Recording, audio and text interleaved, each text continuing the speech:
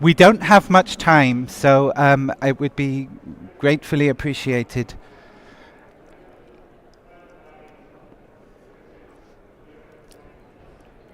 if we can resolve this issue as soon as possible.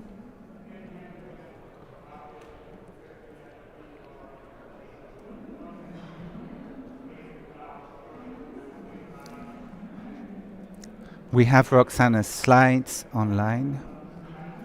Do we have Roxana?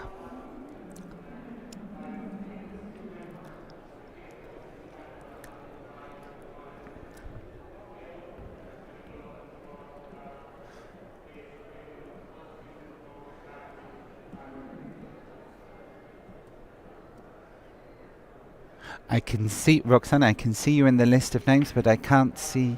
Looks like your camera isn't on. Roxana, if you could turn your camera on. And as soon as you've done that, I'll be able to leave the floor and enjoy your presentation.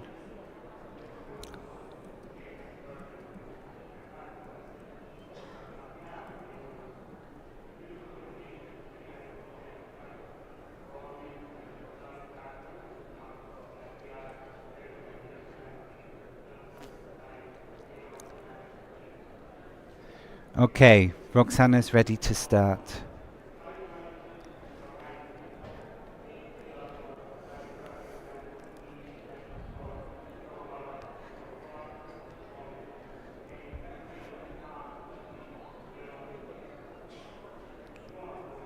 It's good?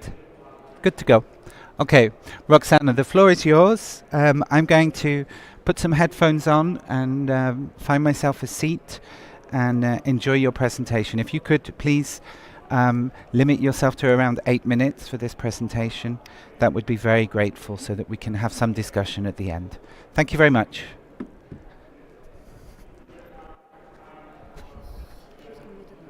Yeah.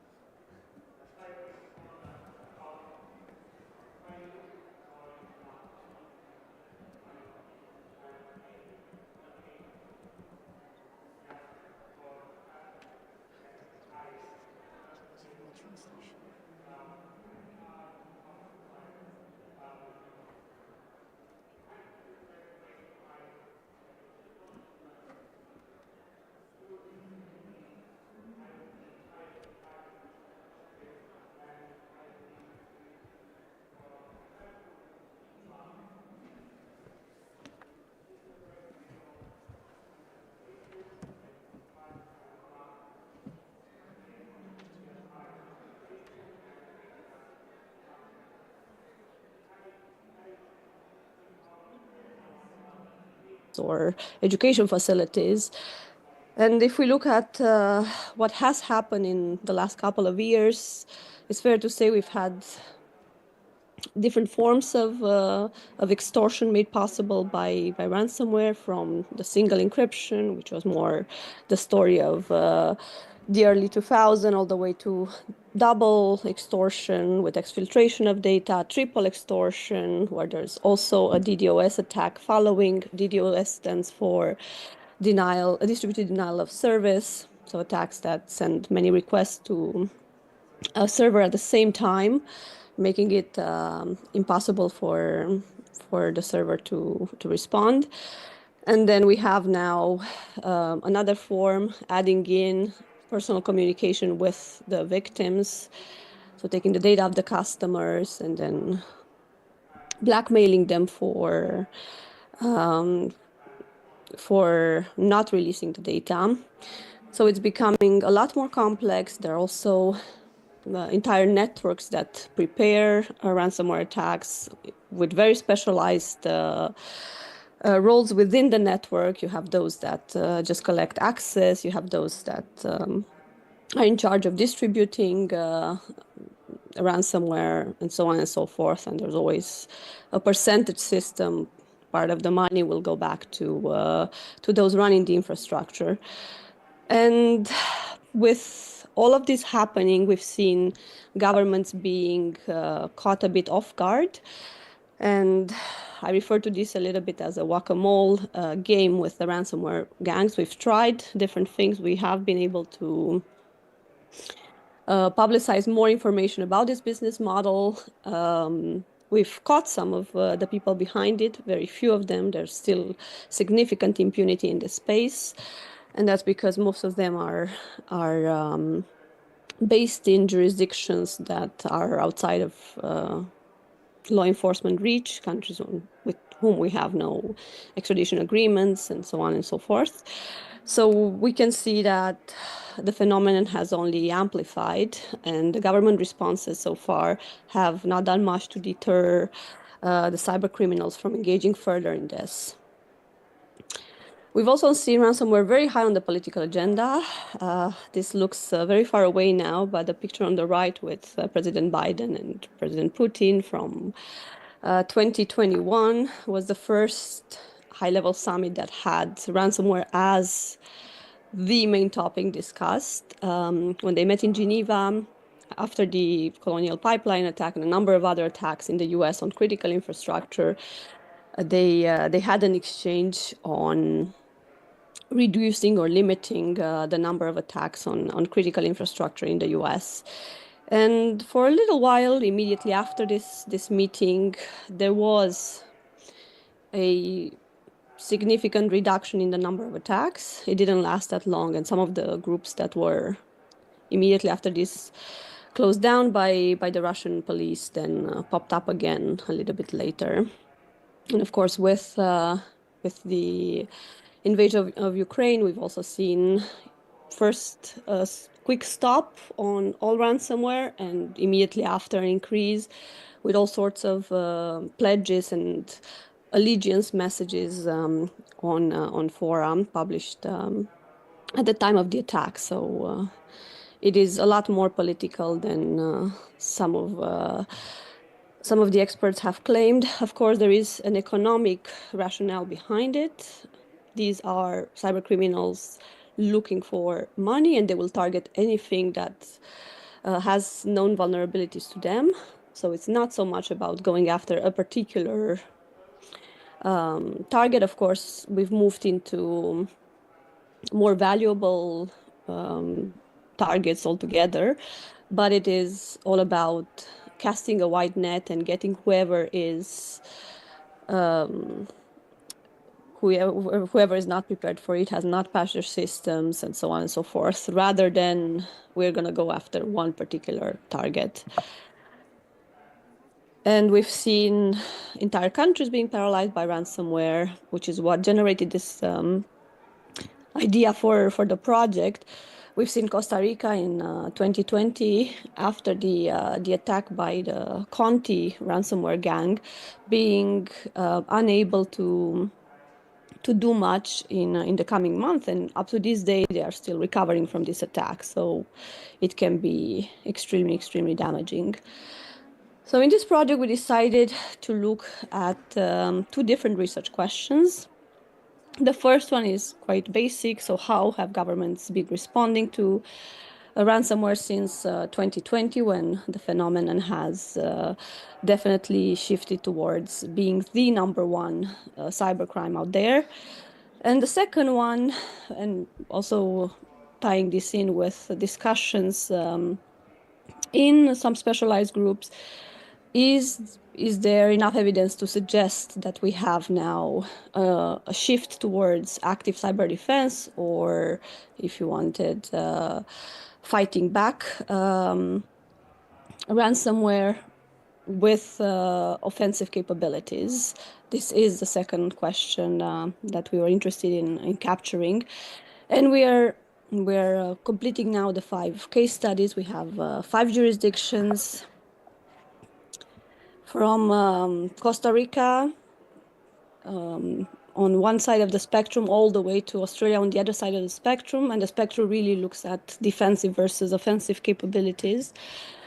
And we've also added in Singapore, the UK, and France. We've selected these cases because these countries have had a very particular stance to cybersecurity, and they also show that the levers pulled at the domestic level range quite a bit. Here we have a number of these changes we've observed over the year that are also well documented in the literature.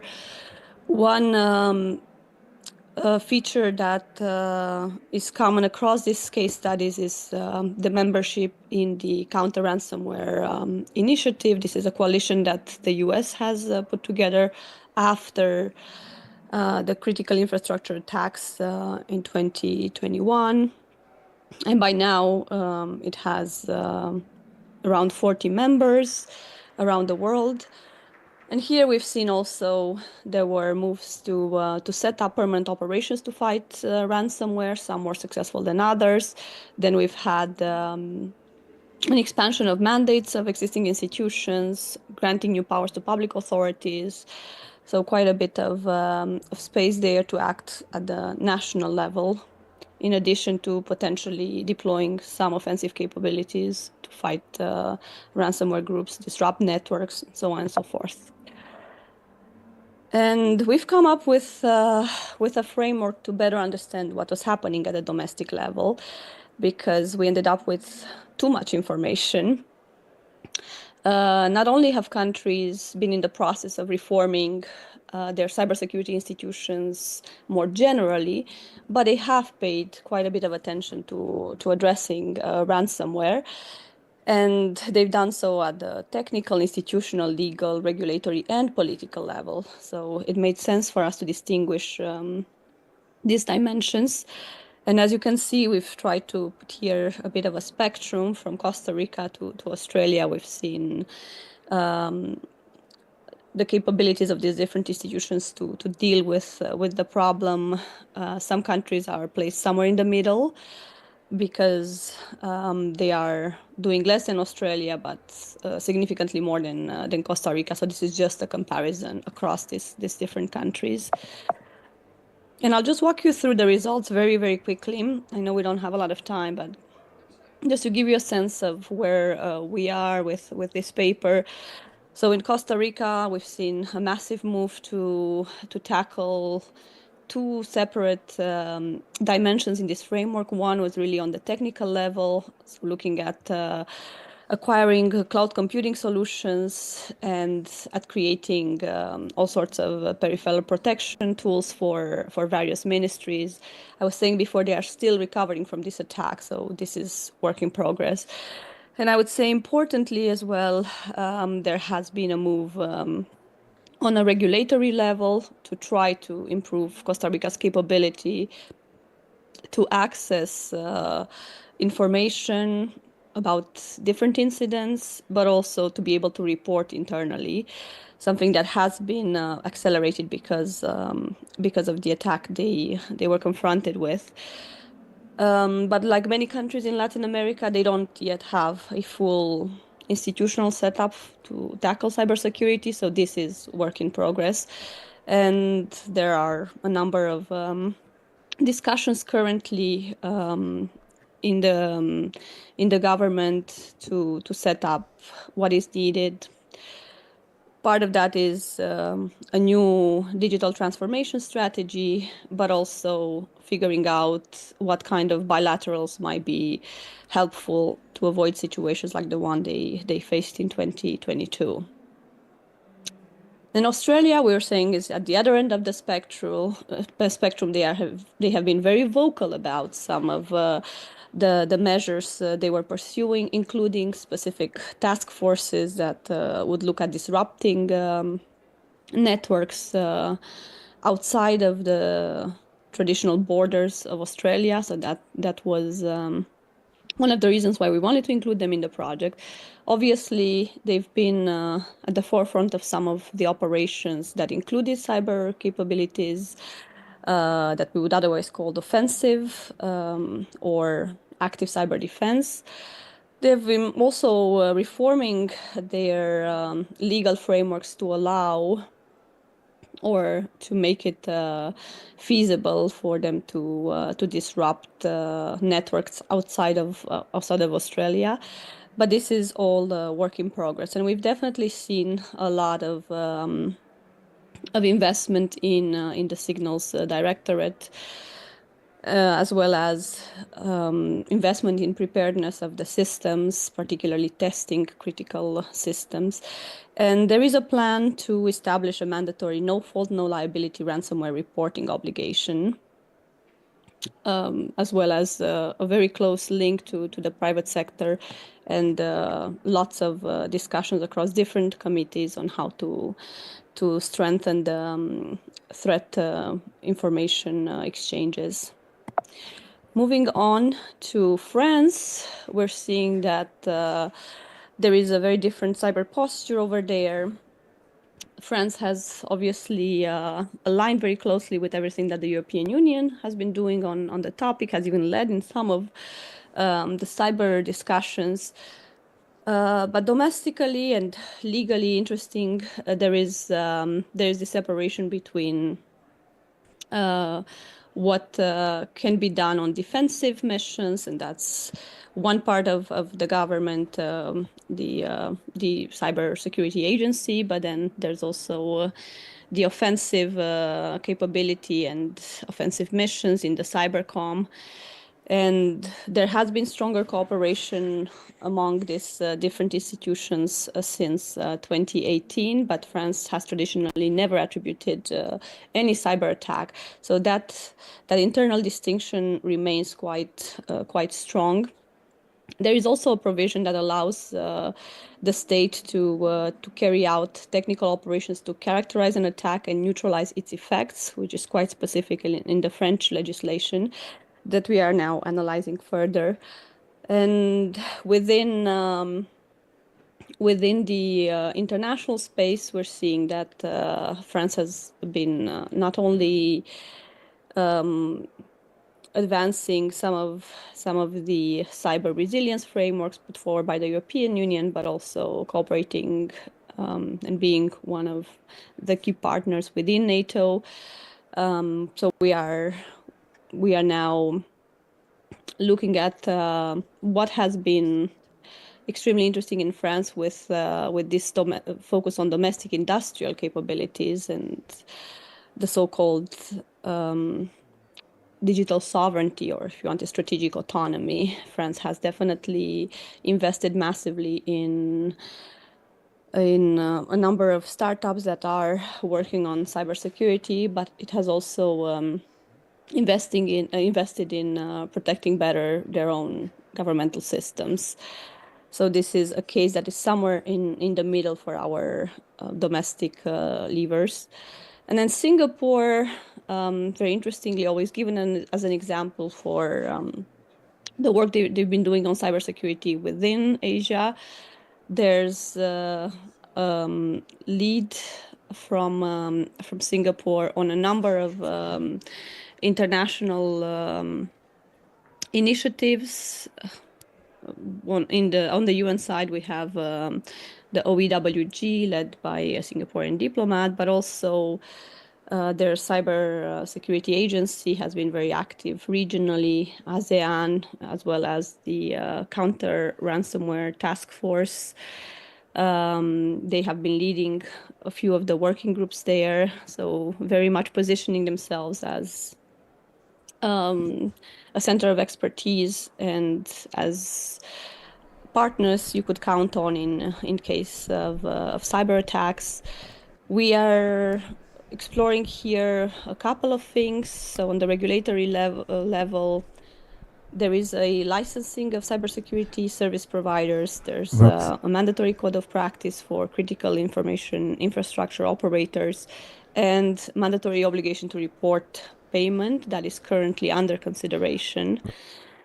There's been quite an upgrade of the legal framework with the Roxana. Cybersecurity Act from 2018, but also various additional elements that have to do with sharing information or even going as far as blocking access to online content if suspected to be used for crime in their online cyber harms act. So a number of related legislative moves that are making Roxana. Yeah, I'm trying. Roxana. ransomware, Roxana.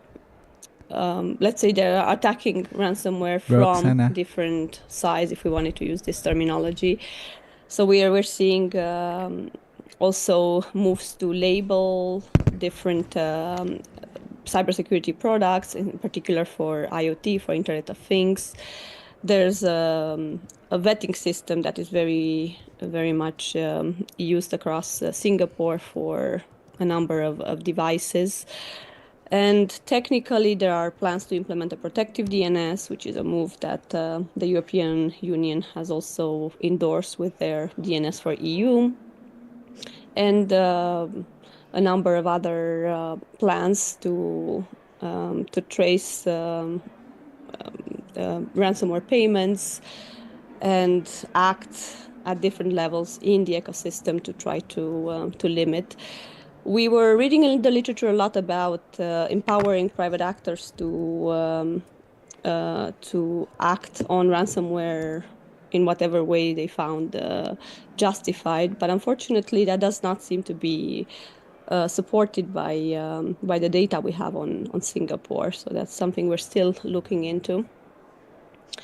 And then we had the case of the UK that I have not included here for brevity, which is quite close to what we have observed in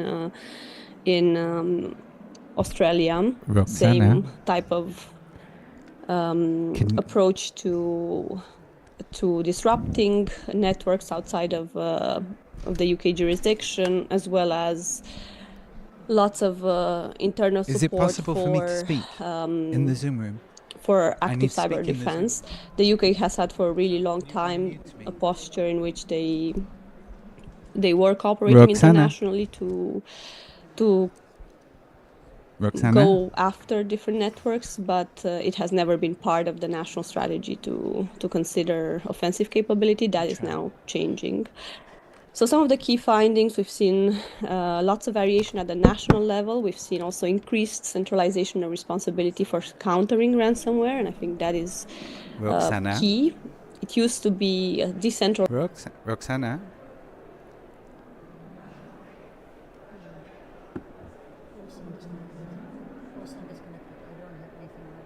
Hey, Roxana.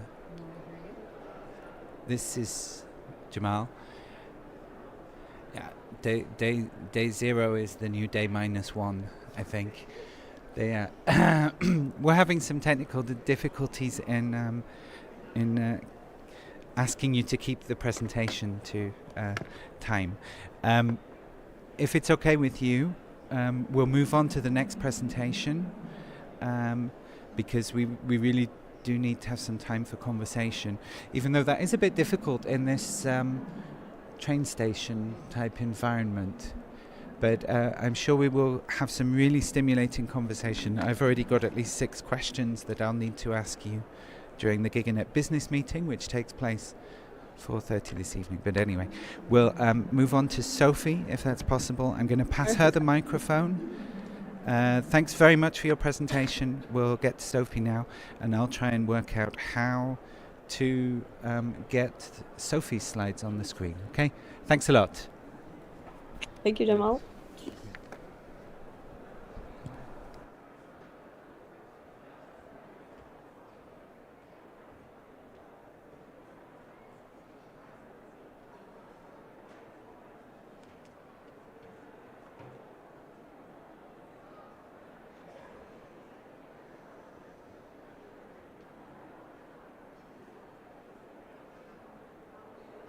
Right, hello everyone.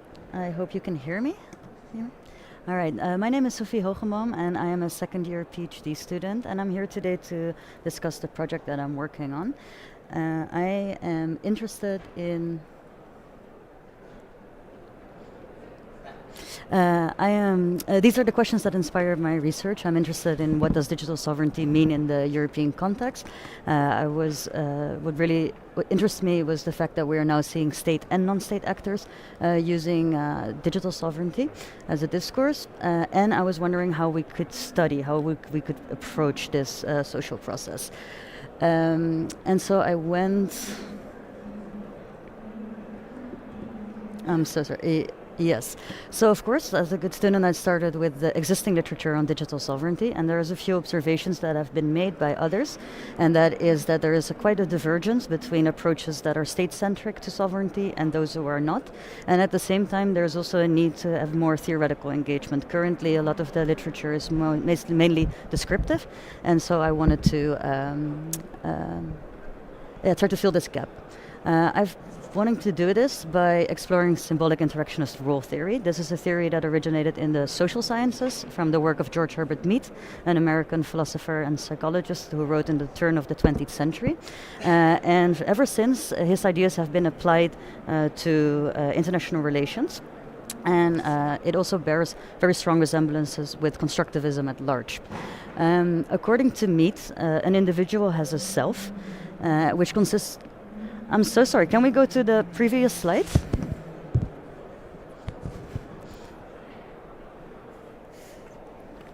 Do you want me to? All right, for the sake of time, I'll just do it, do it from without this.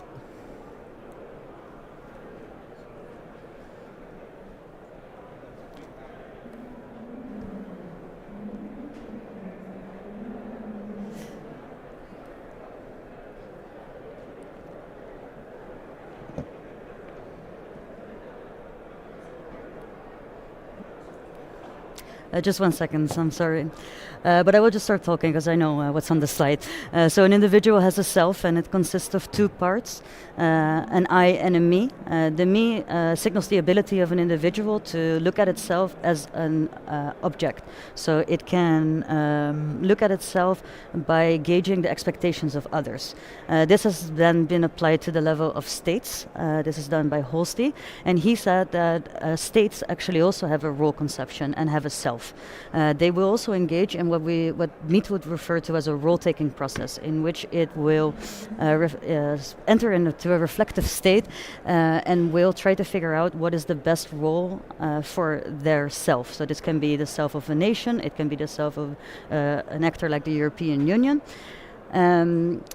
According to Mead, this process largely happens unconsciously because we're just engaging in our normal life, but whenever we're confronted with a problematic situation, the self tends to reflect upon a new role conception that fits the situation better.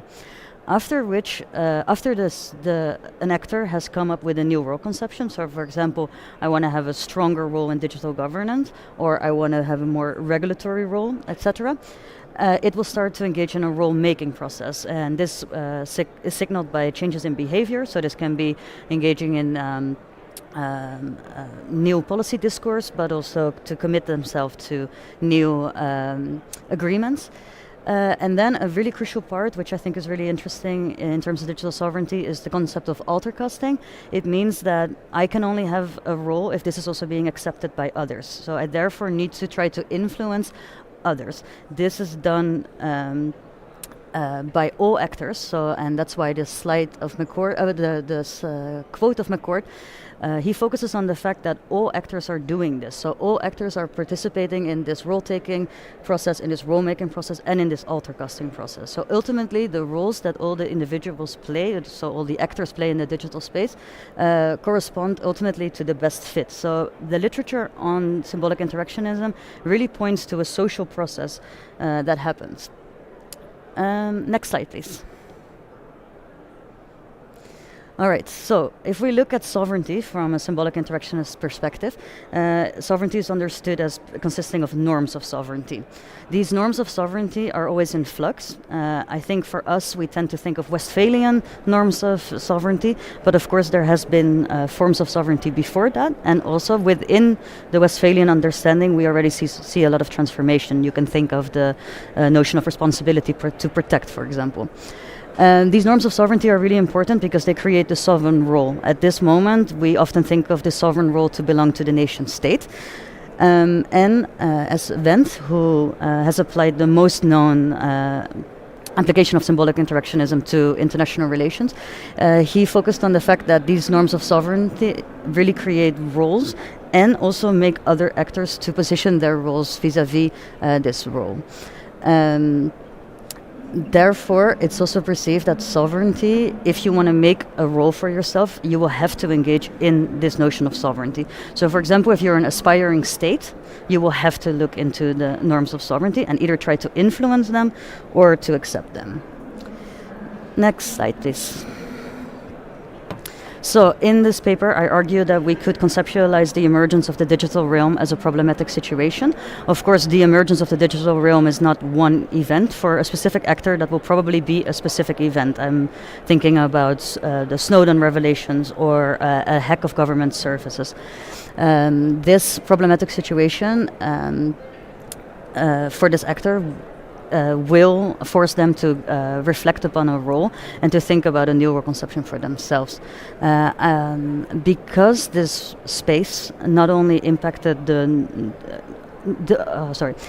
it's not only that the space created was a new space in which norms of sovereignty wasn't established yet, it also seemed to undermine the ruling norms of sovereignty, and it therefore, that's what I argue, we could conceptualize it as a problematic situation for both state and non-state actors. I therefore argue that we should look at digital sovereignty or the discourse, the use of digital sovereignty, as a role-making exercise. Following symbolic interactionism, it's not surprising that we are now seeing state and non-state actors using digital sovereignty because they seem to understand that sovereignty in the digital space does not only belong to the nation state and could be claimed by other actors such as a European Union, but there are many other actors that do so.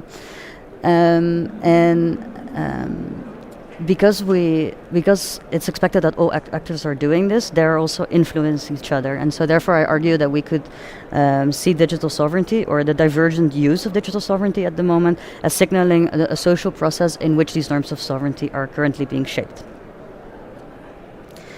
So I really had to go through these concepts very quick, but I do think that these concepts can be really useful to study both state and non-state actors because we could apply this framework to both. In this framework, you would identify the specific problematic situation of an actor. You will then try to see how they were reflecting upon a new role for themselves. This is, for example, in the case of the European Union, often expressed by the interactions between the institutions, so the Parliament, the Council, the Commission. It really shows us how these actors are reflecting upon their role. And then after that, we should look into how they are actively making this role. And because if we follow the insights that symbolic interactionism gives us, it is expected that they will engage with this notion of sovereignty to either create a space for themselves or to reject a certain role. And then, of course, last but definitely not least, we should look at the interactions, because I think that this is the point that we're actually now seeing a social process in which these actors are interacting, which will result ultimately in what we would call norms of digital sovereignty. So, just to conclude, symbolic interactions, role theory and insight, I think, are very useful and can provide us with a really new perspective to study digital sovereignty. Its usefulness is also found in the fact that it can be used for both state and non-state actors. And by doing so, we can deepen our understanding of the roles that state and non-staters have. And in which norms of digital sovereignty are currently being shaped, as I think that this social process is important not only for the digital space, but our society at large and democracy itself. All right, I really had to go through this presentation quite quickly, but if you want to read more about this, you can go to the website of the United Nations University in Belgium. My name is Sophie Hogenboom, and there I have a working paper in which I engage with all of these concepts. Thank you so much for your attention.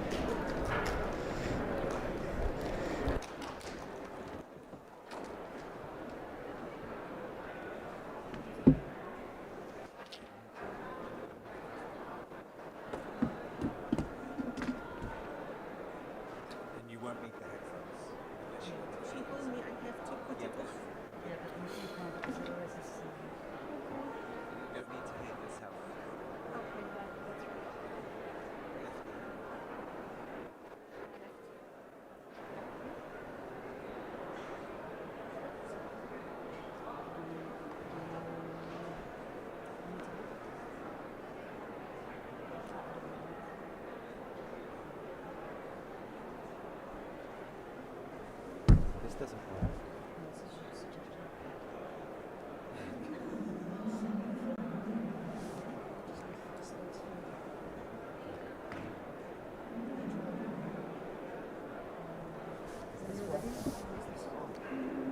Thank you.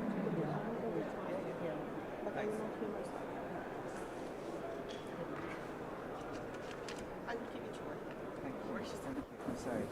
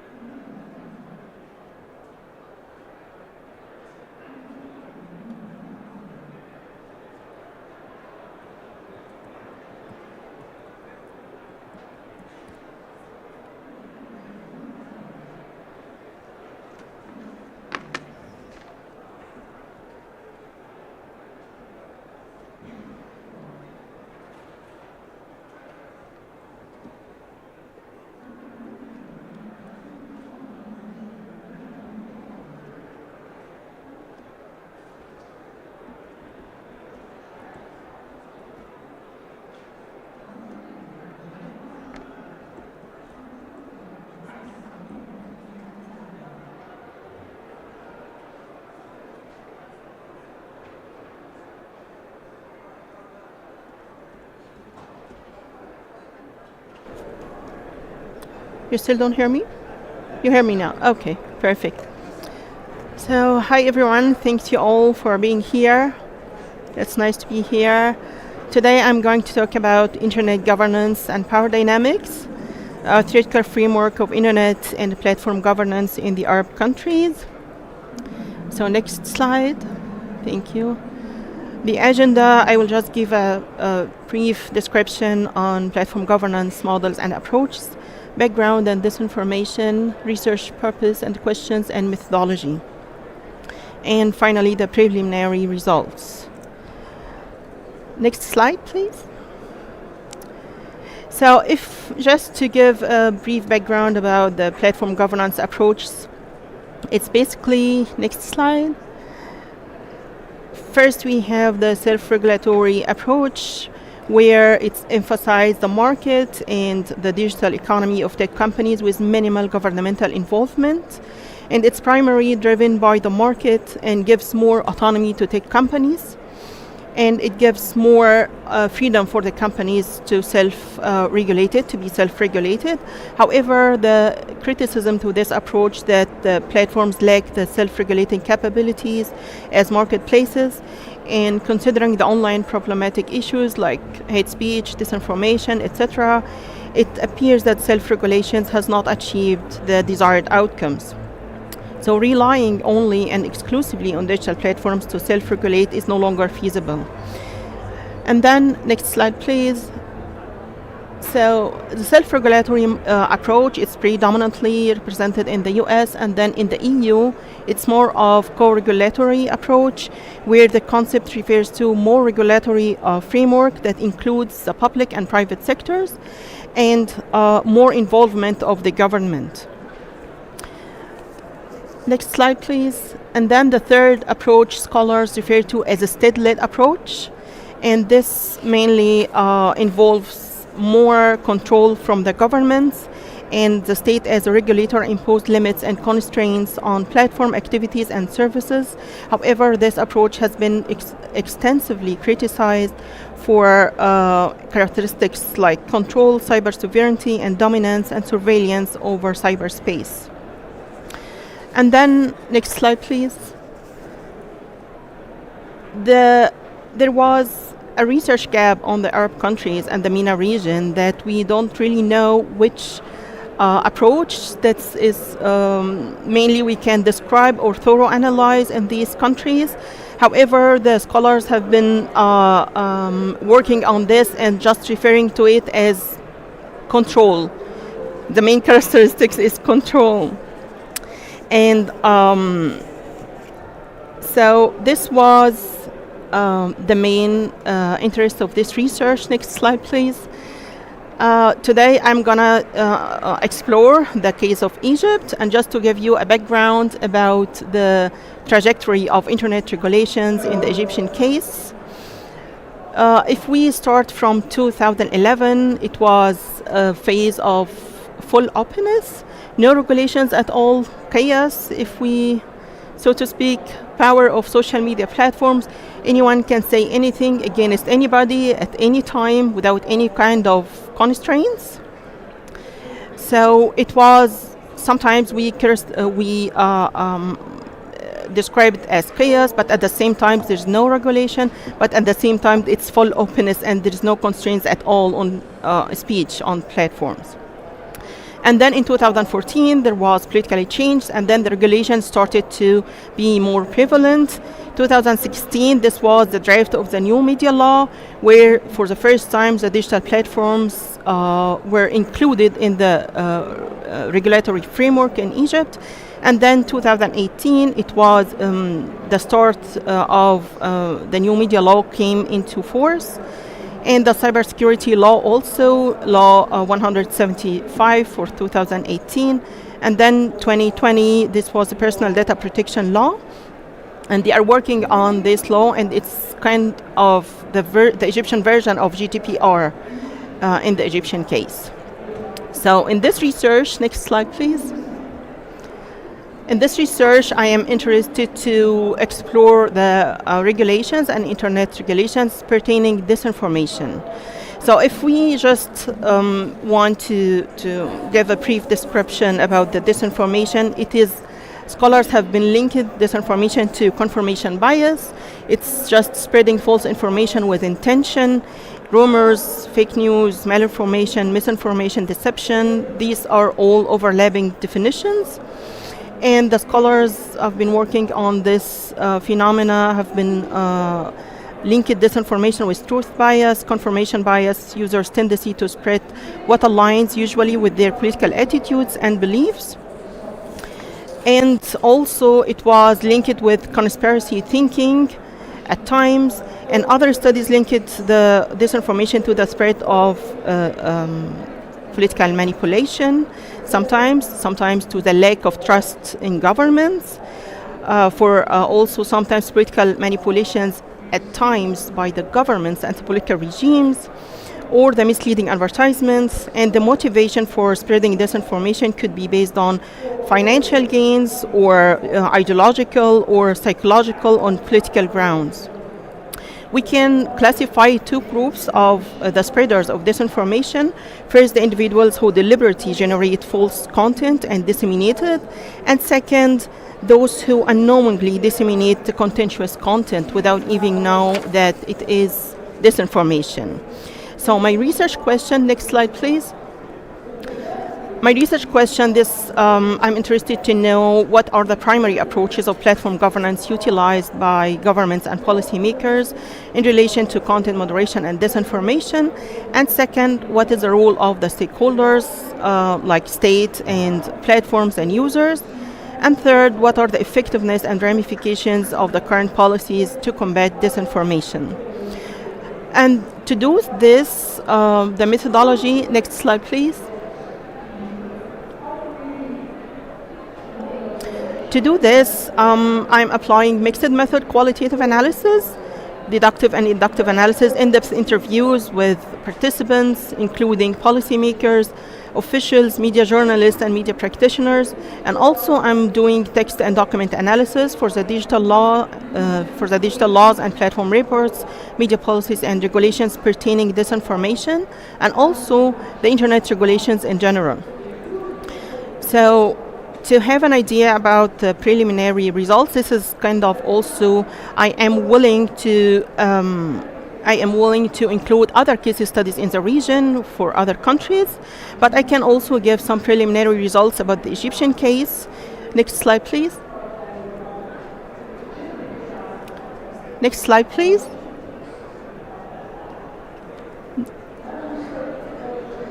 Hello? Next slide, please. Thank you. So the preliminary results is conditional collaborative approach, state and platforms together upon issuing complaints, legal measures, and also local law violations.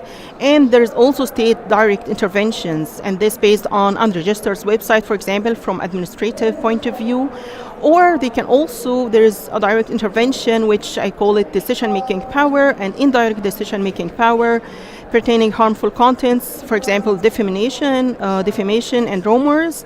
And at the same time, there is some ramifications like no differentiation between misinformation and disinformation in laws and policies. And at the same time, I am emphasizing that regulation are essential, but with protected free speech. This is very important.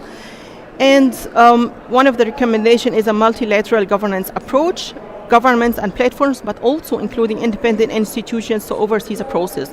Thank you so much.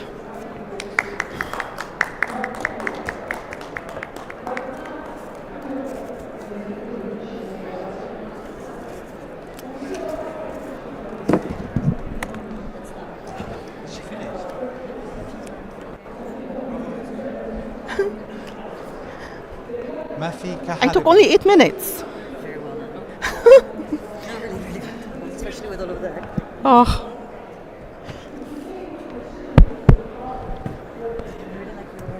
I'm gonna read into it. Yeah, but they cut the presentation online? Ladies and gentlemen, Did they just close it? Yeah. She didn't finish. And they took only 8 minutes. No, that's horrible. Oh, I'm so sorry. I thought I didn't hear that. sorry, they were talking to me. I thought you'd finished. But now everything has gone down. Everything has gone down. Yeah, really Thank well done. Yeah. I had my timer and it was just 8 minutes. But maybe because we start late. Yeah, no, but that's not your fault. Yeah, I know. It's a technical problem. Technical problem. Yeah, it's nobody. I nobody thought because told you it's to stop. 11, so No, they have to finish. It's not 11.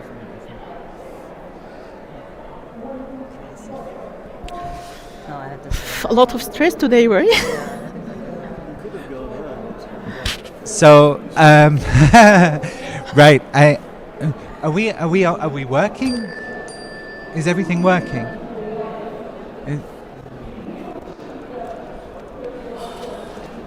Sorry, excuse me. Is this working? Are we connected? Is it working? It's my question. No.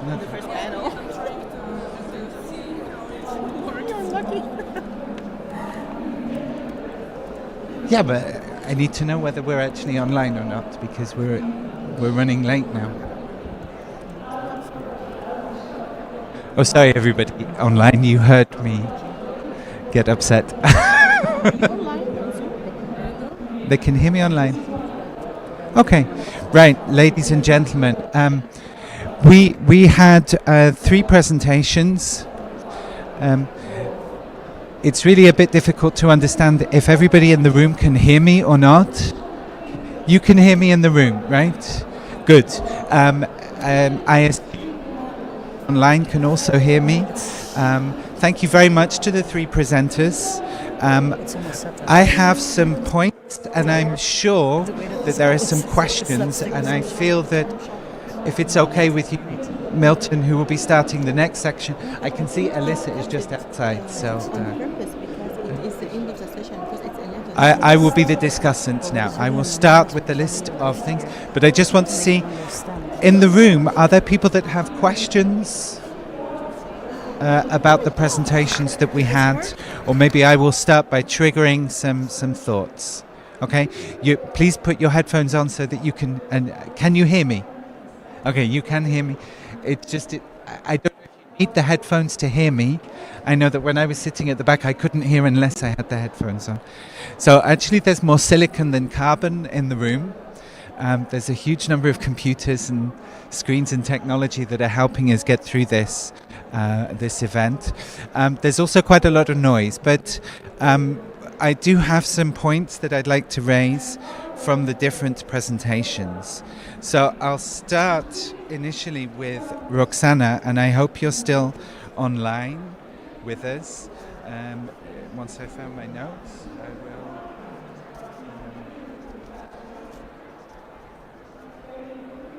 Right, okay.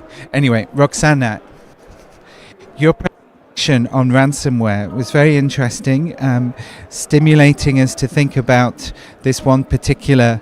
I can't find my notes, but I can remember what I wrote. Stimulating us to think about one particular way in which governments are having to deal with a certain type of threat. Right? One of the things that struck me, you mentioned, of course, that countries are being held to ransom. It reminded me of what's been happening in public infrastructure in the Netherlands with the Dutch universities, and particularly the University of Maastricht, which had been held to ransom, and they'd dealt with this in a slightly different way. We're still not sure exactly how they dealt with it, but we do know that it was in a slightly different way. I wanted to ask, you looked at different countries in your response, but I'm quite aware that the European Union is doing quite some work in this area, and that made me think about the different types of actors that are engaged. You talked about the Biden administration launching a coalition against ransomware. I'm wondering what kind of actors are involved in these frameworks. Are these just the states, or are these also different private sector actors? Right? I have quite a few other questions for you, but they're all written on my sheet of paper, which is probably still in my pile. Once I've gone through the other list of comments for the other presenters, I'll get back to you on those, because I'll have some time to find my notes. Right, for Sophie, this is not an unfamiliar topic to me, but I still have some questions for you, and maybe also just thinking about the type of paper that you were presenting here, which gives us a different type of insight into the way in which we can think about digital sovereignty. I think you've seen, or we've seen in a lot of the literature that looks at digital sovereignty, attempts to try and work out how to understand, how to contextualize, how to really position this concept. But what that has led to is also a lot of, in a sense, attempts to describe digital sovereignty without going into this kind of conceptual reflection. What I think your paper does, what I think your piece does, rather than let's think of it as a piece, it sets the basis for a longer project in understanding digital sovereignty, right? And of course, you know what I mean by that, right? But I think that that's the role of this, is to actually position yourself in that space. one thing I was thinking in terms of trying to understand how to actually turn this into a more concrete article type of piece was actually to link to some of the other reflections that have been carried out on thinking about the literature in digital sovereignty. Obviously, you're you're presenting this is so funny. You're presenting a slightly different take on this, looking at work of George Mead and thinking about how symbolic interactionist role theory comes in. But there have been others that have tried to understand, to map out where the literature lies. And I think one of the things that might be interesting is for you to do that initial exercise to then actually say why this body of work actually contributes to that discussion on digital sovereignty, because a lot of what you've been doing is looking at how this relates to the work on sovereignty, right? And of course then in your paper you try and make the case for the digital, but that would be nice to do in the context of the other bodies of literature. So I'm thinking that one of the things might be to just kind of do a kind of a more bibliometric type survey to show where this theory then, or this body of theorizing, fits into that debate. That's one comment, and I'm sure there are many other questions. Maisa, thank you very much for your presentation. It's really interesting. You frame your work as a reflection on platform governance in the Arab world, but you talk about Egypt in specific. I'm wondering how much of Egypt is actually a case for the rest of the Arab world. That might be something interesting to reflect on. And another thing that really triggered me, at least thinking about the work that you did when you started presenting these different types of models, I was also interested to see that you break them into self, co, and state-led models. I'm not sure that given the current trends in European governance, whether you would like to see the European model as being the co-regulatory model, or whether it's more leading, moving eastwards, let's say, to a different type of model. I'm not sure about that, but what I was thinking was, have you looked into the literature of people like O'Hara, who wrote this book called The Four Internets? Right? I don't know if you're familiar with that work. That might be a very useful work to actually give you some insight into that. And also thinking about the work of Anu Bradford, looking at digital empires, of course. I was particularly interested in you wanting to focus on the Middle East region. A colleague of ours, of Sophie's and mine, at the UNU in Bruges, called Mauro Sant'Agnello, he actually started doing a study looking at the digital sovereignty discourse in the Middle East and found very little material to actually work on. So it's actually quite interesting that you are able to get those insights, and it would be, I think, very interesting for you to talk to him. He was looking more at the cybersecurity angle of things, but his reflections in that space also needed, he found that there was very little that was being thought about in that space. And so I found it funny that you said, oh, the Middle Eastern model is just the word control. Right? So I think that that's something that could evolve in the way that you frame this kind of research. Right? So it's not really a question, it's more a suggestion, but I would be very interested to know if Egypt, for example, is very comparative to or comparable to other countries in the Middle East, or are there different types of regimes? I think this evening, after the roundtable, Monica will be talking about a country a bit further to the east and their policies in this space and how they govern the platform. So there's quite some stuff there. Right. Would you like to respond to the questions? I would suggest that you do that in the positions that you're in. If there are any other questions from the audience, we'll take 1.5 questions when we've given the answers. Roxana, you're up. Can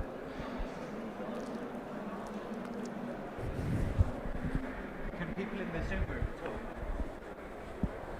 Roxana, can she talk? The message your number for one number.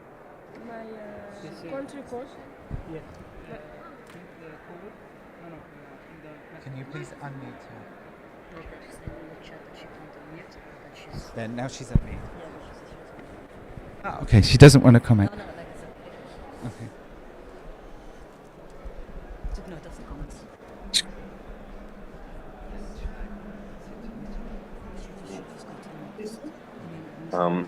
Ich glaube, es ist 10 nach. You hear me, right? Thank you so much, Jamal, for the suggestions and the comments. Of course, you're absolutely right. The socio-political aspect is really, really important, and it's different within the Arab countries.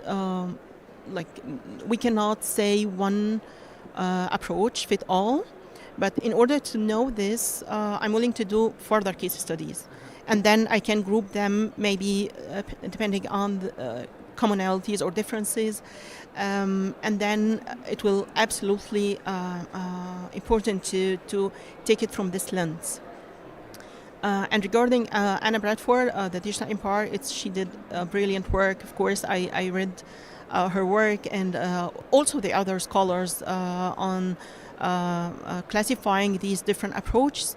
But I read some literature, and yes, it is very little. It's not much.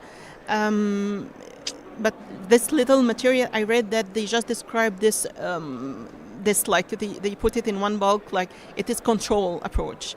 But it is, as you said, there is differences within the different Arab countries. And for example, depending on the digital economy, depending on the GDP, the services, the internet infrastructure, there is a lot of things that we can build upon.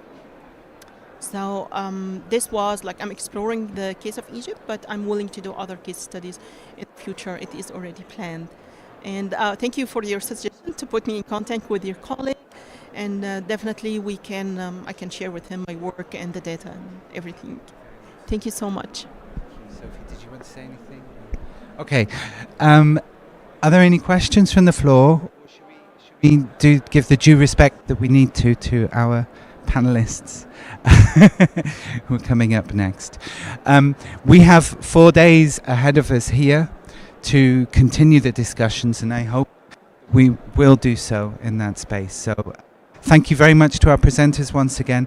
Milton, would you like to take the floor and introduce this session? Or okay, thank you very much. What I would prefer to do is, could you hold the question until after the next session, because we're already 12 minutes late, and I don't want to offend our invitees anymore. Thank you very much. Thank you. Yes, congratulations to everybody. We need one more chair up there. So, greetings everybody. This is and kind of an open debate. Can everybody hear me? Can you hear me? No? I can hear you. All right. You can hear me? Okay. So I am Milton Mueller. I'm a professor at the Georgia Institute of Technology in the U.S. We have here Elisa Heaver. Are you still with the Dutch Ministry of Foreign Affairs? The Economic Affairs. The Dutch Ministry of Economic Affairs.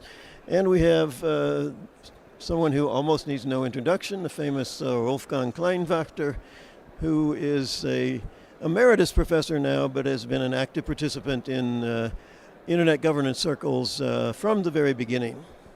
So what we want to discuss today is the concepts and controversies around the concept of multi-stakeholderism. I think I sort of started this debate by issuing a challenge to the notion, and I have to say that from the very beginning, when we were in the World Summit on the Information Society together, Wolfgang and I have not been happy with multi-stakeholder as a word that describes the form of governance that we thought we were trying to defend in the period of the late 90s and early 2000s. And what was my critique of multi-stakeholderism? It was, number one, it does not really describe a governance model. It describes sort of lots of people participating, but it doesn't tell you what is being governed, and it doesn't tell you what is the governance structure, and it doesn't tell you what the authority is. And so I represented multi-stakeholderism as kind of a rhetorical solution to the problem of the clash of governmental and non-governmental forms of governance that occurred at the World Summit back in the early 2000s.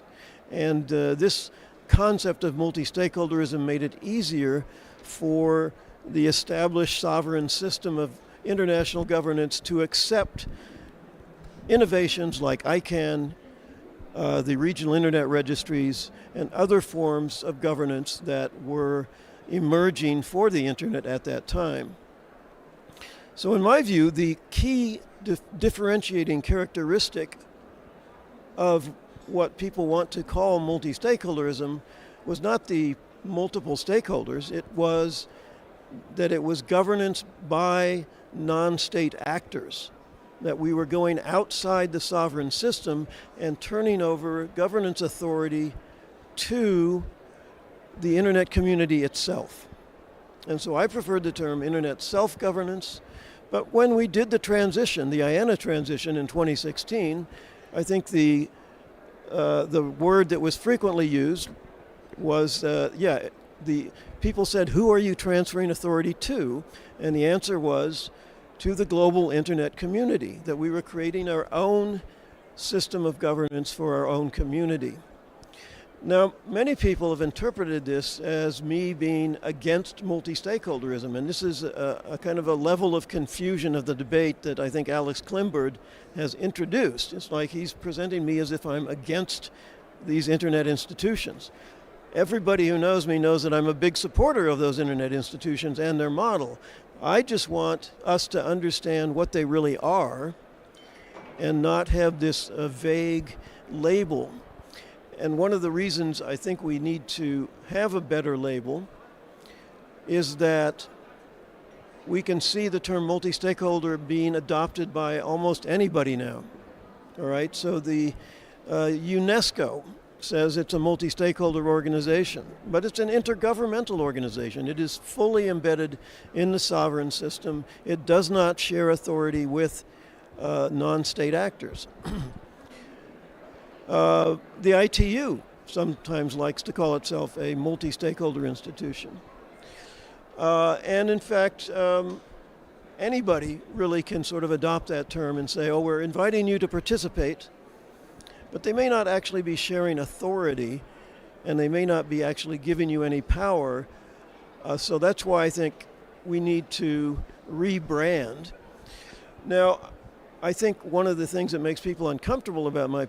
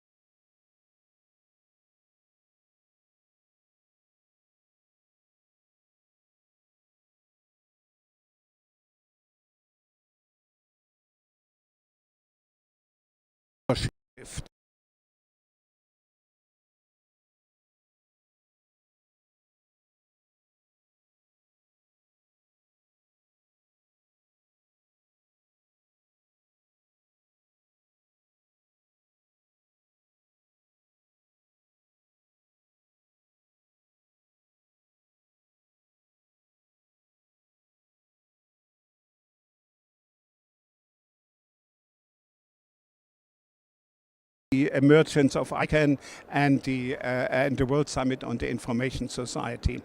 So that means ICANN, when it was established in 1998, it countered a proposal by the ITU, which was, by the way, triggered by John Postel, which was the so-called ITU ad hoc committee on new treaty LDs.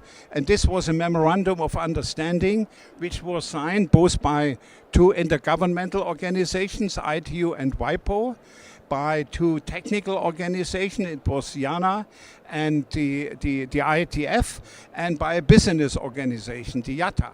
So, and when they signed the ITU memorandum, the Secretary General of the ITU said, okay, this is a turning point in international law in history. For the first time, we see a collaboration between intergovernmental organizations and non-governmental organizations. But the US was not satisfied with that and said, we need private sector leadership, and they pushed for a purely private organization, which later became ICANN. And the US government understood that the governments have to play a role, and they did put governments in a governmental advisory committee. So, and with this history, we came to the World Summit on the Information Society, where we had two different approaches. One was pushed by the US government, which said, you know, private sector leadership is the best thing for the governance, for the internet. And the Chinese government, which argued, okay, private sector leadership was good for 1 million internet users, but for 1 billion internet users, we need now governmental leadership. So it was private sector leadership versus governmental leadership. This conflict could not be settled. That's why Kofi Annan, at this time the Secretary General of the United Nations, established a working group, the so-called WCIG, Working Group on Internet Governance, where I was a member, and we had 2 years' time to settle this conflict between private sector leadership and governmental leadership. So, and the compromise we proposed to the Tunis summit was, the internet does not need leaders. The internet is such a complex system, and we see a growing complexity. It needs a collaboration of all stakeholders, where all stakeholders have to collaborate hand in hand in their respective roles. The best thing is on equal footing, but equal footing did not appear in the final text. So, and this was the moment when the multi-stakeholder approach was presented as an alternative to a one-stakeholder approach, because governmental leadership was one stakeholder approach, private sector leadership also one stakeholder approach. And we argued in the WCIG, there are even more than private sector and governments. We have also civil society, we have the academic and technical community, there are other stakeholders, and what we need if we want to come to solutions in the internet governance ecosystem, we need the engagement of all stakeholders. So, and this was more or less the implementation of what Kofi Annan has called upon the Working Group on Internet Governance when we had the first meeting, and he said, okay, the internet is an innovation in technology. What we need now is innovation in policy making. And so the multi-stakeholder approach was seen as such an innovation for policy making. So this was the source. I always was against the ism, multi-stakeholderism, because I've grown up in an Eastern country, so we had a battle between socialism and capitalism, and all these isms are misleading. So the multi-stakeholder concept is an approach how to settle problems, and the answer is, if we want to settle problems in this internet governance system, we need the involvement of all stakeholders in their respective roles. the best thing, as I said, on equal footing, but it depends from the issue. The involvement of the stakeholders will be different in the field of cybersecurity or in the management of the domain name system. Will be different in the field of digital trade than if we talk about human rights. And so it's a very complex system. It's not an ism. It's not just a religion.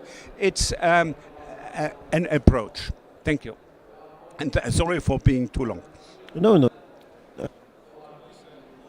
Wolfgang is basically my approach is too binary that he for governance. Hello, can you hear me? It's shaky. How's this? Is that better? Okay. Can you close the doors? Yeah, that doesn't make any difference, but we can close the doors. It might help a little bit. Thank you. Thank you for letting the government be part of this conversation now as well.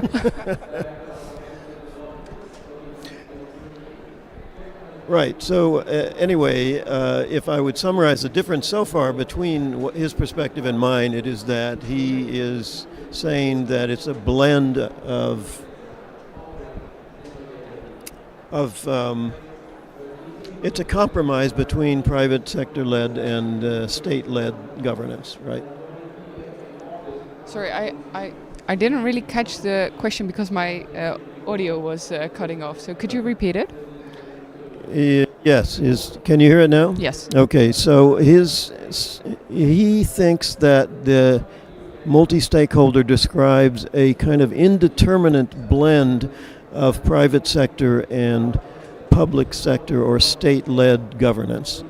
And I'm saying, what really distinguishes the internet institutions is that they are on the private sector side. Well, I don't think that all the internet institutions are on the private side. I think most of the internet institutions are, well, if we take ICANN, for example, it's not only private sector that is active there. It's also governments. It's also academia. It's also it is also the business community. Private sector doesn't just mean business; it also means it. Okay. Yeah. Sorry. So I think it's all different types of stakeholders, different types of views that are there, and they, so to say, come together in the board and decide upon the different issues that are ahead of them. So I wouldn't put it that binary that the internet either should be governed by the private sector or governed by governments. It's much broader than that, obviously. I'm not talking about the participation. I'm talking about the authority. The authority to make policy decisions for the domain name system is entirely in the hands of a private California nonprofit public benefit corporation. Of course, governments participate through the GAC, and that's fine with me. Of course, private sector. When I say private sector, I also mean civil society, basically any non-state actor. But fundamentally, the governance authority is held by a nonprofit private corporation. Yeah, but I do think that we saying governments, have agreed upon this model, or the way that ICANN is structured, to a certain extent give up some rights as governments to fully regulate the domain name system. We have seen that governments aren't the entity that should be unilaterally or be governing domain names or the whole DNS. We need the other stakeholders. We need the registries to be part of the discussion. We need the registrars to be part of the discussion. And if we encounter something that happens in ICANN that we really do not like as government, we can give GAC advice, and we will really keep on pushing on that advice if the board intends to take a decision that really doesn't appeal to the GAC. Sorry, that line is. Yeah. It's terrible sound. If anybody's listening.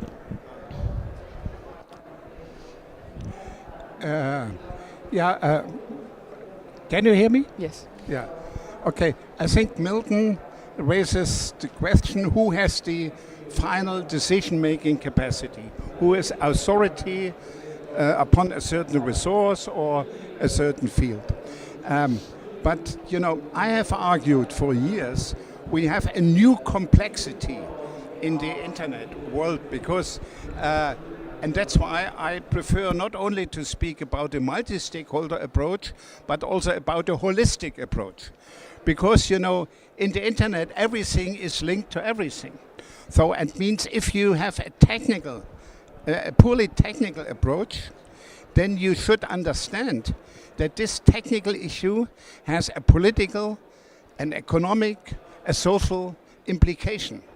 If you have a purely political approach, you should also understand that this political approach has an economic, a social, and a technical implication.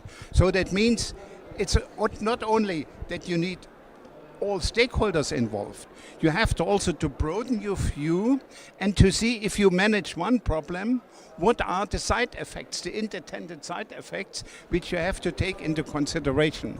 And insofar, decision-making is only the final element in a longer process, which we have called in ICANN the policy development process, or the PDP. So, and sometimes the PDP is more important than the final decision making.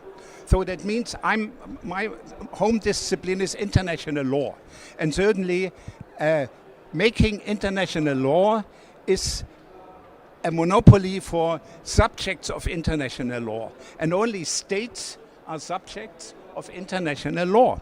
So, but the intergovernmental system which makes internet law today is embedded in a multi-stakeholder environment. That means in the ideal case, the policy is made in a multi-stakeholder process and then rubber stamped by governments who have the final authority to make a decision in a field which is relevant for governments. And so we have also in the ICANN, which is a private sector corporation, where the PDP is more important than the final decision-making capacity of the board. I was a member of the board, and certainly we were waiting for the PDP coming from the GNSO or the CNSO, and then more or less rubber stamped what came out from the PDP, which is a multi-stakeholder process. Governments, the Governmental Advisory Committee is involved in the PDP. So, and governmental advice is not legally binding for the board. But if the governments give an advice to the board and the board disagrees, it can disagree, then we have meanwhile a procedure for consultation.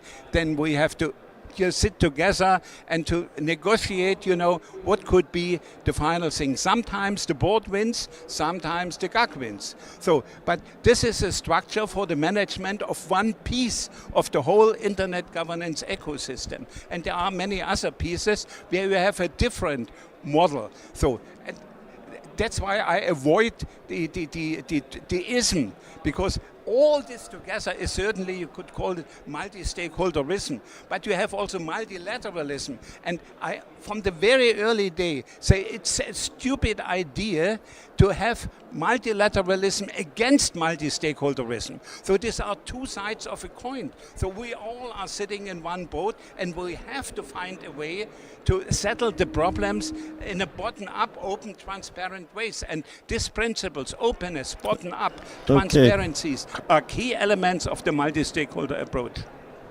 I do not agree that multilateralism and multi-stakeholderism are the same, or two sides of the same coin. I do think there is a real big difference between multilateral institutions and multi-stakeholder institutions, to be honest, Wolfgang, because in the participation possibilities for stakeholders outside of, for stakeholders in a multilateral institution are much more limited than in multi-stakeholder, as ICANN is.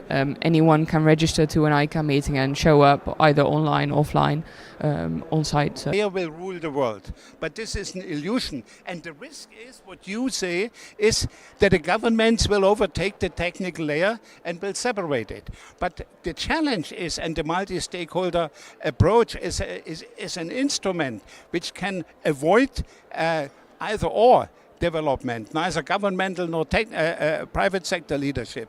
So that you make arrangements in between where the technical layer and the public policy layer, application layer comes together. I think this is the challenge, and insofar the Sao Paulo multi-stakeholder guidelines are very helpful because they offer criteria where you can say, okay, that you can measure, what is the specific role of stakeholders in certain concrete fields? So that means we have to move forward, to stumble forward, and not to say, okay, we go back to the 19th, 20th century where we have either the rule of the sovereign state, or we overtake it by the technical community and grab, some of the elements. If you have read my book on fragmentation, Wolfgang, you would know that I argue that there will never be technical fragmentation, that there's very little risk of technical fragmentation in the sense that the Internet protocols and the addressing and naming system of the Internet will continue to be globally governed. The problem is, as I said, jurisdictional fragmentation, which is governments imposing different laws, different rules on a territorial basis, as an overlay on the global Internet.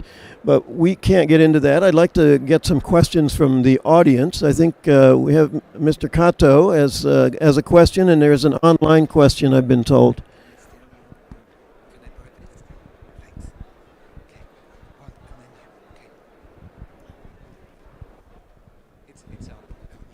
Thank you very much for very interesting debates. I'm very curious on some of the points.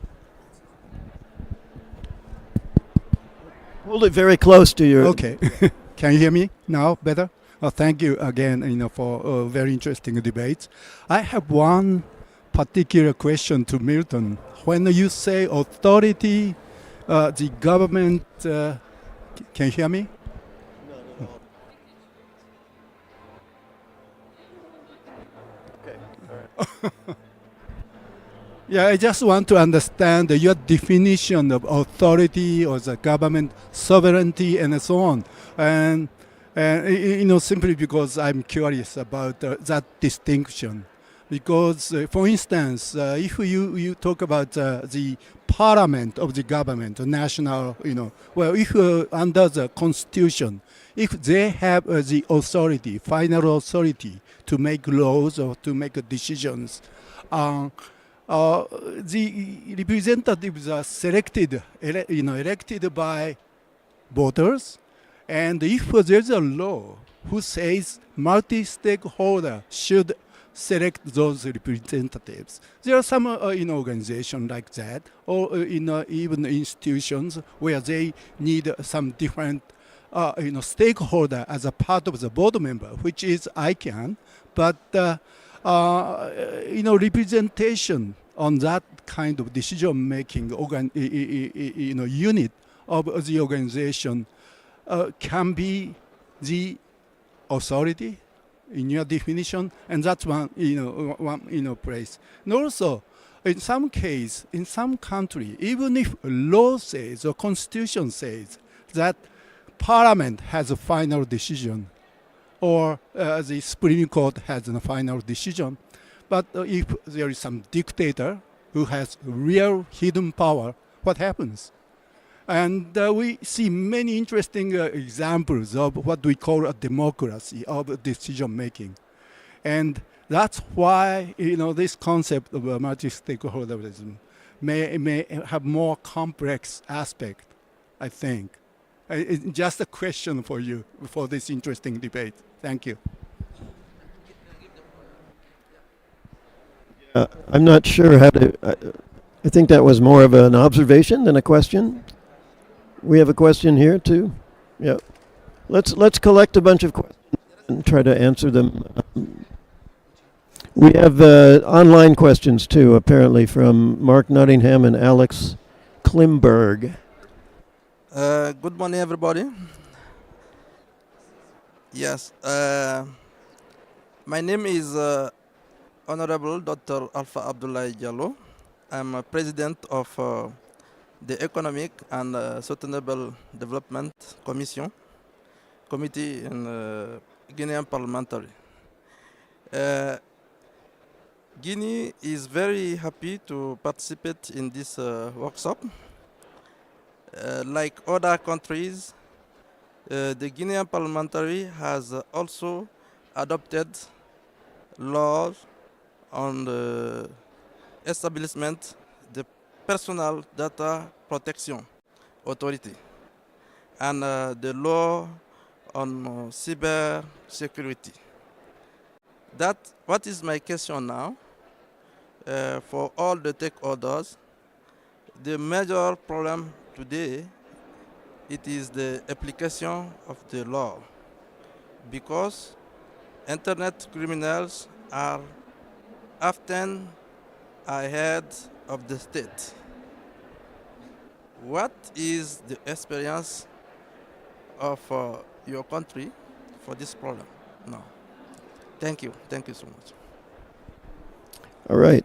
So, question about cyber criminals and whether they're ahead of the law.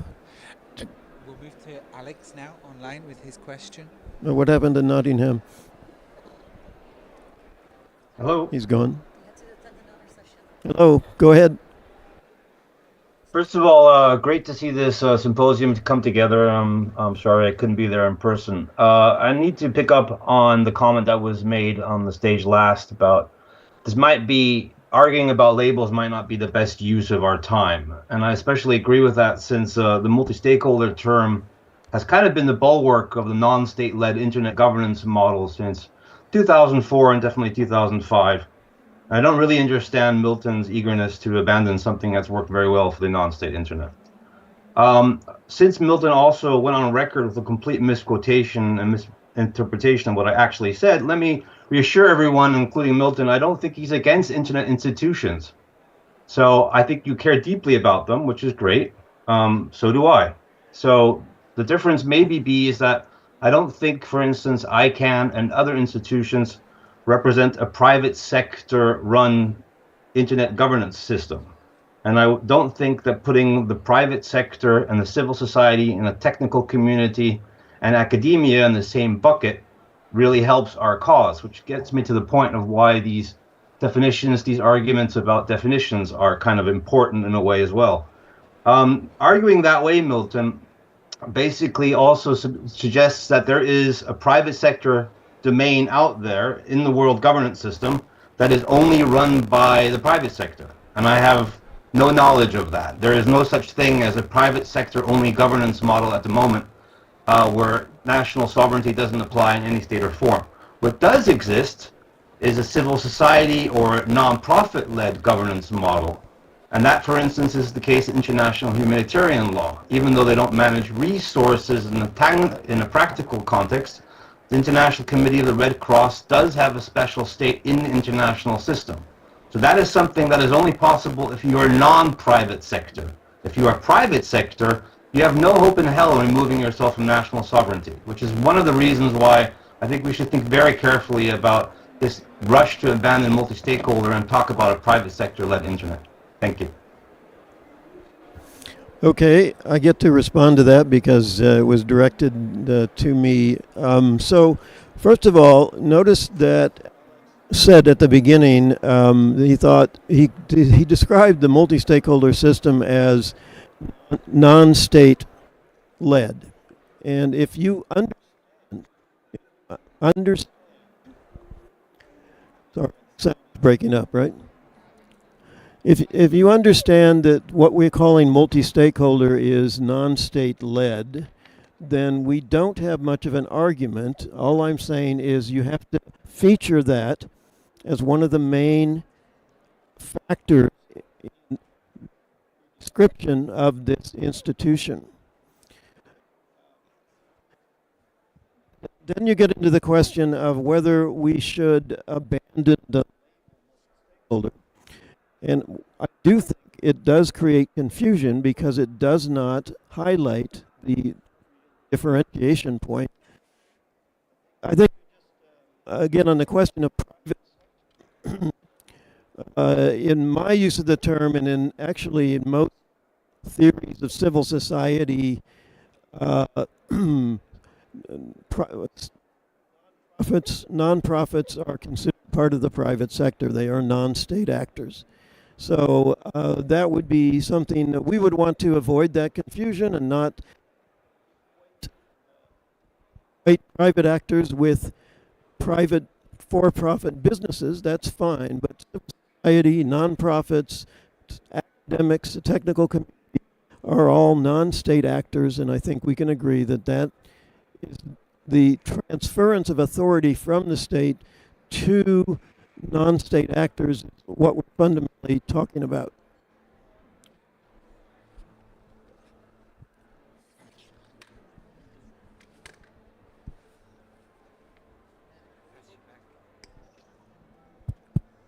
Okay. I want to make final comment what Alyssa had said when she disagreed that I said multi-stakeholder approach and multilateral approach are two sides of one coin. I should be a little bit more precise. My argument is that the multilateral system is embedded in a multi-stakeholder environment.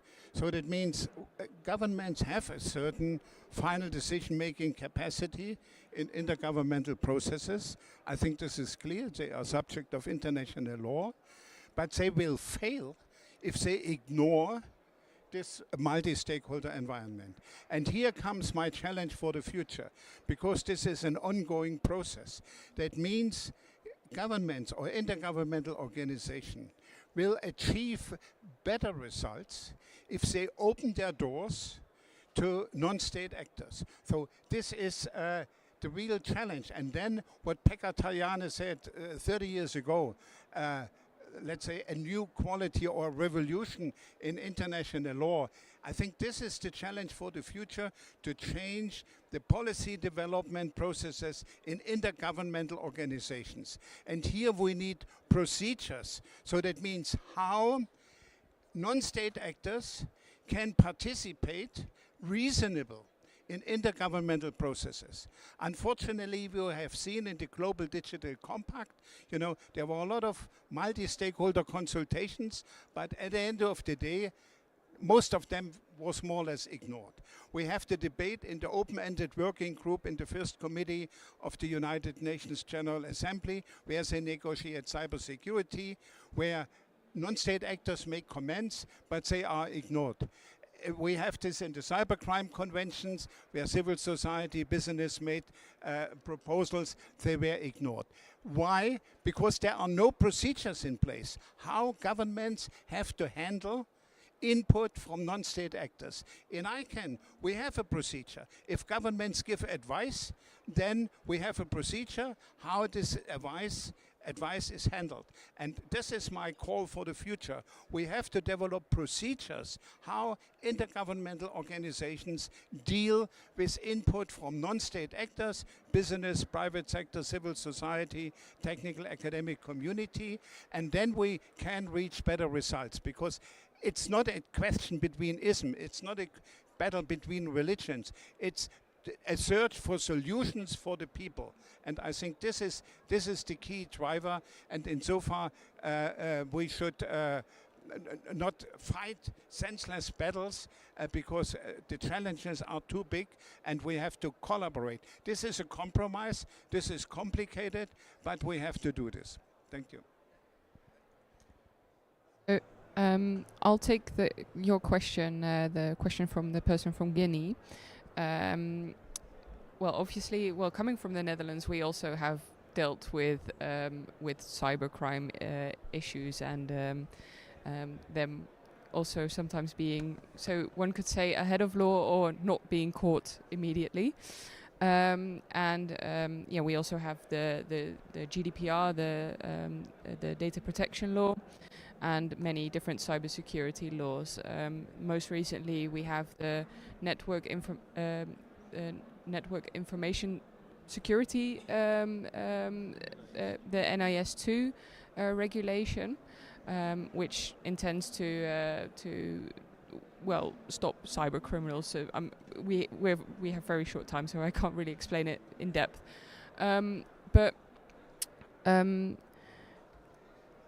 So what is our experience to catch them? I think it's also really working together within government and with non-state actors.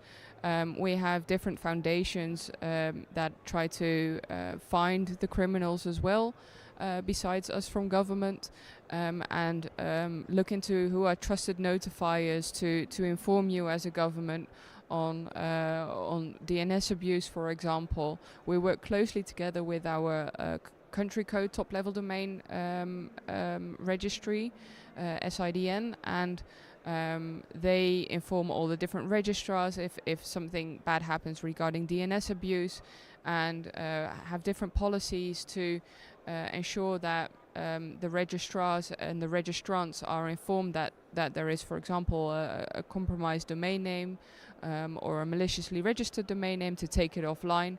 But it's a whole sector approach, and as a government, you will never ever be able, as holistically, to fight cyber criminals. You need to work together with the whole chain or supply chain, and to ensure that you can catch the cyber criminals. And also internationally, work together with your neighboring countries, or with the whole African Union, and internationally work together with other countries to exchange information. I think it's something you will never be able to do by yourself as a government. You will always be 2 steps, 5 steps, maybe 100 steps behind of the cyber criminals. All right, if my mic works, I will now thank our panelists. Can you hear me now? Okay. I think we're going to have to bring this to a close. I appreciate your participation. I think it was great. I think we had a very multi-stakeholder approach here. I look forward to continuing this debate in terms of, I do think it's relevant. I think it is something that we have to face, particularly with the tendency to question the role of the state and the private sector and non-state actors in governance. I think that's we have to be very clear about what side of that divide we're on and what are those roles. So with that, we'll bring it to a close, and I'll turn it back over to Jamal.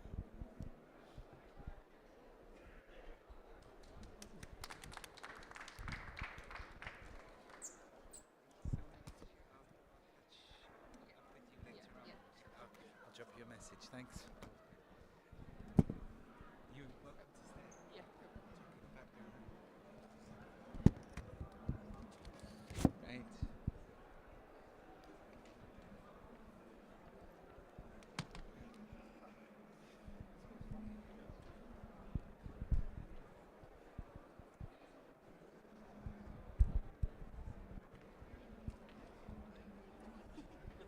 So many people stuff.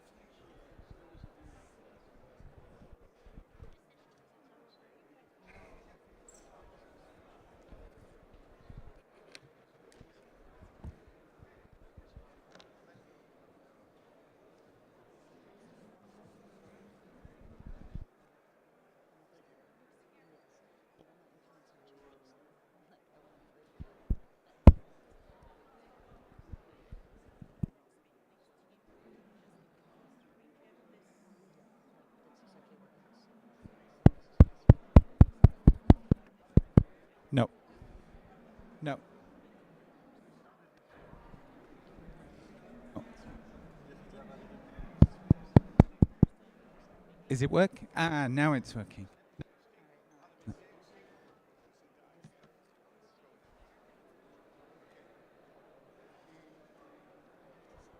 Okay, it was only me that couldn't hear me. That was interesting. That was a really stimulating debate. I think that stimulated 4 days of conversation. Unfortunately, we only had 45 minutes, but I want to thank our speakers for that. Hopefully, we'll be able to catch them in the audience or in the bitty meeting spaces that I can see. Thank the you. rest of this.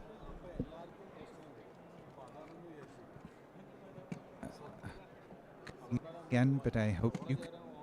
Fine. Can hear you. Can hear me. Oh.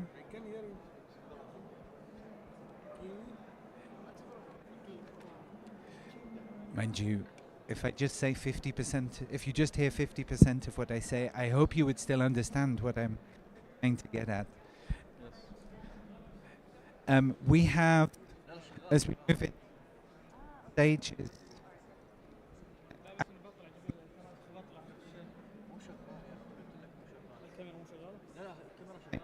Had to be online for an on-site conference. I find this. There we go. Now I just got training in how to hold a microphone. This is brilliant. It's the first time I've actually had to be online for an on-site conference. It's this is a cyborg reality coming true for me. But anyway, we're moving on. We have a panel of two speakers. First of all, I'm delaying slightly because our second speaker is entering the building, I believe, but I think that she probably won't make it for Monica's first talk. So I will pass the floor swiftly now to Monica Stachon, who is going to talk about cyberspace as a new sphere of oppositional struggle. I think we'll already have interesting that she's Monica's being a photographer for the moment. I think you can see that online, but let me bomb their photo. There you go. Right, Monica will be presenting to you her work in progress that is about cyberspace as a new sphere of oppositional struggle. She's giving the case of Iran for this. We look forward to your interesting presentation. Monica, the floor is yours. You will need the microphone. But this one or the... This is fine. Okay, if you prefer okay. this one, right? Hold it properly. Right? And can you say to me, please? Yes. It will be broken because I can't hear you. Yeah. Oh, shit. Yes. Okay. Wait.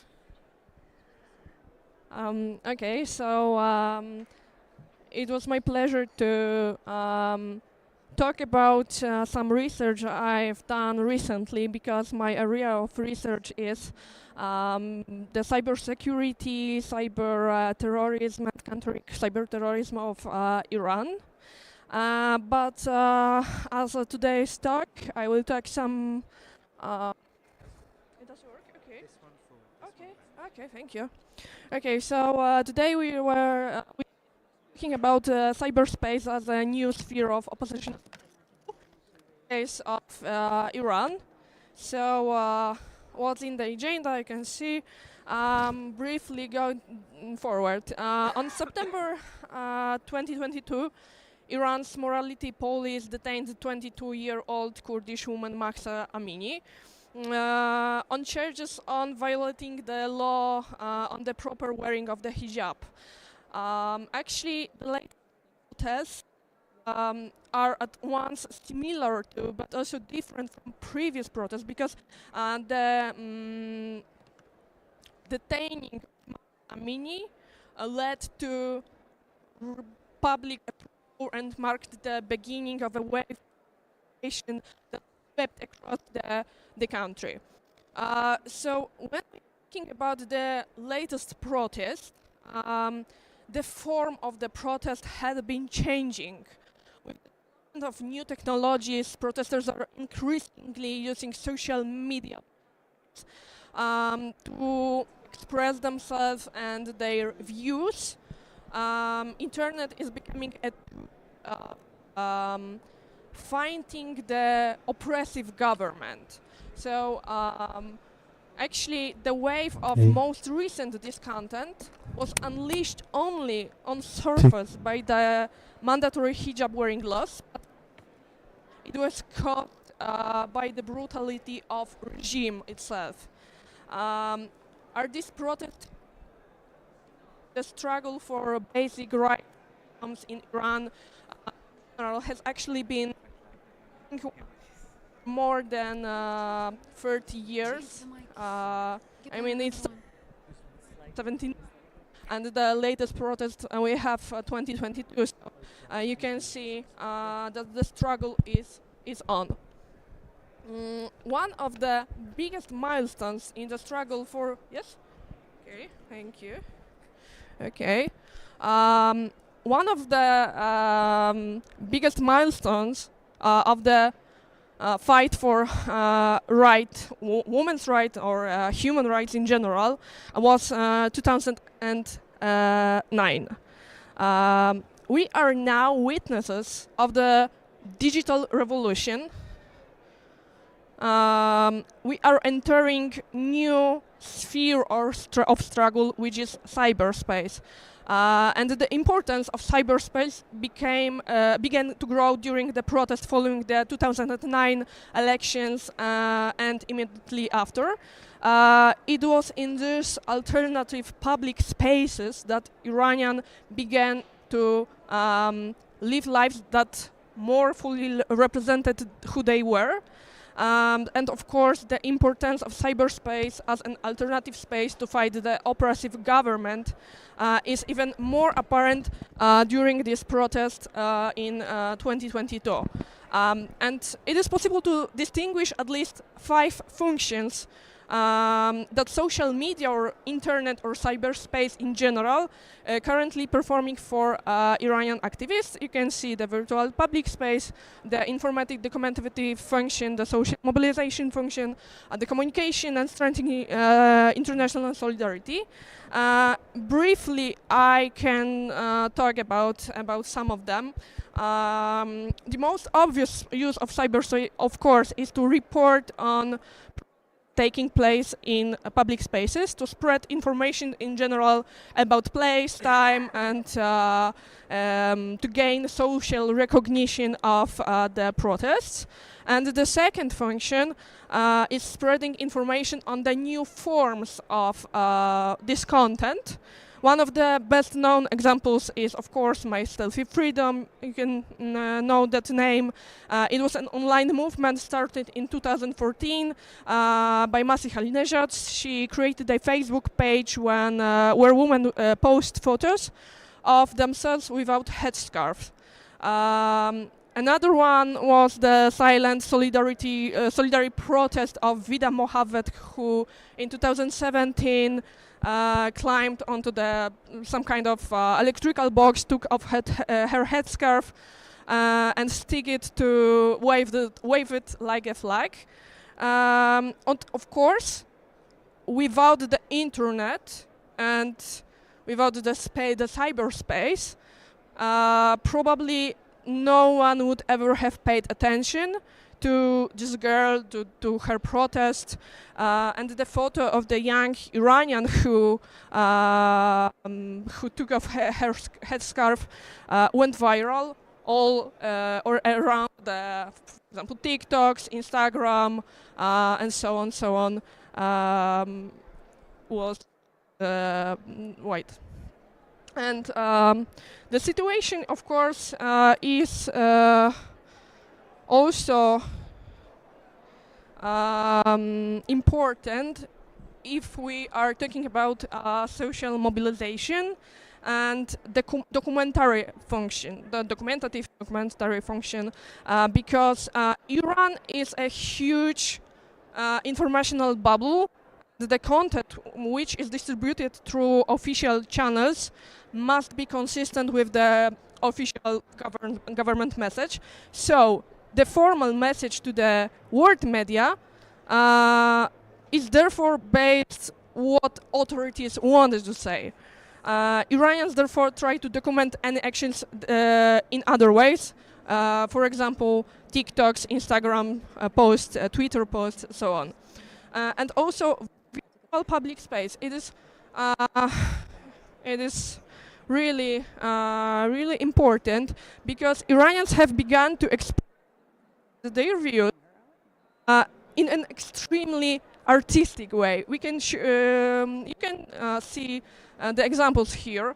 Anti-regime activity has largely moved into the digital sphere, where when we have freedom to create, publish what you want to. And of course, we also have the last one, which is the last one function, which is gaining international recognition and solidarity. You can see the examples of the people who are protest against the Iranian regime all around the world. Yes, it's Italy, Greece, all around the world, in the different countries. Of course, the action have to have reaction. So how does the government respond to social discontent in cyberspace? Signs of the post-revolutionary Iranian government's recognition of the importance of cyberspace were evident as soon as 2003, when new organizational structures for cybersecurity were created. But few years later, in 2009, the role and importance of the digital sphere for the government increased, and we have two main factors. It was the Stuxnet attack and the protest after the presidential elections, and how the government, how the government combating social discontent in internet. Of course, we can say in multiple ways. They try to suppress the activists in the cyberspace. One of the form of restrictions on freedom of expression used by the authorities is to control information in online public spheres. The one example is cyber attacks. In 2016, for example, the Instagram account of musician Shaheen Najafi was hacked, and the perpetrators changed his biography and replaced his profile picture with the flag of Islamic Republic of Iran. A relatively effective way for the Iranian government to deal with outbreaks of public discontent is through mass internet shutdowns. There are several types of network shutdowns, from massive, national, to local, and to only selected spheres. Research shows that between 2010 and 2022, 8 instances of network capacity cuts in Iran, which 2 of which were the most significant. One of them during the Arab Spring, and the second one during the protest, the latest, more recent protest after the death of Mahsa Amini.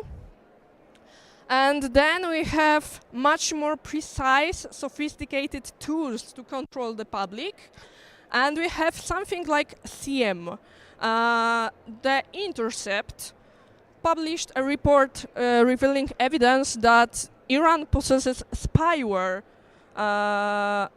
which is the CM, and uses it to track, control its own citizens. And you can see that the program offers nearly 30 different functions, and the most important of them was, for example, limiting data speeds of the phone, collection of metadata, obtain billing, obtain information on special services used by the users, such as VPN, analyze all of users' contact, tracking the locations, and so on and so on.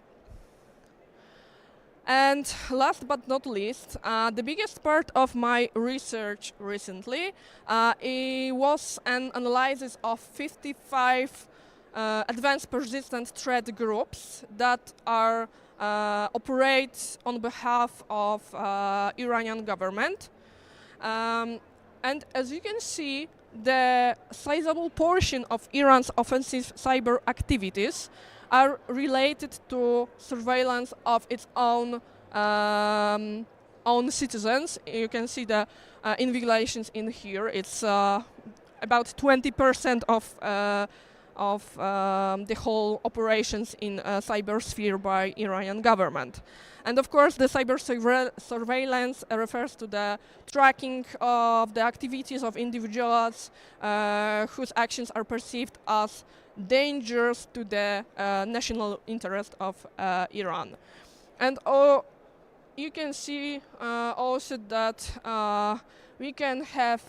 we have Iran in here, and also 13 of the 55 organizations conduct malicious cyber activities which are aimed at activists, oppositionists, dissident, as they called by the government. And of course, the sectors that are most attacked. Here you can see the NGOs and the activists of Iran. So to sum up, we can see that the digital sphere has become major venue both for Iranian citizens who contest the social, economic, political situations in the country, and to countering this activity by government.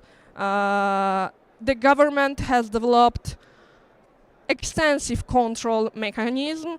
We can say internet censorship, mass network shutdowns. We can say the CM system, the Iran national intranet also, and other one. And to sum up, cyberspace has become a tool of the Iranian government in suppressing internal opposition, and also the place, the sphere when the oppositional struggle has begun and has continued through last 15 years. So thank you very much. I hope it was, yeah, thank you.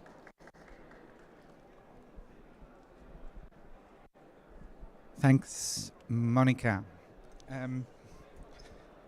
Whilst we wait for our final speaker, it's my job to ask you some difficult questions. First of all, I want to say thank you very much for submitting this paper. It was a very interesting read.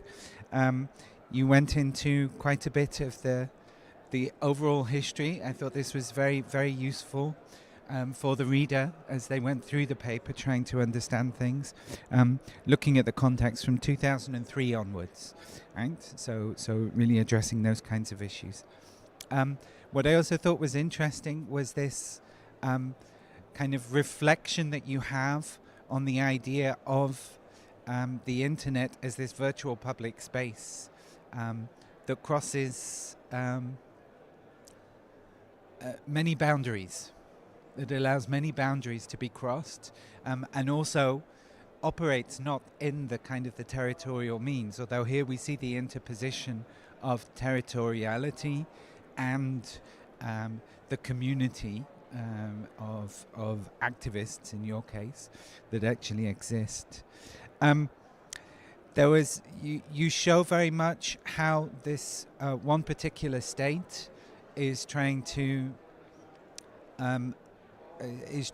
implement certain rules that that are seen in a way as being kind of contextual to that particular culture, that particular territory, and you're seeing how there is then this clash between the non-spatial and the spatial in this sense. And I find that a really interesting space to look at, particularly because that kind of gives or affords a lot of freedoms to people to then feel that they are beyond the boundaries of sovereign control, to then carry out sort of these different types of discussions or these different types of acts.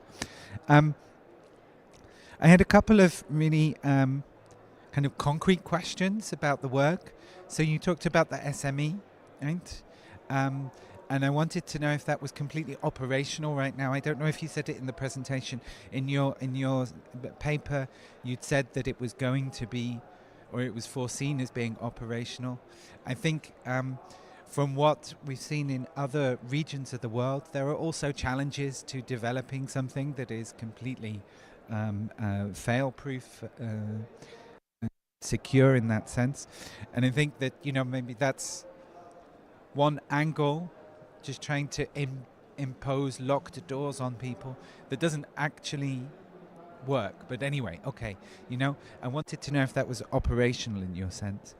I also wanted to know, is there as there is a transnational community of activists, wanted to know what kind of the relationships were between the members of the community that you mentioned, or the communities, the artists, the groups, and those in different regions of the world. Are they sharing insights? Are they, organizing along? Are there certain models that they are following, that they are replicating from other parts of the world?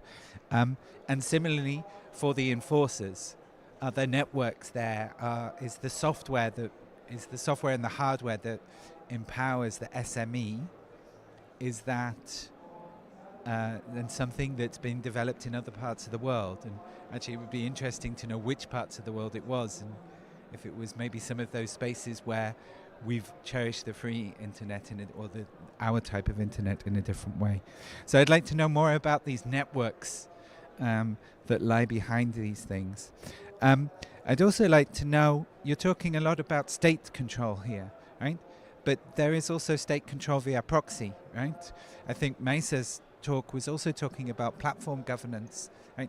There are ways to control these platforms in different ways, and actually getting the platforms to control themselves, right?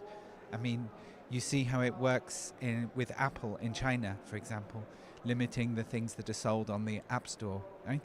You also see how that kind of thing happens in Europe as well, right? We just call it regulation in Europe, and where it's not in Europe, we call it something else. I think that's a very important point to bear in mind as well, right?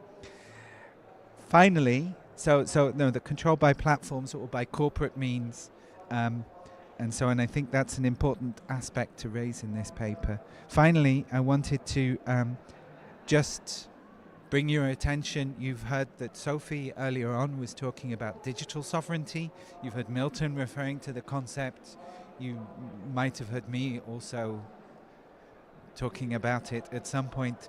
I'm wondering, to what extent is a lot of the actions that take place here that seem to you, at least my assumption is that you find this to be not a desirable state of play, right? Playing against the virtual public space.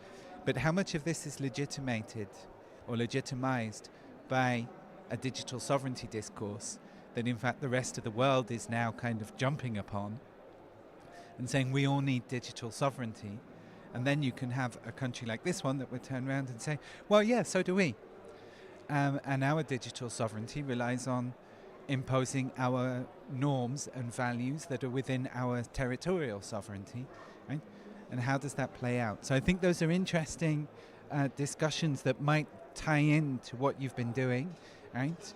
That might actually contextualize this across a broader sense. And I think that that's one of the the recommendations. I know you're focusing on this one case. We'd also like to see what kind of networks, what kind of experiences are brought around the world, around the virtual free space that is the internet, that play into this kind of this kind of story. So those are my questions. Do you want a couple of minutes to respond while we wait for Yik-Chan to appear? Okay. Maybe you want to stay there, hide behind your computer so you don't have to, but I'll come over with the microphone. Okay. And thanks very much for your presentation as well. I'm hearing myself, so yeah. Okay, so SME, of course, it refers to a lot, which can be translated in the Iranian intranet or national internet service. And the plans to create an internal national network actually backs to 2011, I think. SME project is of 3 main phases, which were initially scheduled 16, but of course we can see that now the intranet is only about, I don't know, 60-70% ready, and the first phase was concluded where to separate local and international internet traffic.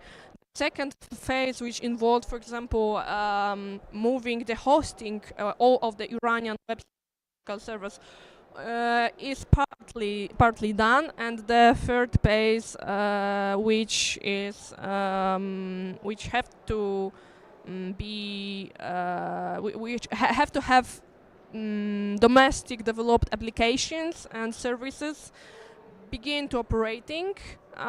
We can see that Iranian government have the ability to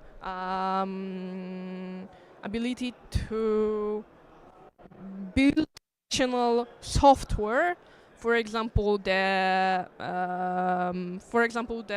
operating systems, the email services, and the different kind of software which government is building right now. So basically, 60-70% of the project is done. Of course, the government said that by spring 2024 it should be fully completed, but you know, we're entering the 2025 and it is not done. Okay. The second question, probably about the government of platforms. Yeah. Yes. Actually, in Iran, it is prohibited to access the platforms like Facebook, like Twitter, Instagram, X, and so on. But of course, Iranians are highly sophisticatedly good at bypassing this law, this prohibition, and they are using VPNs and different kind of tools to access the platforms. And you can see from the examples I showed on my presentation that they really doing great on this platform. And the case of international networks, I think you mentioned. Actually, there is no networks between Iranians. I mean, the Iranians are all around the world, and they are changing their views, exchanging their views. But probably there is no such network which is connecting the dots all around the world. And of course, the last question about the digital sovereignty imposing values on this place. It is for me hard to to place the Iran in the digital sovereignty discussion, because as you can see, as you can know, it is a state where you cannot predict what will be in the future, and the tools of governance of platforms and the cyberspace is developing, and actually there is no, for example, known strategy of cyberspace, of cyber, I don't know, cyber security. So we can only predict on the base of activities the government is taking. So we cannot tell what will be the behavior in space in future. Yeah, so basically that is.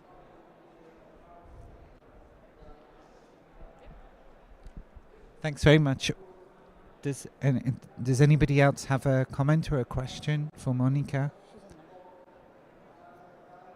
Then we'll move on to our next presentation. Yikchan is approximately 800 meters away, but she's stuck in a queue for a badge. This is so we. Yes, sorry. Yeah, We've sorry, got I'm still in Yikchan. the batch collection point. So Yikchan will take Okay, I over have the to- presentation now. Yeah, sorry, everybody. Yeah, Oh no. I'm in the badge collection point. Okay, I haven't able to collect my badge, so yeah, I have to do my presentation online. And sorry, so can I share my screen? I hope you can. I'll pass the floor over to you. Please, Yeah. Yikchan, we really only have 10 minutes, okay? Because we've been told that we have to leave at 45. Okay. Okay? So you have 9 Okay, minutes good. for presentation and 2 minutes for Yes, questions. thank you. Yeah.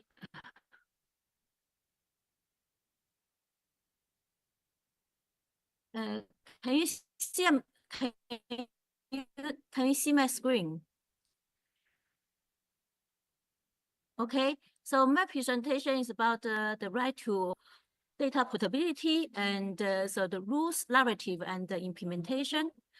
And so this presentation is about right to data. So this presentation includes 5 parts.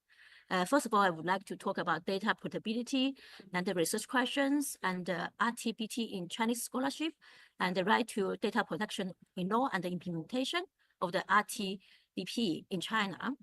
So I think I'm going to skip the detail about right to data portability. So basically, the right to data portability is a digital right introduced by the EU in the GDPR, which have 2 key elements.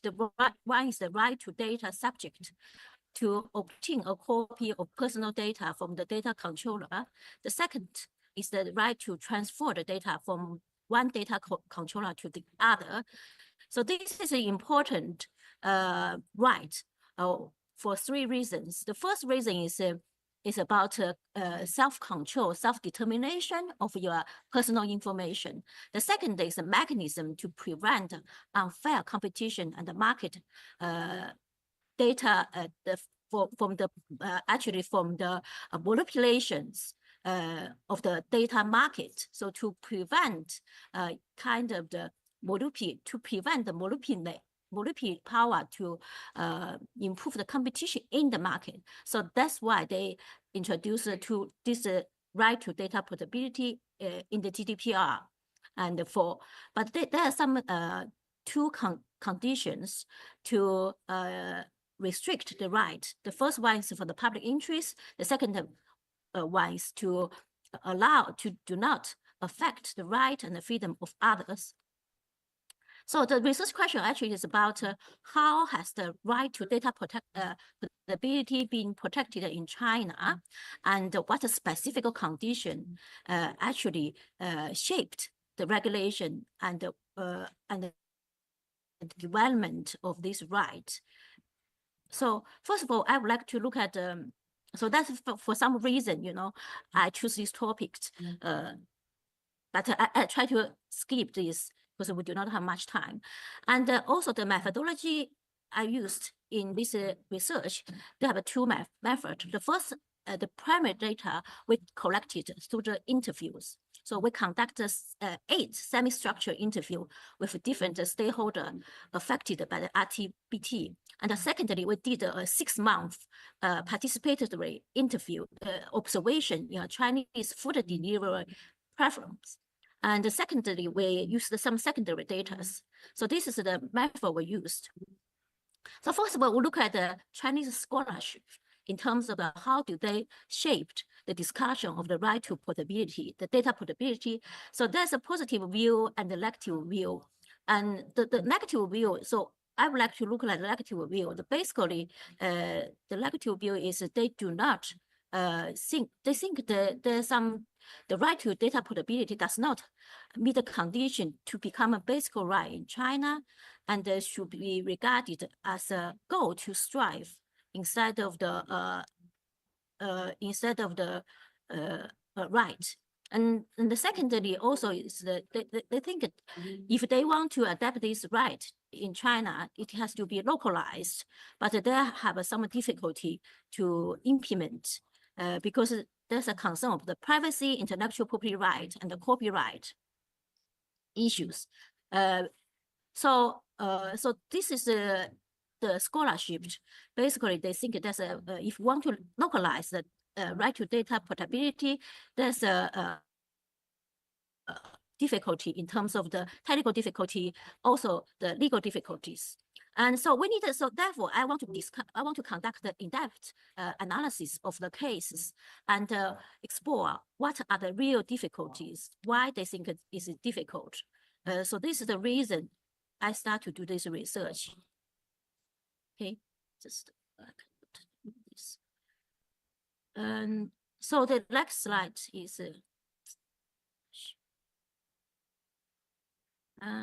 sorry. So the example I used is a food delivery platform in China, so which integrate more than 60 services such as a food delivery, taxi, hotel, and all other services to provide users with live service products. So they collect different type of personal data from the users. So that's why we choose this bigger case study, because they're the kind of leading food delivery platforms, as we mentioned. So actually, they also have a personal. The platform also have a privacy policy. So they can. So the data they collect has to be protected by the law, according to the law. So what kind of data they collect, including this here. So these are the personal data they collected, like a personal basic information, personal identity information, network identity information, personal financial information, personal health and physiological information, and the content and extras. Okay, so so this is the information they collected. And secondly, so this is a Chinese, but I can translate to you. So how the data has been processed by the platform. So this is a circle. So first of all, we have this user, then this is a data, this is a service. So they the platform collect the data from the user to here. So this is a data storage. So this is platform A, and this is the platform B. Actually, this is the platform A is the food deliver platform, and they share the data to platform B. So how do they share it? They transfer the data from here to here, okay? So we can see the data is collected from the user to the data storage in platform A, then collected, transferred to the platform B. So this is how do they collect the data by the food delivery platform, but they also share the data with the second platform. So how do they, so this is a collection, data collection and the process. So they collect, store it, use and process, transmit, and also disclosures. So when they collect the data, when they process data, they also do the kind of encryptions. Also, is according to the scope it involved. It can divide it into derive the data of the specific object and derive the data of non-specific object. Of course, we can discuss this, the difference between the specific object and the non-specific object. And also they classified data according to different confidentialities and the importance. So they have this kind of the classification of their data. So there's a no restriction, restricted, confidential, top secret. So according to different category of the data and different, they have a different authorization requirement. So who can access to data? So this is how the food delivery platforms, they classify the data and how do they do the security and the encryptions as well. So the most important thing is about the transfer and the data sharing. How do they transfer the data and share the data with the third parties? So basically, the transmission of data will be based on the data encryption, storage, and in a security manner, such as using a secure transmission protocol, using data transmission tools. And if the data has to be exported, it should be evaluated by dedicated data security teams, okay, under the permission, also comply with national law and regulations. So if there's a third party wants to transfer the data, so they have to they have to also pass this we call the data outbound assessment by the platforms. So there's a kind of security, checked and the compliance procedure for the platform to export the data to the third party. But there's a more important thing, there's a shared process, the joint process and user information. Because, for example, there's the advertising partner or insurance company, they have to share the data. Not only share, but also join the process the data with the food delivery platforms. So how do they do that? So they have a kind of cooperative process of data processing. First of all, they have to sign agreement with the joint process. Okay, and secondly, they also have to pass the security methods, inform the user of the purpose. Yeah, sorry. We need to stop you now, if that's possible, because we would like to give 1 minute for asking questions, and we really have to leave the room at 1:45. Okay. So, thank you. Are there any questions from people?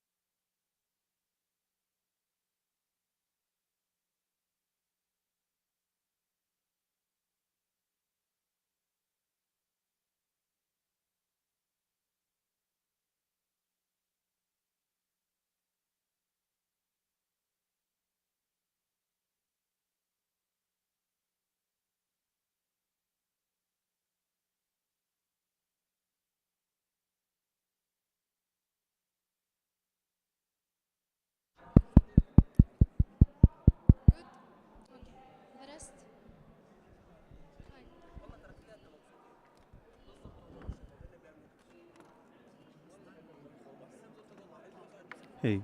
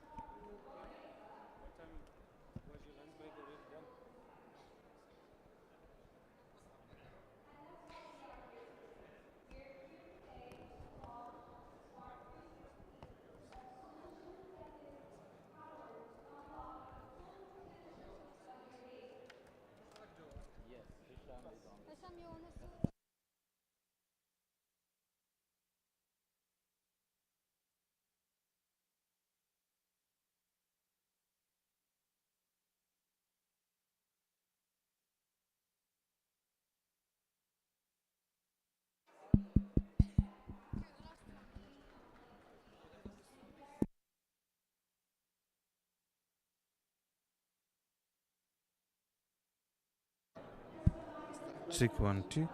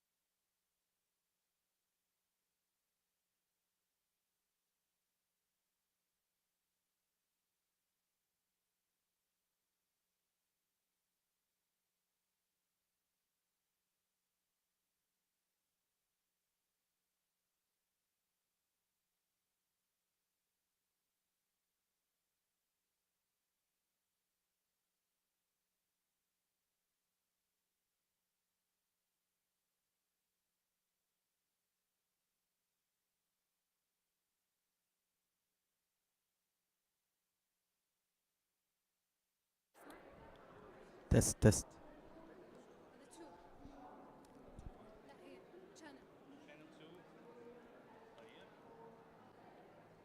Test, test. Hey, hey. Yes.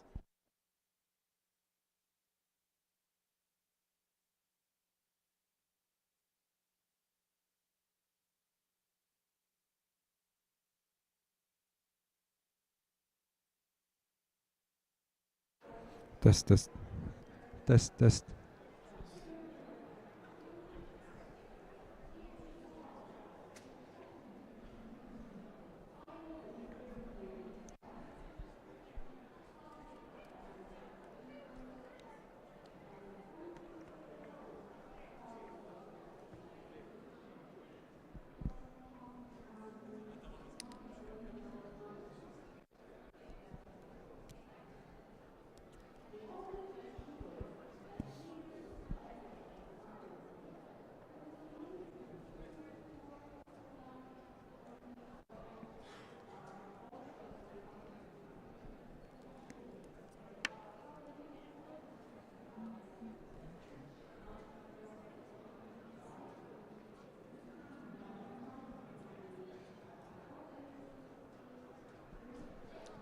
Test, test.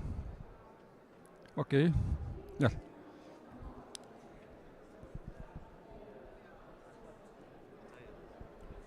Test, test.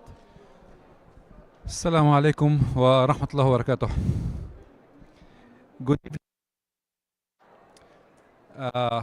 It's an honor to welcome you in this session, Day Zero session about the impact of multi-stakeholder collaboration on IPv6 deployment. This Day Zero session is co-organized by RIPE NCC and the Communication, Space and Technology Commission in the Kingdom of Saudi Arabia. So welcome, and here today we will highlight how collaboration, trust and shared vision and goals between the governments, regulators, technical community and private sector can drive a real impact in IPv6 deployment. As you know, the Middle East region is not strange or not far from the innovation. Through this collaboration and through this partnership, we achieved a remarkable progress in IPv6. And IPv6 is not only upgrade for the technology, as you know, it's a vital and critical tool for the future of the internet. IPv6 ensures scalability, ensures connectivity, and help the ITU efforts in bridging the 2.7 unconnected till now to be connected. Our multi-stakeholder approach with governments and regulators from across the region, CST in Saudi, TIDRA in UAE, TRAs in Bahrain, Oman, CITRA in Kuwait, collaboration with intergovernmental and regional organizations like ITU, SAMENA, ARISPA, ESQA. So all these efforts really fostering our achievements and our efforts in doing or in applying the multi-stakeholder approach in IPv6 deployment. Once again, I welcome you for this session. I welcome our online audience. My colleague Vahan will help as online moderator, and a big thanks for my colleague Ulka, who will be the reporter for this session.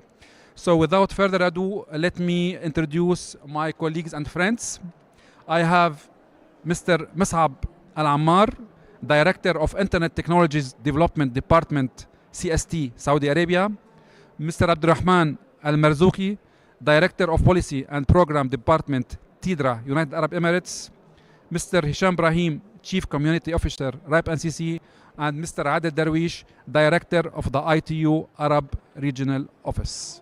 Welcome, dear friends and colleagues. And to set the scene, we have here with us Mr. Hisham Brahim from RIPE NCC, who will give us a nice overview on the IPv6 status in the region. Hisham, The floor is yours. Yes, hello. Can everybody hear me? Good. Hello, my name is Hisham Ibrahim.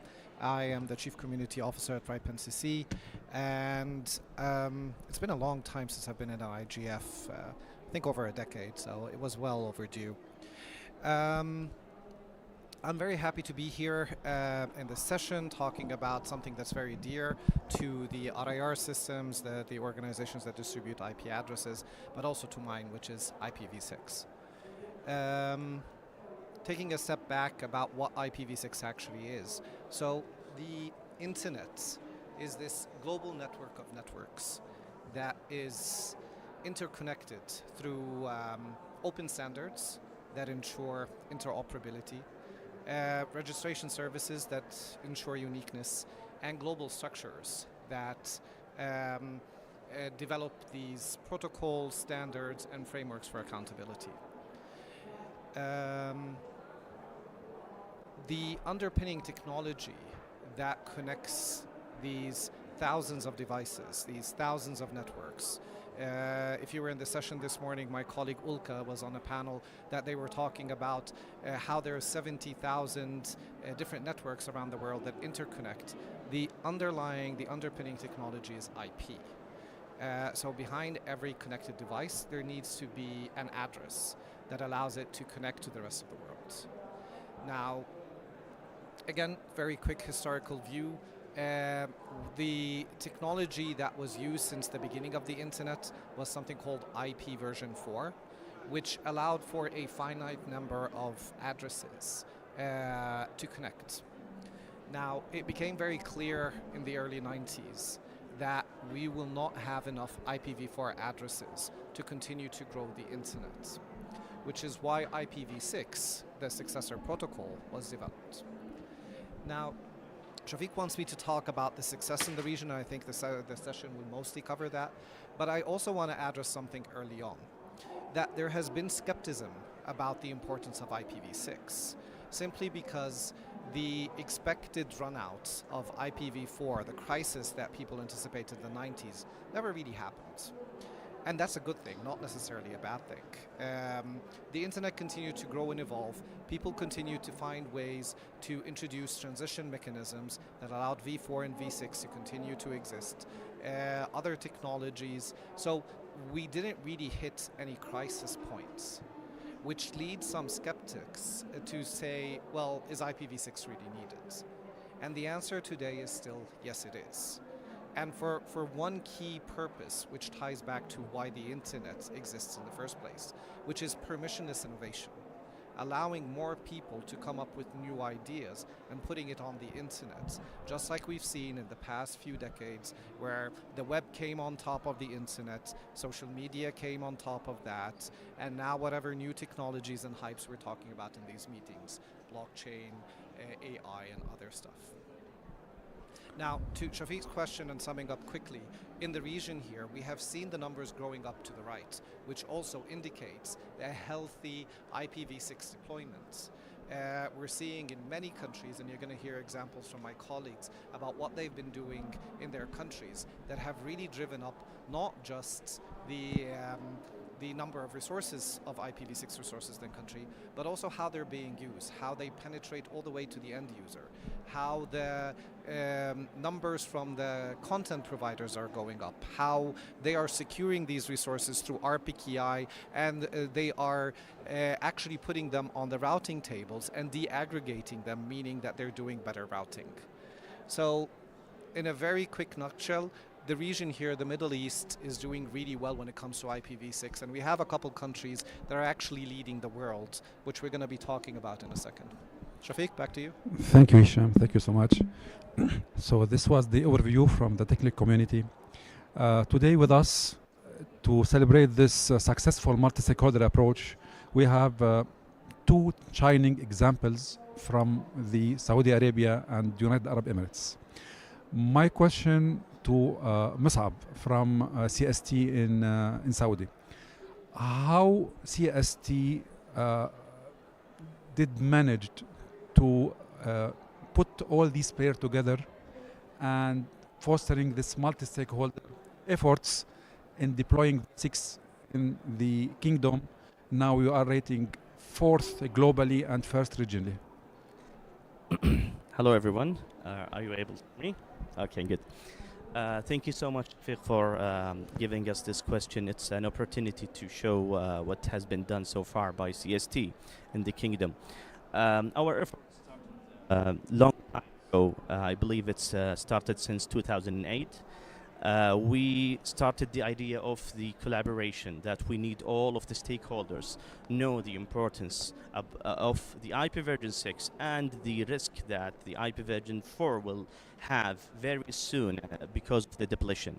So due to the fact, we started at that time as a national strategy with an objective of making sure that the IP version 6, the IP version 4 depletion will be not a risk for us, for the business continuing going through making sure that we have a smooth transition and awareness and capacity building. So at that time, we had a kind of a strategy of 3 focuses: one on the service providers, and the second one on the enterprise, which represent the supply, let's say, and lastly the end users. So having a multiple focuses on those 3 main stakeholders gave us the leverage to be today one of the top countries in terms of adopting IP version 6.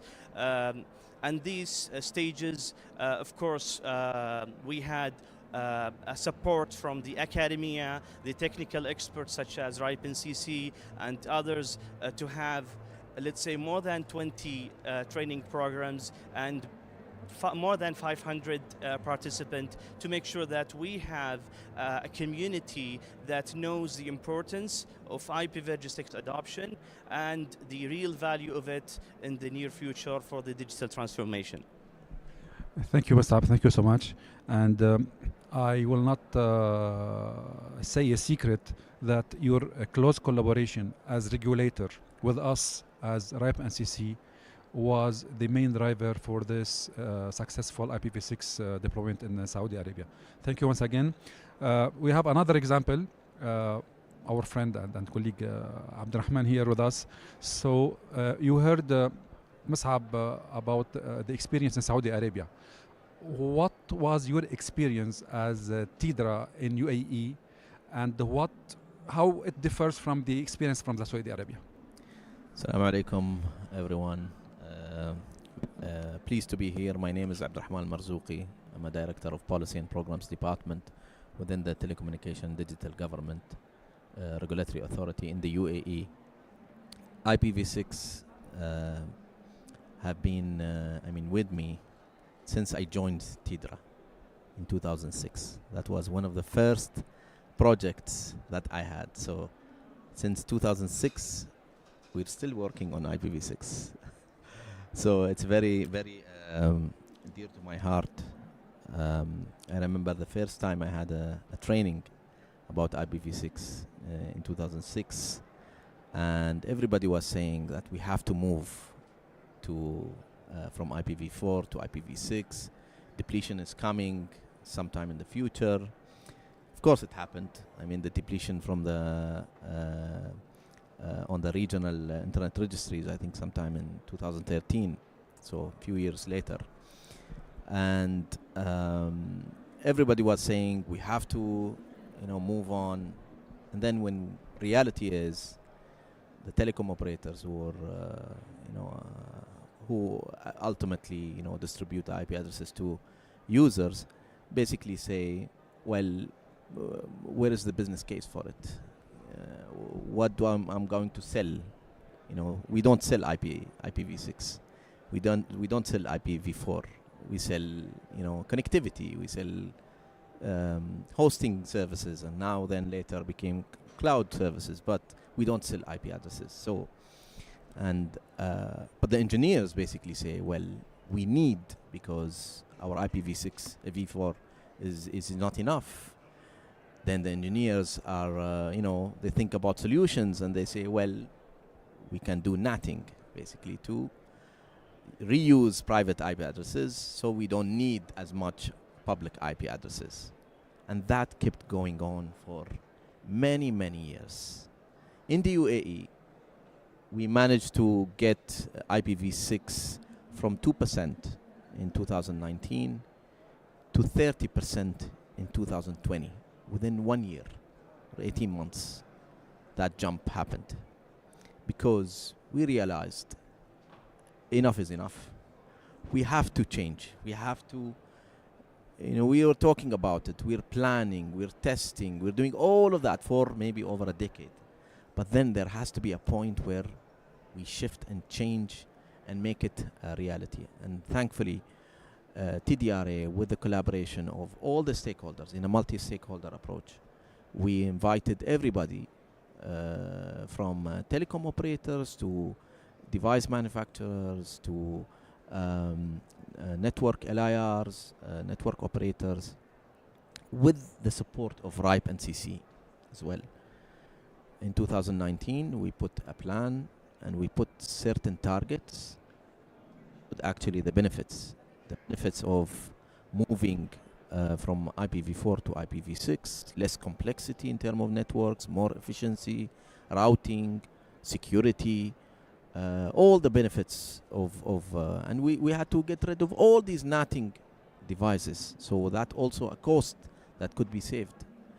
And then in 2020, we managed to get around 30% IPv6, and now we reached around above 50%.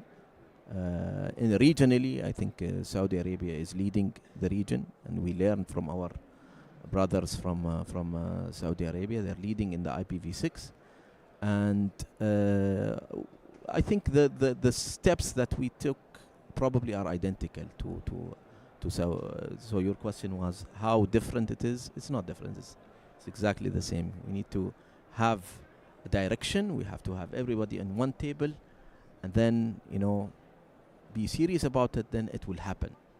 And thankfully, today Saudi Arabia is over 60, I think 65% of IPv6 traffic, and UAE is around 55%.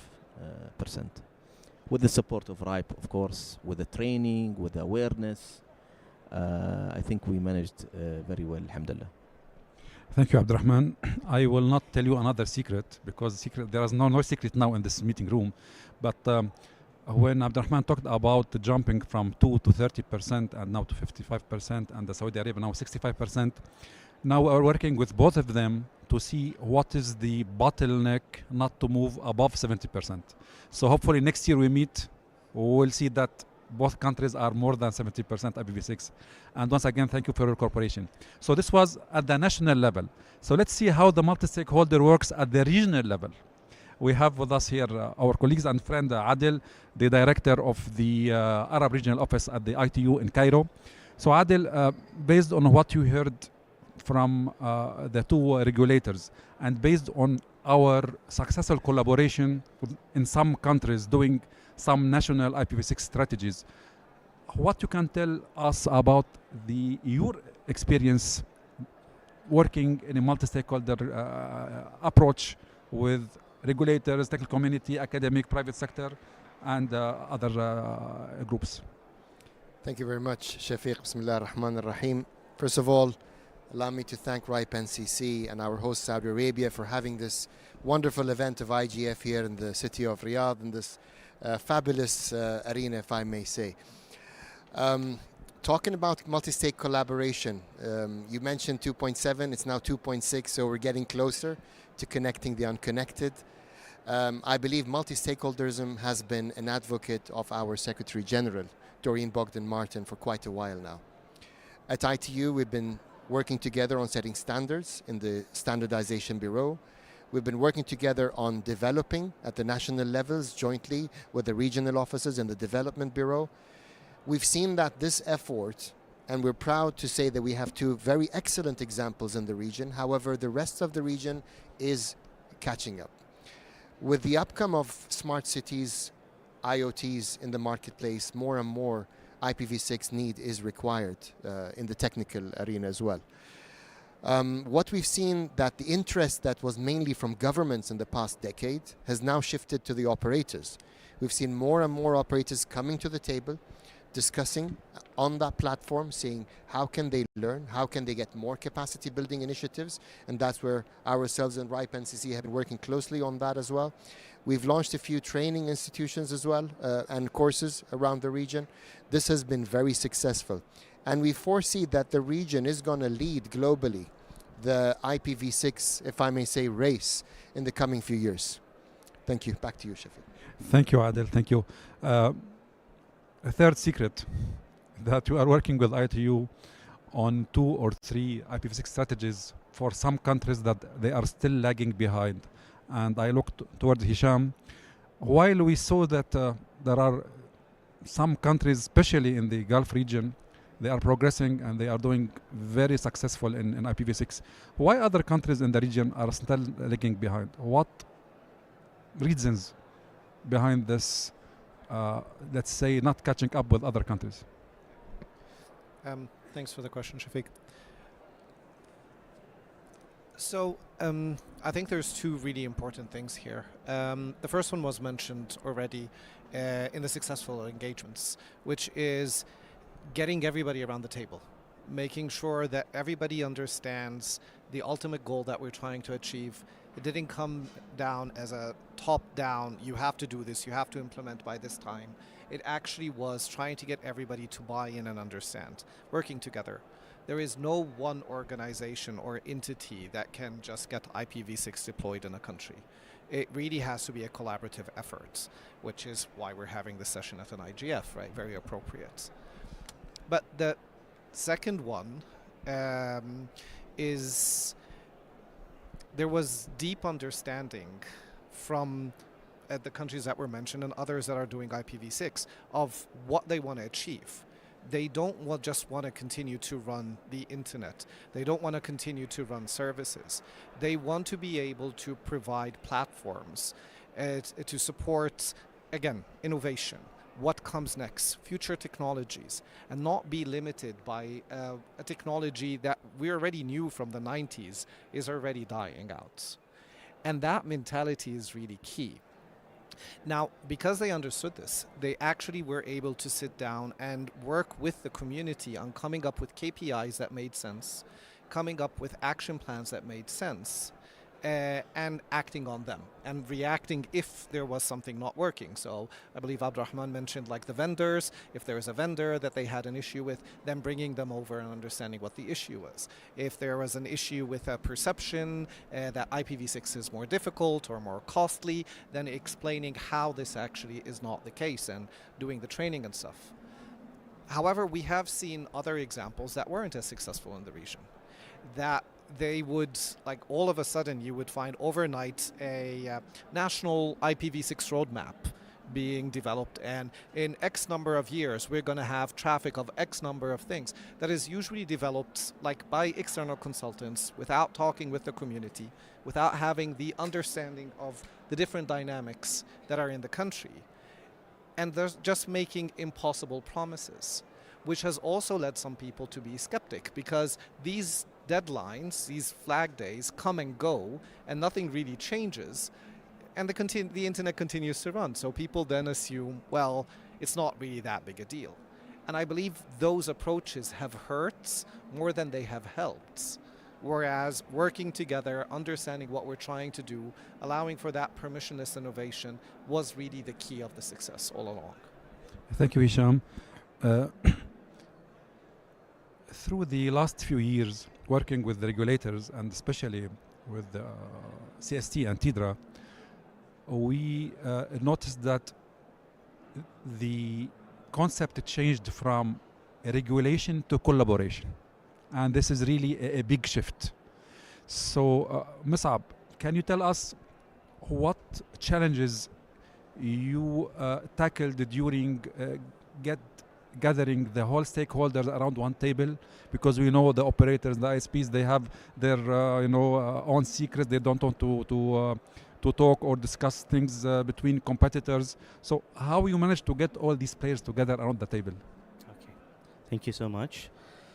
First of all, as you all know, and as mentioned by my colleague here, Abdurrahman, that IPv 6 is not revenue generating. So operators and ISPs, they are not expecting to get money back from these, at least from, let's say, direct revenue. So it was a real challenge at the beginning. And on top of that, at 2008, as I mentioned earlier, that some ISPs and operators, they still have an equipment and devices in their networks not yet supporting the IPv6.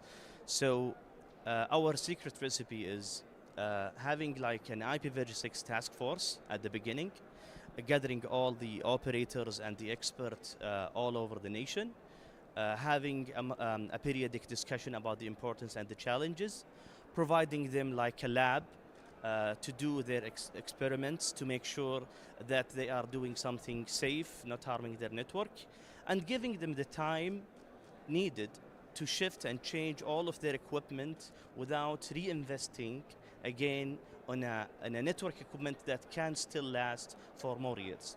So this is what we have done to have a smooth, let's say, transition from V4 to V6. And we didn't have any issues because we gave them the time, we raised the awareness, we did a lot of capacity building with partnerships with experts all over the world, and thankfully it was as smooth as you can see in the trend. So we did that very smoothly. For those countries who will start today, it will be a challenging for them. There will be a cost of changing this equipment and putting a configuration, and even the devices in the network, some devices, phone devices, it requires a long time for testing, and these devices, it has to be certified for IPv6, then it will be enabled with IPv6 in that specific country. So I think this is how. Additional point I would like to add as well. We didn't work only on the we worked on the enterprise side. We secured, or we created a manual for them to understand or to do a full plan, including a technical aspect in that, let's say, guideline. And through that, they will be able to make a good plan to provide their internet services supporting IPv6. And one of the things that I would like to celebrate with you today, we had just, they have just finished the DGA, the Digital Government, the authority. They just finished something called QIAS. The QIAS program is just to measure the readiness of the entities, the governmental entities, for the digital transformation. With a collaboration with them, with DGA in specific, we had some kind of criteria that those entities, those governmental entities who enabled IPv6, they will gain higher score in terms of the readiness for the digital transformation. So we are not only focusing on the service provider, we're also focusing on the supply, helping them to provide the needed services on IPv6 as well. Thank you, Mus'ab. It's really interesting, the steps and your activities that you take during these years. Once again, I will go to Tidra because, even though your experience have a lot of similarities, but different steps and different, let's say, plans and projects. Because I know that, I don't know if you remember, Abdurrahman, when we talked about why we don't regulate IPv6, you said no, we're not regulated. So what is the strategy of Tidra? Why you didn't go in this direction, and how you encouraged and give this opportunity for the operators to work with you in a soft regulation, let's say, to achieve this successful result? Yes, thank you, Dr. Shafiq, for this question. So there was a discussion actually internally whether we should come up with a regulation or a policy to govern and mandate IPv6.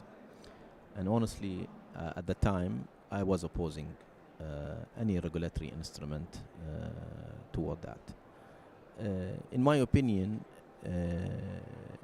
the IPv6 is well understood by people who are in the technology and the technical aspects.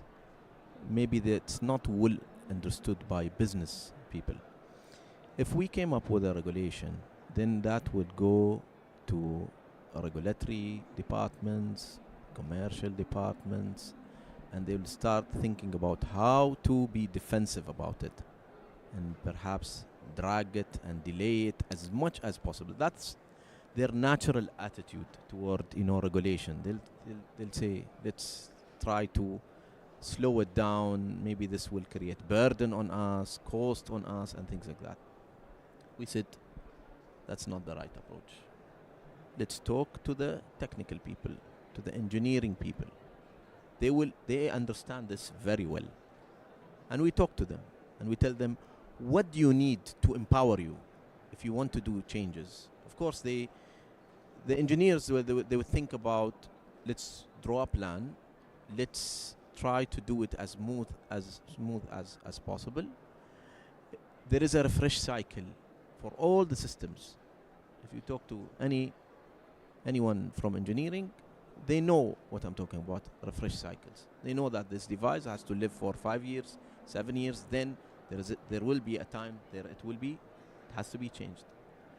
What they've done is basically, early on when we were talking about IPv6, they put a plan in place that all devices that they will procure has to be by default compatible with IPv6. This is done years ahead. But when it comes to the actual action where it will be deployed and they will try to make it all IPv6, then of course they have to do tests, they have to do all of these things. And when there is a device that need to be changed, they'll wait for the refresh cycle and they will change that device so that it's IPv6 compatible.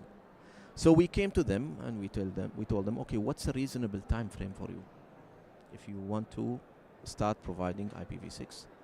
They said, well, for us, one of the operators said, we're ready, we'll start. We'll start with certain segment of our customers, with certain segment of the network, and they will build an experience and then migrate slowly up until the entire network is IPv6. And of course, it will be dual stack, meaning that IPv4 and IPv6, both of them will work. It depends on the customer. If everything is compatible with IPv6, he will get an IPv6 address, and then the traffic will be IPv6 all the way natively from the source to the destination. So they said, the other operator said, we need some time. We have some core functions within the network, still not fully IPv6 ready. We need around a year to do it. That's fine. A year is a reasonable time when we think about the decades of when IPv6 existed. So we waited for a year and they've done the refresh and they started pushing IPv6. So that's in a nutshell why we thought collaboration, as you mentioned, Dr. Shafiq, is a better approach when we talk about moving from IPv4 to IPv6. Thank you, Abdurrahman. Yes, and I totally agree with you. Adel, back to ITU. We listened to the experts from the capacity building and policy perspective. We know that these two activities, capacity building and standardization, as you mentioned, is at the heart of the ITU work and activity. So how ITU, once again, your office in the Middle East region, how you can ensure that all the Arab countries in the region can catch up with this IPv6 adoption as a critical tool for development and bridging the digital gap? Thank you very much, Shafiq. So first of all, if you'll allow me maybe to comment on what Abdurrahman mentioned. And I totally agree, sometimes regulation is not the route to go. But we've also seen over the past few years that the business model and the business needs of telecom companies have changed. This has forced the community to now start focusing on other services, especially post-COVID, where now telecom industry has become a pillar for digitization of every other sector. So the need has grown dramatically, and the focus and the business mindset has changed as well. Now, as ITU, of course, we can't do it by ourselves. We're just one player in the field, if I may say, again, going back to multi-stakeholderism. What's key for us is we support when it comes to capacity building. So that's one thing we do jointly with RIPE NCC. We've worked with governments, whether it's ministries or regulators, to set up strategies and policies. Light touch regulation, we always encourage, to allow for innovation. That's very important for us. At the same time, we have established a center a few years back in Sudan, which is the IPv6 ITU Center. We've trained a few instructors from that center as well, high quality level of training as well. And they have been like ambassadors of IPv6 promotion, if you like, within the region. Now, we've done this not only in the Arab region, but globally as well. We promote IPv6 usage, especially within the work that is done in Study Group 20 as well, in the ITU-T sector, which is related to smart cities and IoTs. But mainly that has been our focus for the past few years. Now, as I mentioned earlier on, because the business model has changed, in recent couple of years, we've seen requests coming in from operators without even the government. We've seen that operators now want to take the lead on moving to IPv6, which again, that serves our joint purpose or aim in this field as well. Thank you. Thank you, Adel. Before we take the questions from the floor, and if we have any online question or feedback, Vahan. So for Hisham, I will go back to the recent article you wrote about the internet and what's the internet. Is what we are doing is regulating the internet, or we need to regulate the application who run over the internet? Can you just share your thoughts why we should not regulate the internet? Happy to answer the question. So the word internet is used on a daily basis because it touches a lot of what we do. However, it doesn't always mean the same thing to the same people, right? When somebody technical like myself talks about the internet, we're talking about that network of networks that are interconnected that allow packets to go from point A to point B, regardless of what is built on top of it. Whether those packets are web traffic, whether they're another application, that's stuff that's built on top of the internet. Whereas it became the word internet because it became a big part of our lives. It became a shorthand for everything that is built on top of that network. Now, some of the things that are built on top of that network have issues that need to be dealt with. But that doesn't necessarily mean the internet has an issue. And a prime example of this is something that I usually say. I have a son that likes to play Fortnite. And he's not even 10 years old yet, but he knows when the network is lagging because he comes to me and says, it's lagging, I cannot play, right? So he's driving up the measurements and the demands like any good customer would. But then he comes and says, the internet is not working, right? Now, it's very difficult to lecture a 9-year-old and say, actually, the internet is working, the problem is with your application. Right? Because that's really the thing. He cannot connect to a server. It's not like the internet around the world is not working. But it's become such a shorthand that people are used to. If you cannot connect to your favorite app on your phone, the internet has an issue. If a service that you're using has privacy issues or trust and safety issues, then we need to fix the internet. Whereas the internet works and functions. So really, it's becoming to a point that it's dangerous, especially when you see the amount of meetings and discussions in governance forums that are talking about fixing the internet, while indeed what they're talking about is platform issues. So misinformation is not an internet issue, it's a platform issue. Privacy issues, again, not the internet. Issues related to, like I was saying, trust and safety. There's a lot of them that fall under the word internet. And the equivalent that I can give is saying you need to fix the internet because your Windows machine that you're using is not allowing you to connect, right? Being able to distinguish where the problem is and dealing with it in the right appropriate forums and talking with the right language about it is key, or else you end up trying to regulate a future technology by changing fundamentals that made the internet what it is in the first place. And that kills innovation. Thank you, Hisham. Thank you so much for this.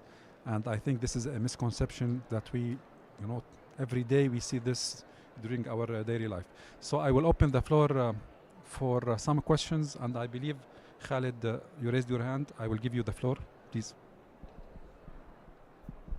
Thank you. Can you hear me? Yep. Khalid Fattal. Many of you may know me. I've been involved, we're talking about internet governance. I was there when Kofi Annan convened the experts in 2004, and I was there. So that engagement led to the creation of IGF. But the reason I'm bringing this to your attention here is the experiences that I heard from UAE and from Saudi about IPv6, moving from IPv4 to IPv6, and the reasons why it took such a long time is something I want to draw to for the benefit of the community. In addition to the examples that you mentioned earlier on as to why the uptake was not there, and then all of a sudden now it jumped from 2% to 30% or something like this in UAE. This is where the community needs leadership, because I think it was UAE example when you talked about needing to make the case, correct? Or was it Saudi? I can't remember. Somebody was saying that the decision makers, the telecom operators or whatever, were saying, like, make the case why we should go to IPv6. In certain areas, the case cannot be made. It needs leadership. And I cannot underscore this enough, because today, and I attend conferences all over the world, from cyber to AI to whatever, and for the last couple of years, every theme is about AI. I have news for you. Kentucky Fried Chicken is doing AI now. You're laughing. I'm joking. But the truth here is everybody's jumping on the bandwagon, but nobody's asking, what can we do that is unique? Now, the uniqueness could be how your country could develop a competitive advantage in that space. How can it be the innovator, not just the trendsetter because everybody's following? So my point here is, I thank Shafiq for asking me to come here to listen in, because you created this thought in my mind. It's like, how can we learn from the examples that not everything can be made a case for? It requires leadership, and that comes from the government, it comes from the regulator. And I can share something else with you. One of the partners, clients, I can't say who we work with, in a European country owns now more than 80% of the 5G towers. Why I share this with you here is you think, what are they doing with 5G towers? They've figured a different business model.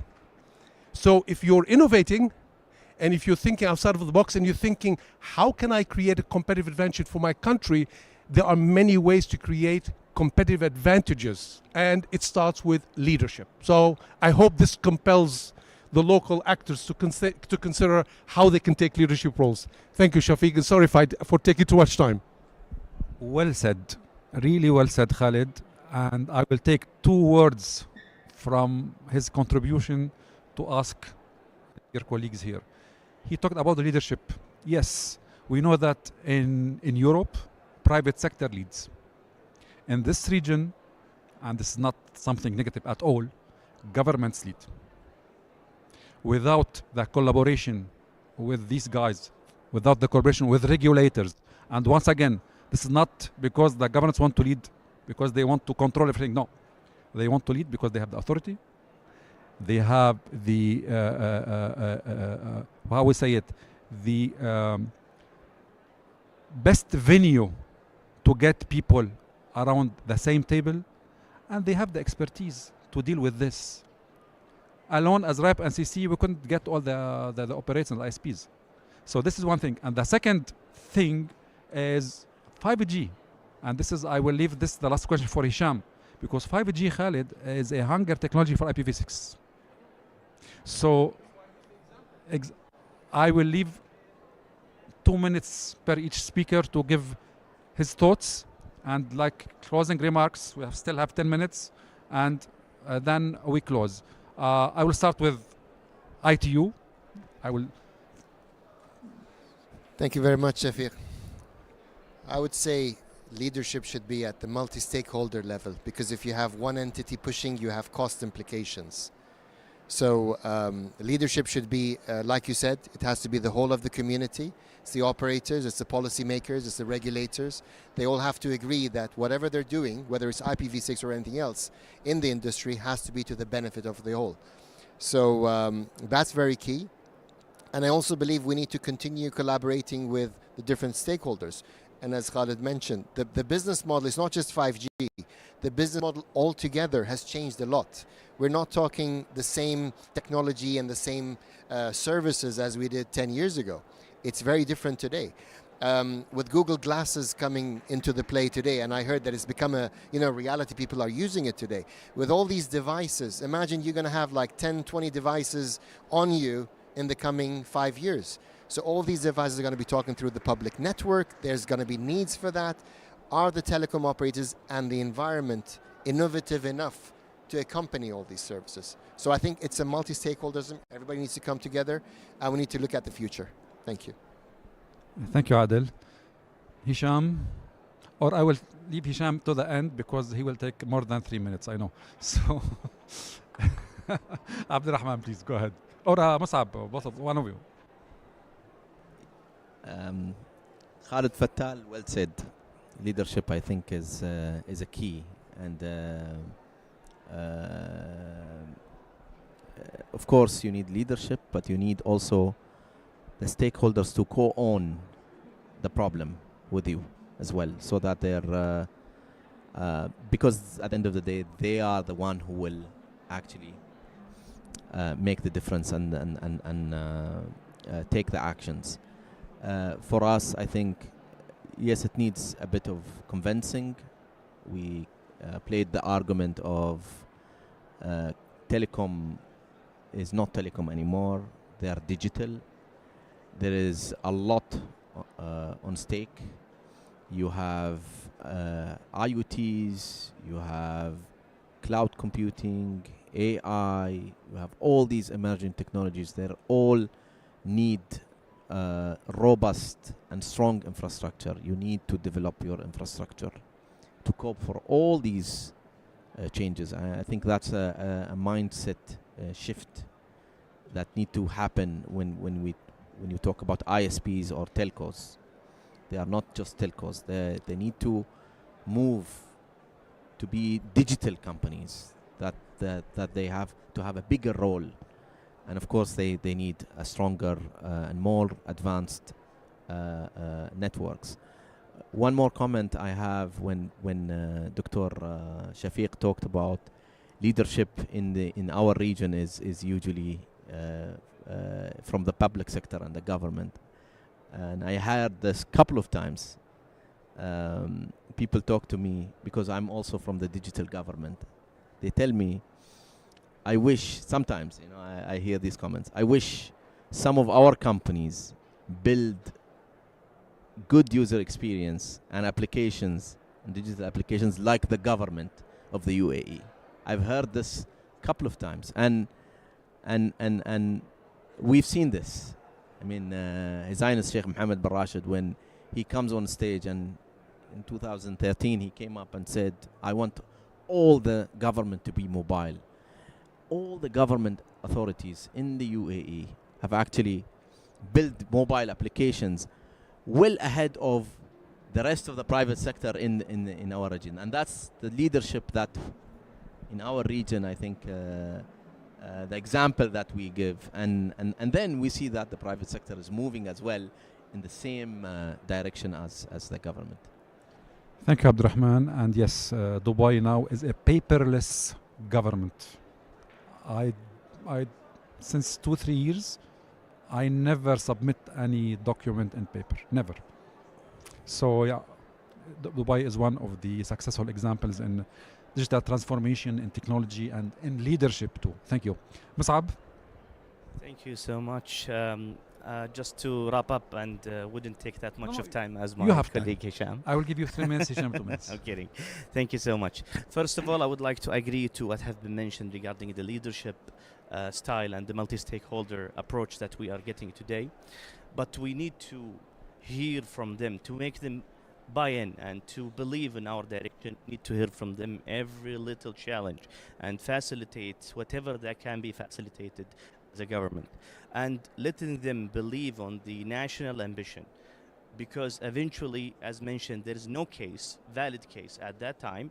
But for example, in the last few years, one of the operators were able to activate more than 10 million smart meters easily. It was one of the cases that the IPv6 was like a leverage for them to enable the digital transformation and the IoT solution easily, without going through the IPv6 process and these kind of things. So this is the case, but it is coming now with the 5G, with the IoT. More cases will come up, and the necessity of IPv6 will be more and more clearer for the ISPs and the operators yet. So thank you so much again. Thank you, Mus'ab. Yes. 30 seconds. I need to follow up, and thank you all for recognizing and agreeing with what I was saying. But I need to emphasize something.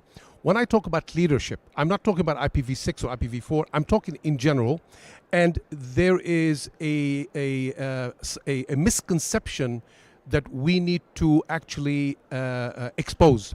In the West, we always hear about private sector led is better than government because government is inefficient. It's a load of baloney.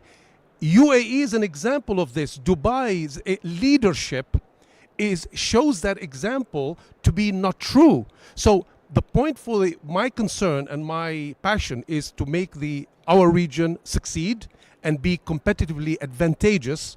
Is wherever you are in a position of leadership, take it. If you are a government, enable. And that's so the multi-stakeholder model becomes secondary because the true leader will know how to create that. That's my 2 cents, under 30 seconds, I hope. Thank you, Khaled. So government enable the multi-stakeholder approach to link both of them. So sorry, we have another question from the floor. We are here a multi-stakeholder, inclusive, friendly environment meeting, so I will give the floor, priority floor, Hisham. I'm sorry. Sorry, Hisham, for that. Actually, I totally agree with you that regulation will not work to mandate IPv6 deployment with ICPs, with the local communities. So my question will be here. Do you think that regulation will be to mandate IPv6 certification for the imported hardware from outside, like switches or router or firewall, to be IPv6 certified? It is must to be regulated or not? This first thing. Second thing will rather a comment rather than a question. 5G will not only the only service that will make the market hungry for IPv6, but also there is Wi-Fi calling IoT services that will be available soon. Thank you. Hisham, I will leave the floor to... Okay, please go ahead, guys.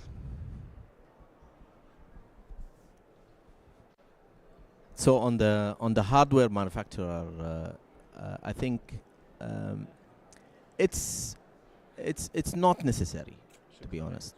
We did not issue a regulation saying that all switches and routers and CPE devices have to be IPv6 compatible. What we've done is basically in a multi-stakeholder approach, we basically talked to the manufacturers and we said, look, we are going IPv6 and all the operators want to support IPv6.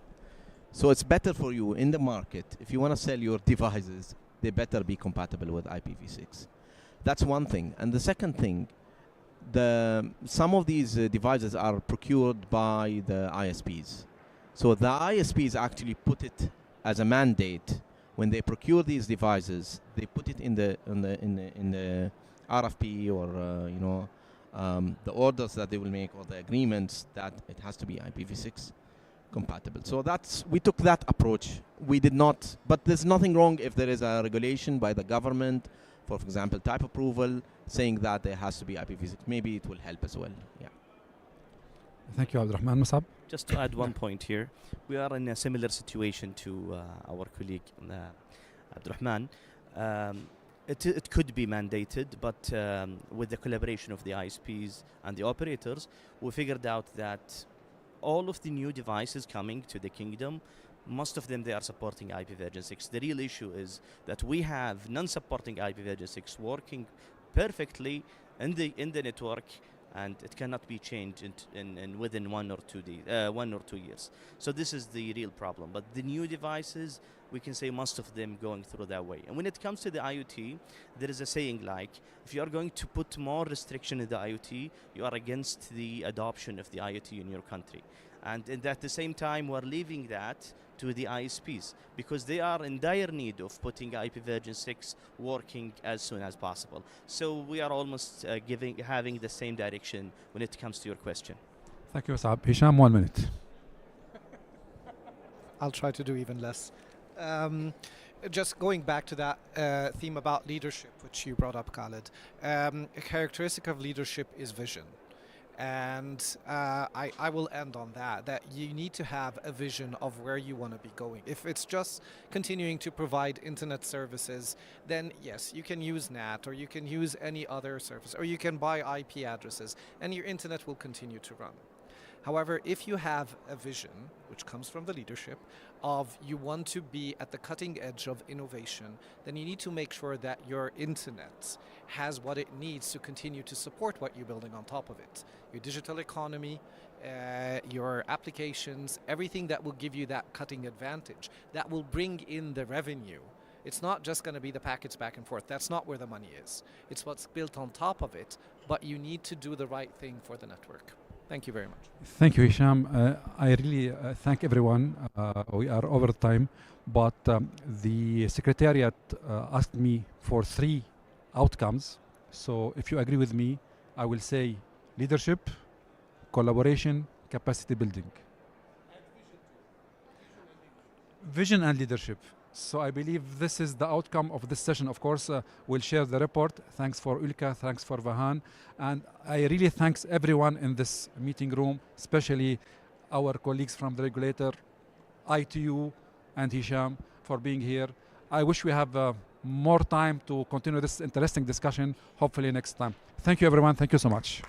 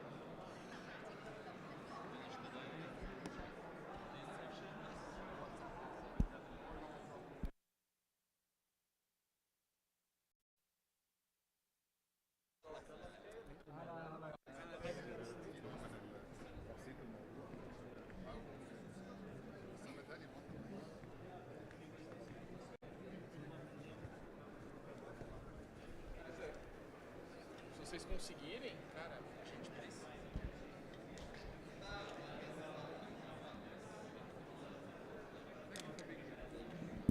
Pode contar com a gente.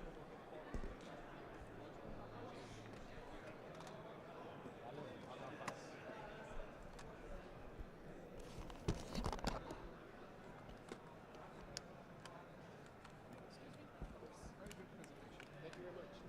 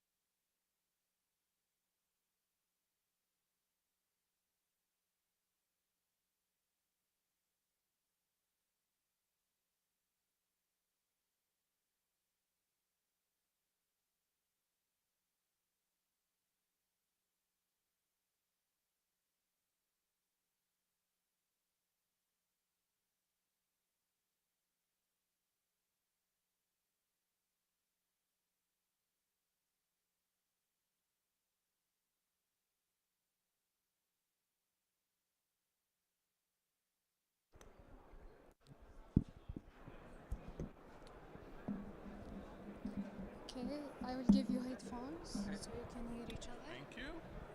Okay.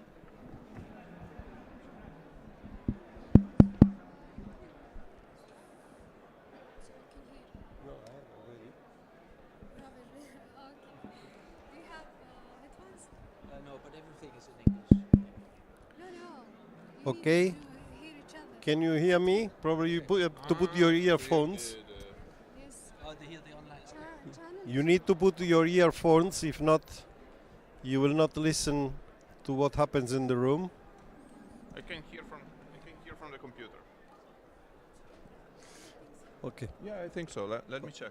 Okay. Can you put your earphones? Thank you very much. We will start in a few seconds. You can test. I see Paola, Eric, Benjamin, Delphine, Filile, and Alberto. You are all connected and you have been all made co-hosts. So you can originate your slides. So I would say that we will start. Can you hear me? Yes, okay. Thank you and welcome to this session. This session is about the year of election, the year 25. That has been a year full of elections. The last one was a few days ago in Romania. There has been all over the world. More than 2 billion people voted this year. And of course, as now is possible, in most of these elections there has been interference coming from the social media and the internet world. So we are now in this session trying to discuss what happened in this various experience. We cherry-picked some European experience, the US experience with Benjamin that is with us, and the African experience with Filile that is with us, that you cannot see but is there somewhere. So what is the assumption of this session? The assumption of this session is there has been measures that has been taken in certain part of the world, in Europe for instance, but also in other parts of the world, trying to tackle disinformation and to prevent the impact of disinformation on elections, on electoral processes. And the idea is today to see how this regulation has worked, if it has not worked, which were the problems that they encounter, etc., etc. So the European model is probably the most complex and more articulate. I would like to ask Alberto Rabachin from the European Commission to start and to explain us how this model works. He has some slides, he can originate the slides. But before to give the floor to him, I want to thank you, Paola, that is moderating with me from remote, and Eric, that is the difficult task to make the relation about all the various dots that will be connected today in order to make a report from the session. Thank you. Alberto, can you take the floor and can you start with your slides? Yes, thank you very much, Giacomo. Thank you for the invitation. It's a pleasure to be here. Let me share a few slides that I have prepared for this session.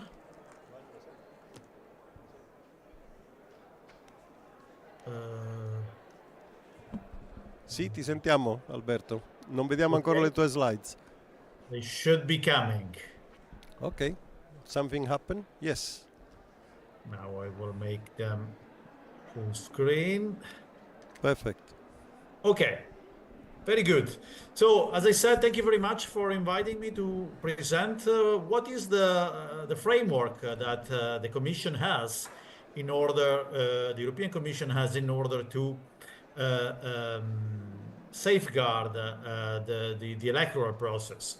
As Giacomo said, it's a quite complex mechanism, which is composed by several elements. I'm going to give you an overview of the elements that are very much related to the work that I do. Of course, there are also other activities made by other parts of the Commission that are relevant.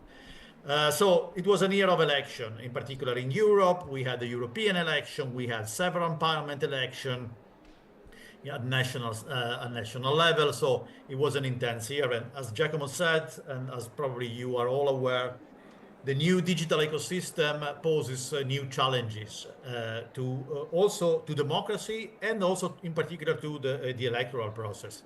That's why the Commission has adopted a quite complex ecosystem of rules and initiatives. But first of all, it's also important to acknowledge that this problem, the problem of disinformation and election integrity is a problem that many European citizens, 38%, see as a very serious threat to a very serious problem. So 38% of Europeans consider that disinformation poses a serious threat to democracy. That's also why we are doing what we are doing. It's not just an initiative of the Commission, it's really a need coming from the citizen. And which are the pillars of this framework? Well, there is, of course, a new regulation, the Digital Services Act, that it's the first global standard for preventing illegal and harmful activity online. So this cover not only illegal activities, but also harmful activities. And we will see later how. We have a self-regulatory regime, which is an agreement at industrial level that major online platforms have taken together with other relevant actors to limit the impact of disinformation. We have then a bottom-up initiative, which is the European Digital Media Observatory that is financed by the European Commission, that puts together relevant actors that fight disinformation on a daily basis. We are talking about researchers, fact-checkers, media literacy practitioners, and other relevant stakeholders. And the new entry, which is not, it's an act that has been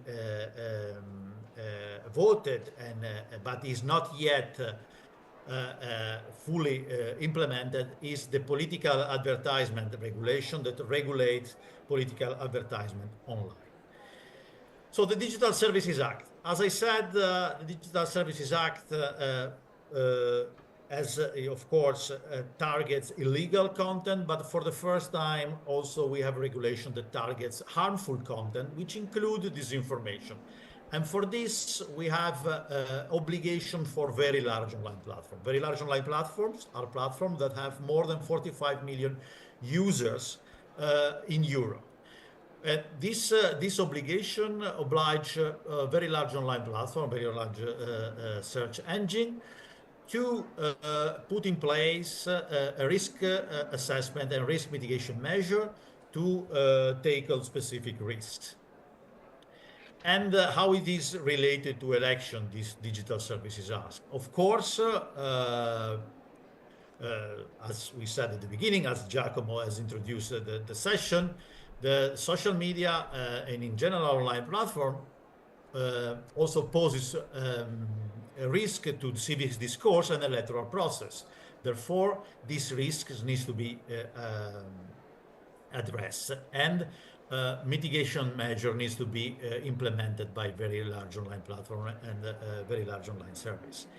In preparation of the European election and also of the national election, the Commission has run roundtables which have put together, national authority, major online platforms, but also key stakeholders that all together discuss the risk related to the electoral process. The Commission has also, ahead of the European election, issued electoral guidelines on the mitigation and systemic risk for elections. So this is what was done basically in 2024. And these guidelines are very important because they include a recommendation for very large online platforms, very large search engines, And these recommendations, are basically coming from best practices that have been observed to mitigate risk and the integrity of electoral process. So what are these type of recommendations? For instance, to provide user with contextual information like fact-checking labels if they are used by the systems, reducing the prominence of this information, provide information about, the electoral process, and important, very important, demonetizing this information. We know that, a lot of malicious actors use this information to have a financial gain. And a big threat, in particular ahead of the European election, was perceived like for AI-generated content, so deep fakes. I'm sure that the other speaker will dig in this matter later. So this was basically the legal framework that obliged platform to take risk mitigation measure. As I said, there is also a self-regulatory framework under the Code of Practice of Disinformation that is basically an agreement among industry giants and other key actors to act in order to limit disinformation. There is a quite wide set of commitment and measure included in the code that address specific issues related to disinformation, like demonetization, transparency of political advertising, reducing manipulative behavior, increase user empowerment, enable fact-checking, and also there is a lot of transparency around the functioning of this code. There is also a permanent task force, which is composed of all signatories that almost on a weekly basis discuss the implementation of the code. Here you have a list of the signatory. Of course, here we have key platform like Google, Meta, Microsoft, and TikTok, and trade organizations that represent also the sector. Twitter, or now X, was a former signatory, but he decided to leave the code after the new ownership came into place. What was done in particular under the code to protect the election? The rapid response system was activated. It was a system that basically put in direct contact fact-checkers, civil society organizations, signatory of the code, with a very large online platform and very large online search engine signatory of the code. This system allowed to allow fact-checker and CSO to flag content that was considered dangerous for the electoral process. On their side, platform were committed to analyze the flags and decide on the basis of their term of services if an action need to be taken. This system was activated for the European election, for the French election, and for the Romanian election. Now, and there was also a similar mechanism that was put in place on Moldovan election. I'm basically going towards the end of my presentation. Just wanted to have a focus on the Romanian election. We know that they have been very difficult. There was a lot of foreign interference on this election, and this was shown also by the number of flags that the rapid response system had seen, with more than 1,000 flags exchanged, coming from civil society organization and fact checker and going to the major platforms. Alberto. Yes, I'm concluding because very quickly I mentioned the European Digital Media Observatory. This is a bottom-up initiative financed by the Commission. We have put more than 30 million euros on this initiative. It has 14 hubs, and he has a system of monitoring this information across the EU and doing investigation. I'm sure that Giovanni will give you all the details on this. I will stop here and happy to take any question if you need. Thank you very much. The question will be eventually at the end because now we are very tight.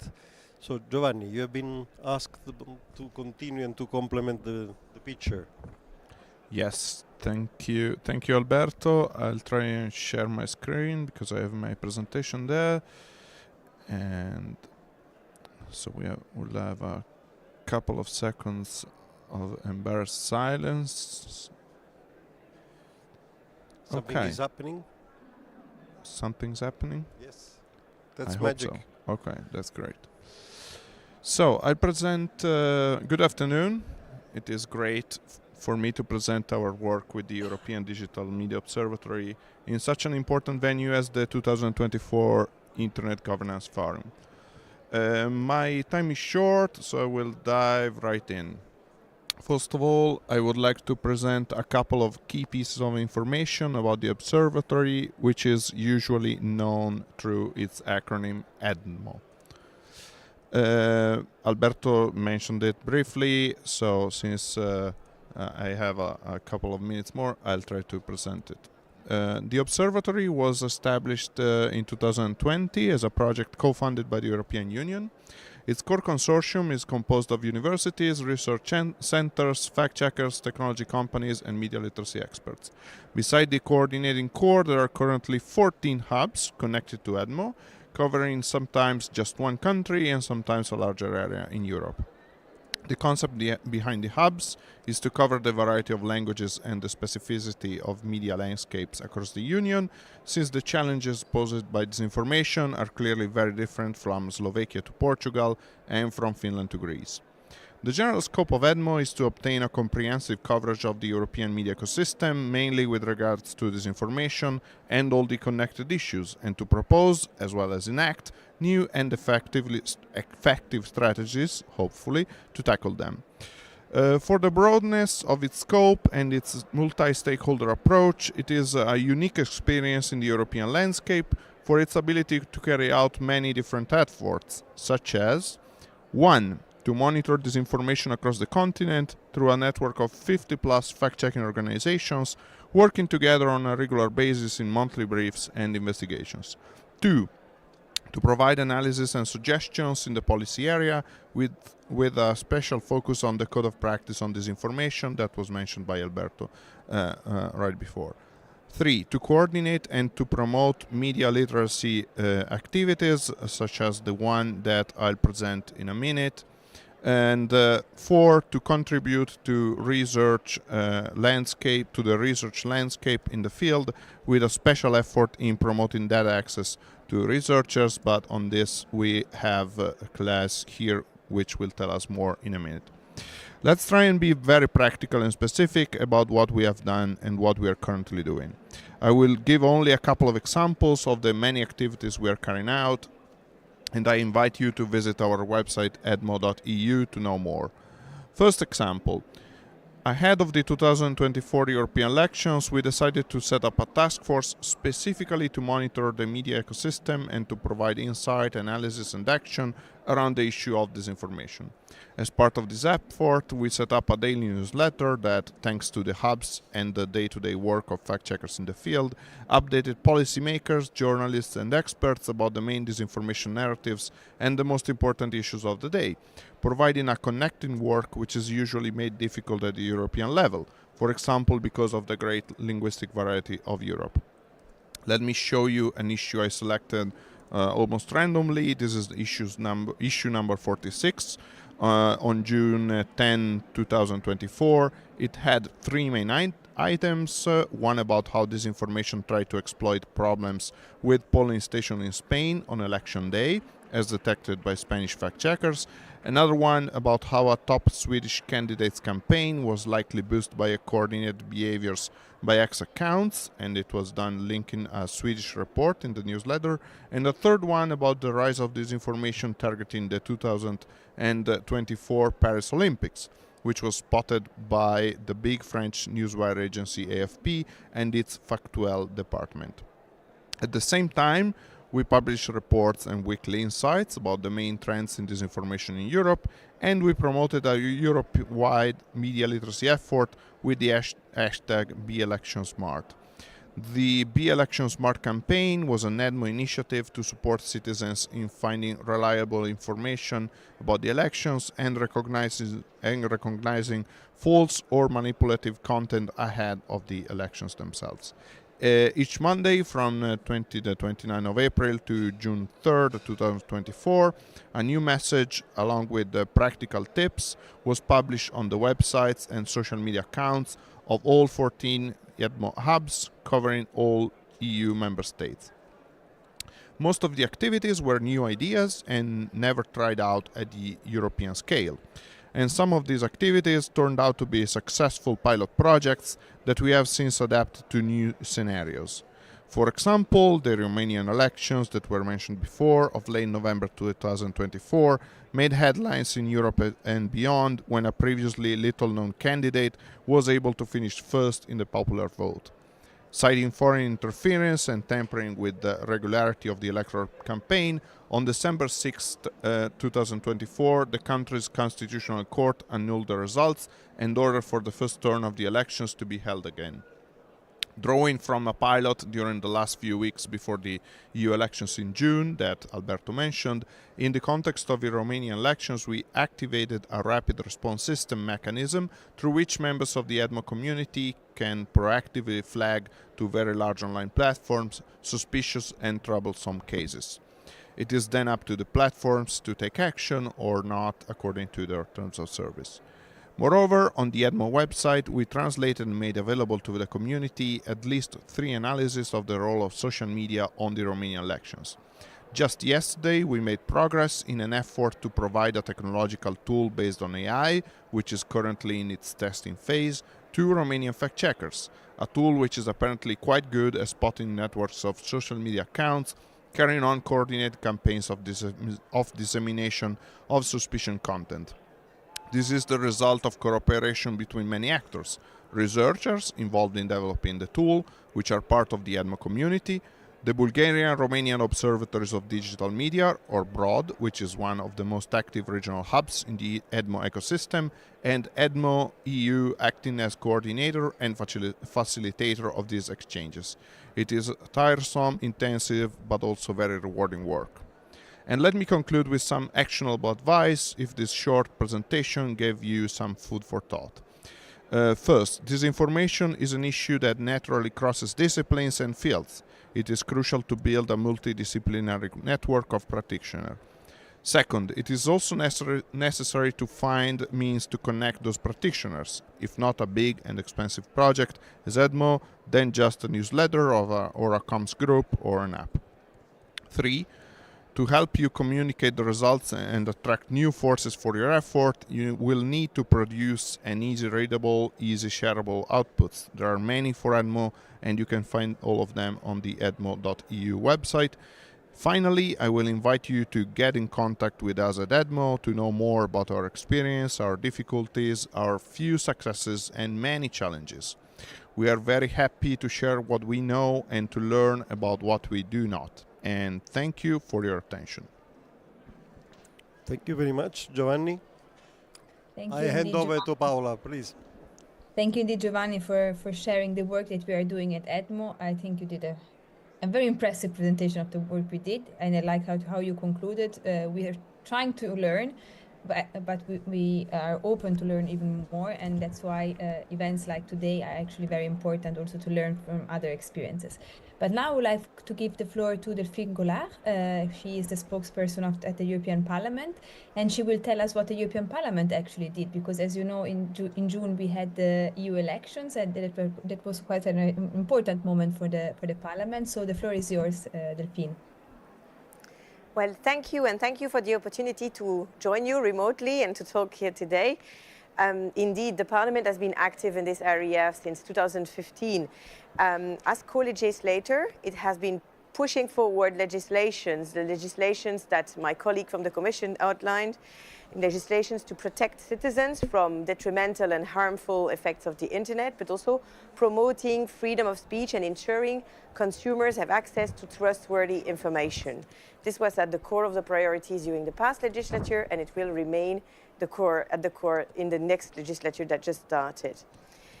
And if we take stock now of the European elections that took place last June, well, the European elections are conducted in hand with the 27 EU member states. The European Parliament was adding a layer, deploying a go-to-vote campaign to mobilize as many people as possible by showing the added value of European democracy. And an important part of this democracy campaign, of this communication strategy, was to counter and prevent disinformation from harming the electoral process. And the idea was to really anticipate potential disruption that could be expected in connection with the European elections. And we cooperated in this end with the other EU institutions, from the colleagues of the Commission that you just heard, the European member states in a rapid alert system, and the fact-checking community to get a complete picture. And I have to say the in-depth analysis that was provided throughout the period by the European Digital Media Observatory that we just heard, Giovanni, was really, really worthwhile. This was instrumental to have this whole of society approach. From our internal analysis in the Parliament of national elections in the member states, we knew that we could expect attempts to try and sow distrust in their electoral processes, alleging that elections are fraudulent or rigged, or spreading false voting instructions, or sowing polarization, especially around controversial topics. So what we wanted is to make sure that European citizens were exposed to factual and trustworthy information. So to empower them to recognize the signs of disinformation and also to give them some tools to tackle it.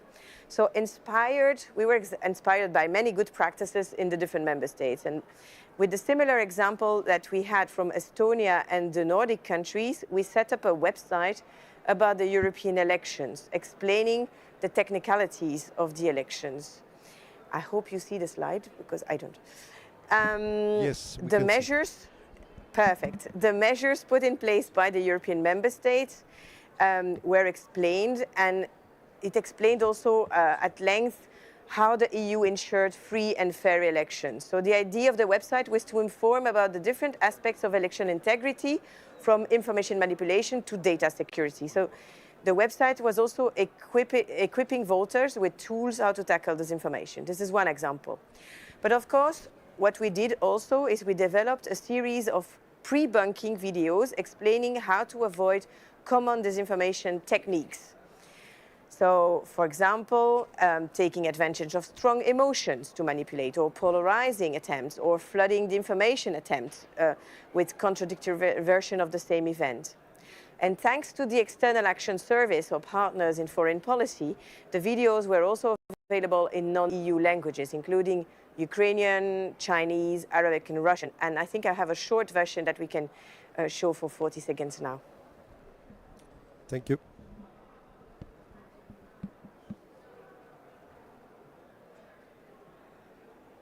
And it's coming.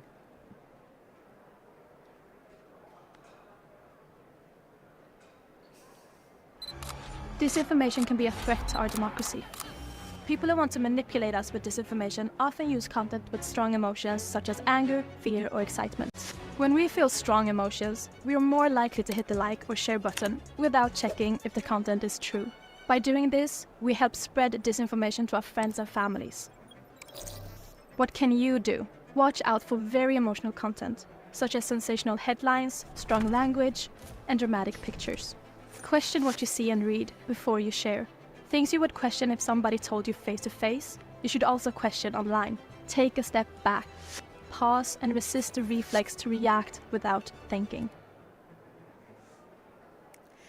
So you see, this was an example. So this is what's went throughout the period before the elections. And it was shared via social media and TikTok. And in addition, we organize briefings, workshops for civil society organizations, for youth, for educators, for journalists, for content creators. The idea there was really to engage different audiences, providing really tips and tricks on how to detect and avoid disinformation techniques. So it was also reaching out our members in the European Parliament with a specific guide. And one element we are particularly proud is establishing contact with several youngsters across Europe, especially first-time voters, via Euroscola and what we call the European Parliament's Ambassador School program. Those are flagship programs of the Parliament for students. Because, you know, raising awareness of the threat is a key and long-lasting solution that requires the implication of the society as a whole, and it starts with education. These were two examples, or three examples.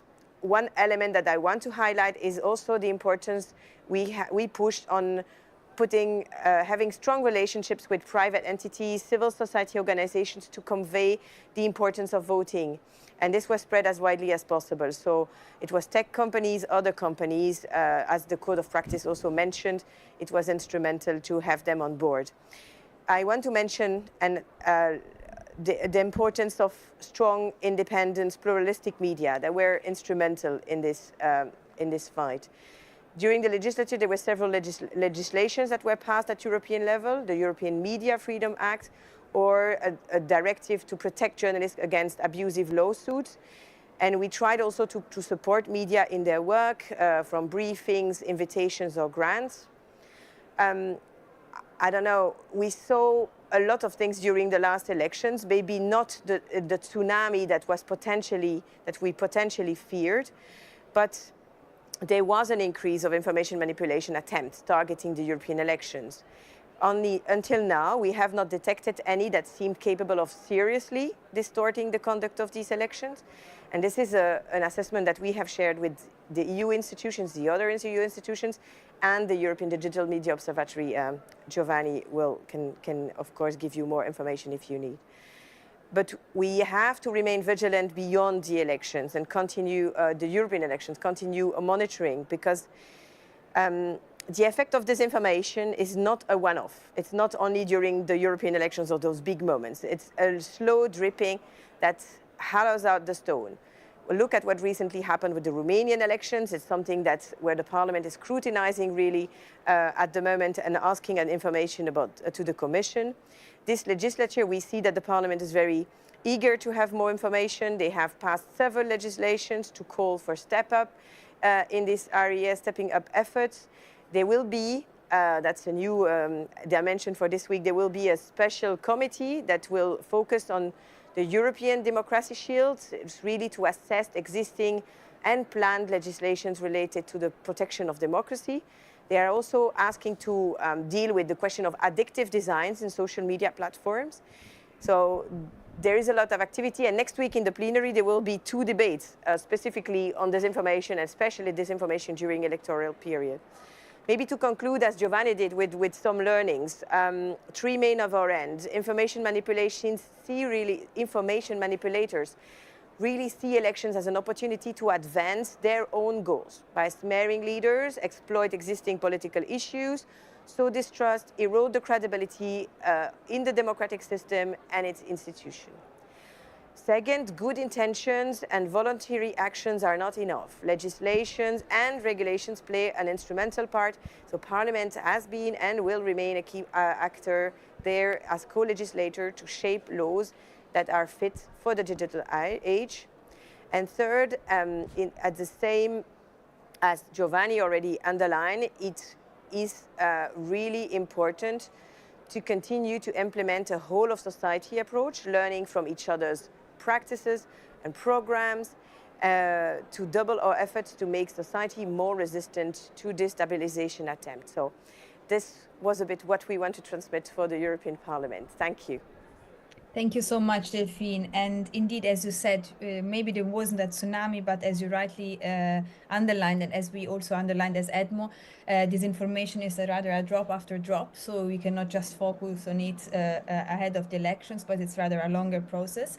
And I think that right after these two presentations, I mean, there are so many keywords: media, journalism, fact-checking, media literacy, emotions, addictive design, media literacy.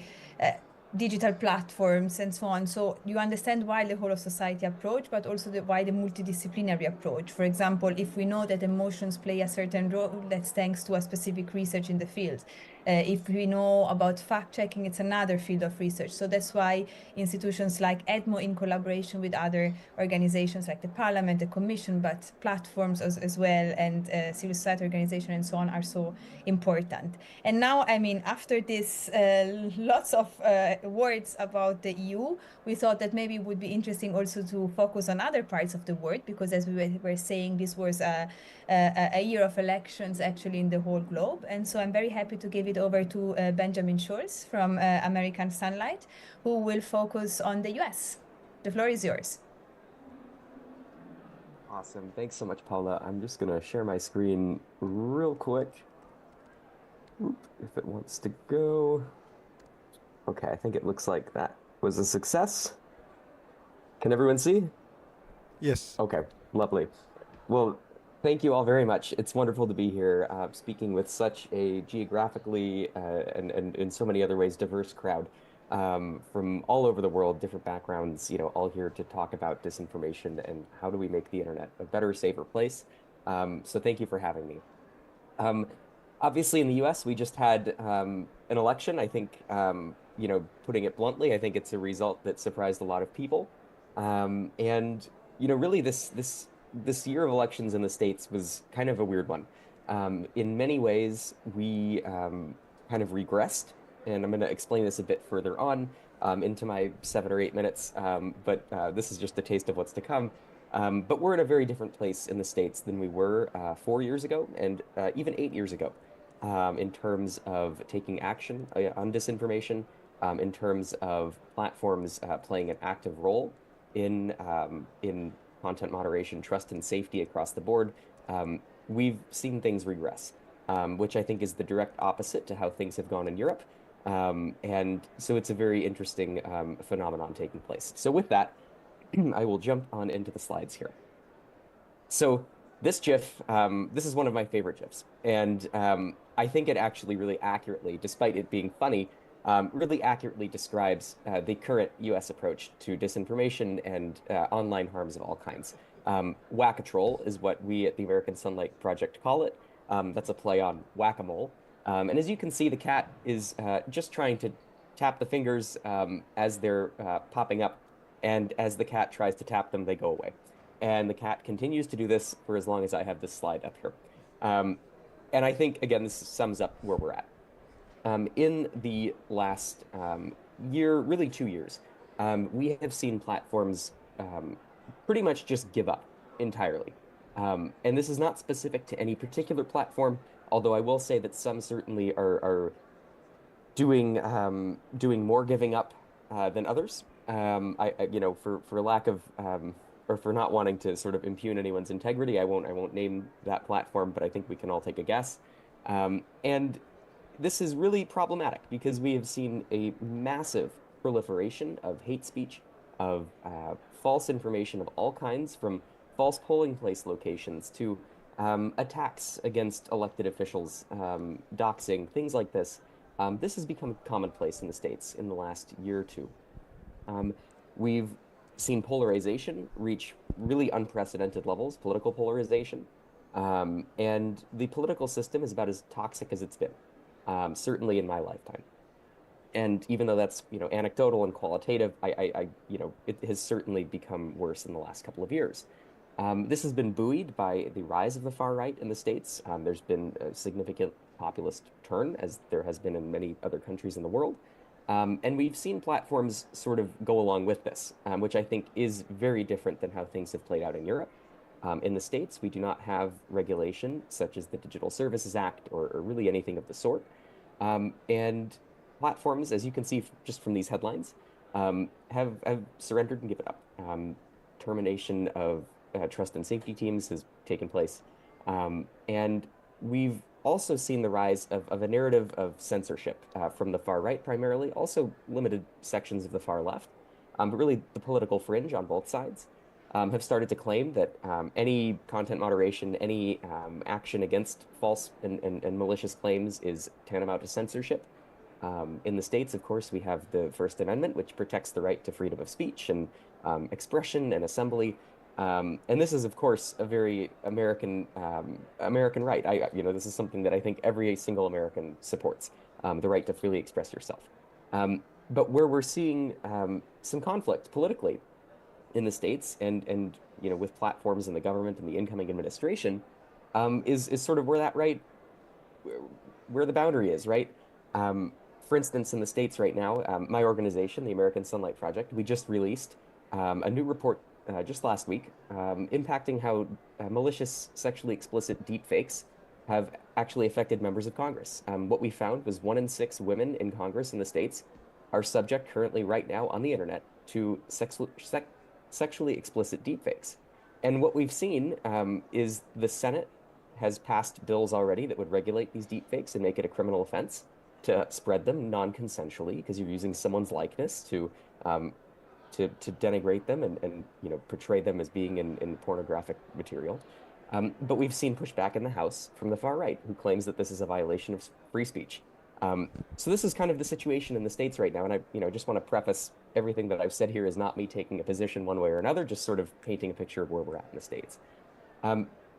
And so, sorry, I should have skipped ahead a little bit earlier on the slide here, but we've seen this kind of democratization in the most kind of extreme way of artificial intelligence, deepfake technology, but also other types of malicious text-based content too, that we've found plenty of evidence of foreign bot networks that have played a significant role on various social media platforms in this election cycle. To the extent they changed voting behavior, I think that's really kind of impossible to measure. But certainly we have plenty of evidence, and not just us, but pretty much every organization working in this field in the States, that this type of content has been pervasive and getting into people's feeds, whether it's on TikTok or X or Facebook or Instagram or whatever. We've seen that algorithms, just as my European colleagues just mentioned, content that is emotional or gets people riled up, makes them want to click more and scroll more. Algorithms favor this kind of content. And we've certainly seen plenty of malicious, fake, and actually also illegal content making their way into people's feeds. So again, to the extent that changed voting behavior, not sure. But certainly people have been increasingly exposed to false and malicious content in this election cycle. Going back to the deepfake issue, and not just in terms of deepfake sexually explicit material or image-based deepfakes, but we've seen numerous instances in the States of actually election officials and even Joe Biden himself being spoofed and imitated by deepfakes. And again, in the States right now, just to paint the picture, again, without taking a political position, just accurately describing where we're at, a lot of this material, it's completely legal to make and create and disperse. Now, in this headline, the third one on the right here, New Hampshire officials investigate robocalls, etc. There was a criminal investigation here because it's illegal to sort of interfere this blatantly in an election. But there's plenty of other instances which haven't been prosecuted of this type of behavior happening. And this is incredibly damaging. And again, in the States, we have pretty much zero regulation on deepfakes, on really any kind of election-based integrity measures. We have pretty much none.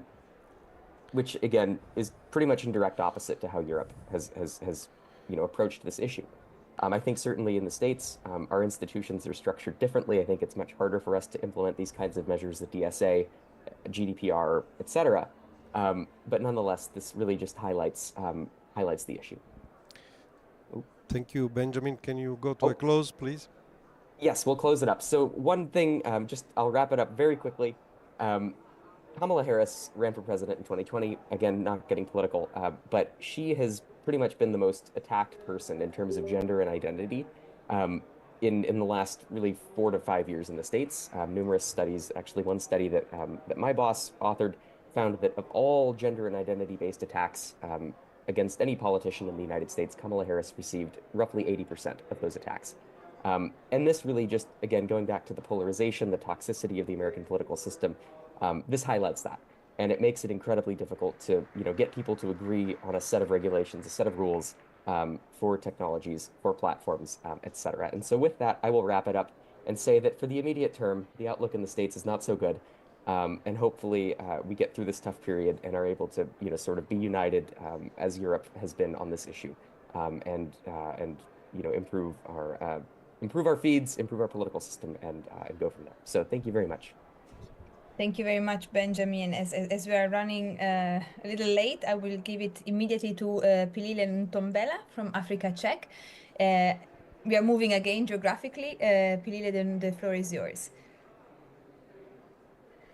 Good day, everybody. I'm going to just quickly share my screen as well, and then I'll get started, if it does actually share. Can you see my screen at all? Not yet. Okay.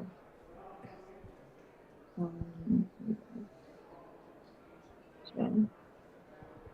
Now, yes. You can see it now? Yes. Yeah. Fantastic. Amazing. Okay, great.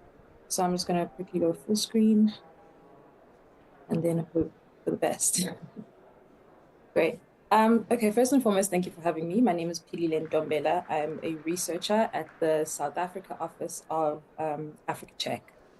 Africa Czech is the continent's first independent fact-checking organization, and we have offices in South Africa, Kenya, Nigeria, and Senegal. So first and foremost, I'm sure everybody in the room is aware, but we often like to share that misinformation, shared by well-meaning people who are trying to inform you and have no idea that the information is false, while disinformation, obviously shared with an intent to mislead, has a goal in mind, often a political one, and the people share it know that the information is false. So patterns across the continent this year that we've seen through the election year, we found that targeting journalists and the judiciary and all these other bodies was a very powerful tactic. We found that journalists were accused of bias whenever they tried to fact check. So we had something called the Elections Coalition in South Africa, which included journalists and media houses who would either try and do a quick fact check themselves. So we trained them beforehand as part of our organization's training systems, or we helped them to fact check. And often they were accused of bias whenever they fact checked a specific politician and told that they support their opposition. We had rumors of electoral bodies favoring parties. A certain party in South Africa actually took our independent electoral commission to the Constitutional Court, which is the highest court in our country, stating that they felt they were being marginalized and also they were being basically receiving unfair treatment. Of course, the Constitutional Court ruled against that because it wasn't actually true. It was more publicity stunt to make people both wonder whether the Constitutional Court is independent and if the Electoral Commission is. And so this is the last part, which again leads back to the court case with the Constitutional Court. We found that people are more connected, but voters are still vulnerable to false information. Media literacy is not ubiquitous. A lot of people don't have it. News media is increasingly putting important information behind paywalls, and in a continent like ours, which has a huge amount of economic inequality and poverty, this is very difficult for people then to overcome those. Language remains a barrier. Africa has, I think, about more than 2,000 languages across 53 states, and those are the ones that are deemed official languages.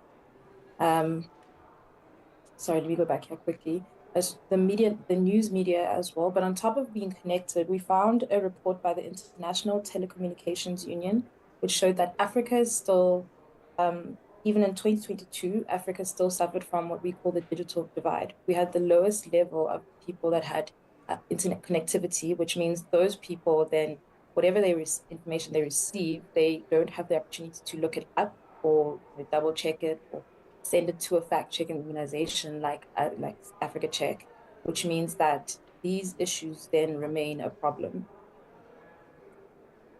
Finally, we had platform accountability. We found that, especially on YouTube, I don't know if I'm supposed to mention them, but there's some platforms, people were able to share their information unchecked, disinformation unchecked, one of the platforms obviously has will put a note with a sort of miniature fact check, but doesn't actually curb the spread um, of that same content or the same posts that show disinformation. We are part of the Meta third-party fact-checking program, and so in that side, we found that we actually we're able to kind of help the spread, because when we add a fact check, it downgrades the post or even removes it. However, there's still far more to be done on social media, particularly in places where, just like I said, in Africa, it's very difficult for people to access that information in other ways. So if I find that there's information that is incorrect, but I believe it and I share it and I send it to somebody who has no way of finding out if it's important, if it's true, then you'll find that then that information spreads even faster. And platforms, obviously, their algorithms definitely need to be able to pick up common phrases used for disinformation, particularly in election years, but in general overall. The biggest allegation, the biggest disinformation this year was fraud allegations, particularly in South Africa. Claims of voice spreading were by far the worst. A specific politician started these, knowing that he's a very charismatic character, but also has had a lot of problems with legally and also with the IEC. So, of course, started the issue saying that the vote would be rigged even before the election season started even the year before. The media then they just shared it with a parroting fashion. They'd just not actually fact check it or even try to say, this person said. It was more just shared verbatim to what he said. This then trended on social media, and this is some of the examples. So I'm assuming it's but on my left, you have a report by a nationwide newspaper, which then took that statement made by the politician and just made this the headline, which of course then drives the idea rather than creates, a sense of this is what somebody said. On the right, the conspiracy was then named the big lie, and we found that between 25 May to June, this cloud was basically, it took over social media, with the biggest the biggest causes being the ones in purple, and then later the ones in the turquoise. Philile, sorry, yes. Philile, we are long. Could you go to a close, because we have the last speaker waiting and the next session starting soon. Thank you very much. Okay, sure. Then I'll just speak on go past all of these, and I'll speak about our stance on anti-information regulation. We found that in Africa, the backfire can be quite damaging. So it can be used to stifle and, stifle people, censorship. And also people can turn to covert means, for example, using platforms like WhatsApp, which have end-to-end encryption, and then we won't have access to them, and also runs the risk of penalizing misinformation instead of disinformation. So we've decided to have a combined accord, which was created this year at the AfriFix Summit. 50 fact-checking organizations in more than 30 countries, basically reaching offline and vulnerable communities, expanding access to reliable information, protecting fact-checkers from facing harassment, and collaborating with tech partners to innovate. This then, for us, was more a collaborative space rather than legislative or legal space, and that is all I have to say. Thank you so much. Thank you, Philile. Sorry for that. The last speaker now is Klaas. Please, Klaas.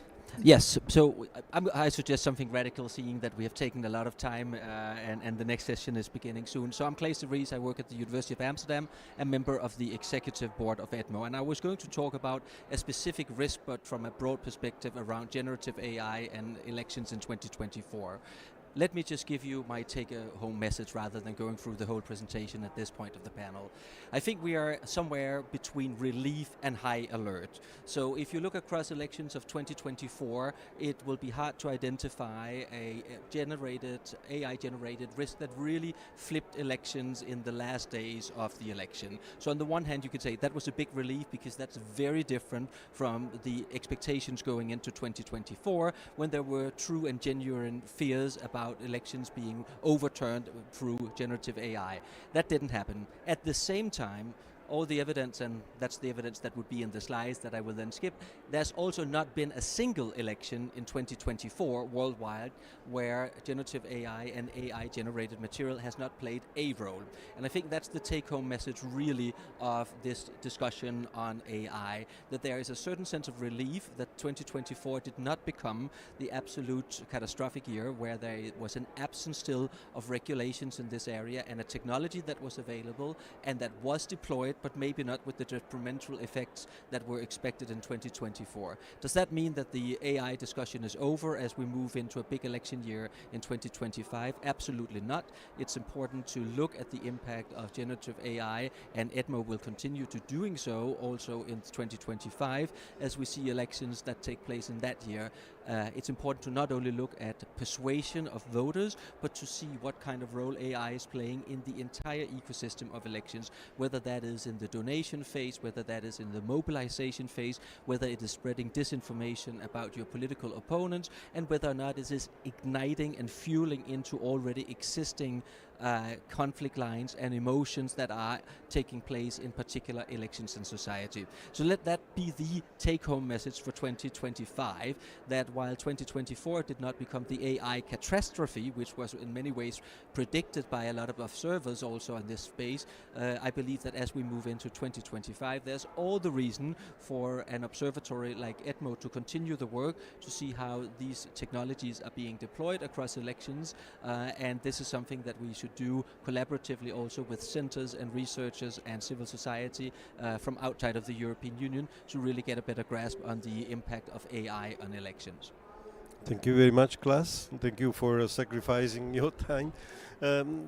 Just one question to the two non-European speakers. Do you think that Filile and Ben, that if you have a legislative framework like in Europe, this would make your life easier or not? Okay, I'll go first. So for us, no, it wouldn't. For the reasons I mentioned in the presentation, there's a huge history of censorship, suppression, and once you create a law like that, unfortunately, because everything works with precedent, once one person is able to use that law to manipulate people that are actually trying to spread proper information, it can go wrong in so many ways. And so this is why we came up with that declaration at the Africa Facts Network. 30 fact-checking organizations around 50 actually around the continent then also proved that, well, signed up to say that they'd rather we collaborate, including with responsive governments, so that we can try and fight disinformation and misinformation from, a media literacy perspective, an outreach perspective, and an international, but still within the continent perspective, rather than laws, because of how they can be manipulated, as we've seen with other laws in our countries already. Thank you. Ben, 30 seconds. Yeah, I think yes, actually, I think it would help us in the States. I think, implementing something like totally identical to like the DSA or the any general law regulating platforms, I think that would be difficult to like legally deal with. I think it would face a lot of kind of chopping down, but particularly around protection of researchers, data access for researchers, these things I think would be extremely helpful and would enable civil society to, do what we were doing in 2020, which was analyzing content from platforms and reporting on online harms, which we can't do today. Thank you very much. Thank you to all the speakers. Thank you to the people in the room for the patience. Apologies to the next speakers of the next session. We are hand over to them, and sorry for not taking question, but we will be outside the room if you need help and you have to raise any point. Thank you.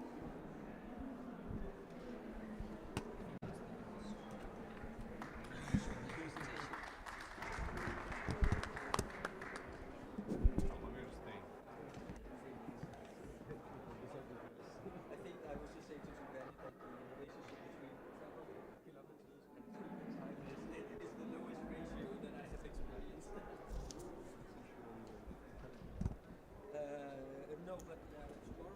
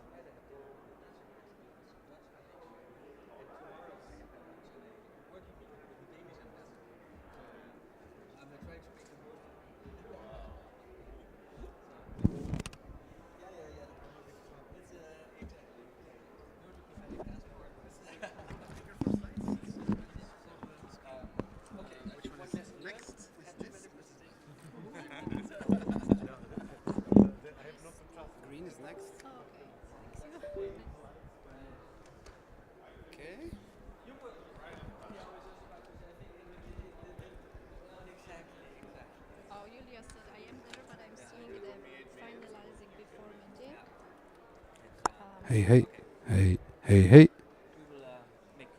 Hey, hey, hey, hey, hey. Yeah, I write a little something about it, so that's I don't. Hey, hey. The people already can hear us? Yes, And online as well? Yes. All the online participants can hear us already? yes. It's connected with this technology. Okay, can you check if Julia Piechna is already? Oh yes, she is there. Okay, perfect.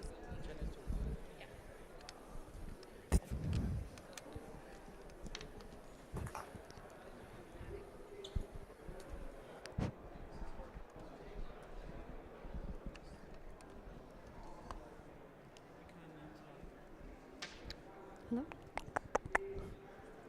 1, 2, 3, 1, 2, 3. 4, 5, 6, 7, 8, 9.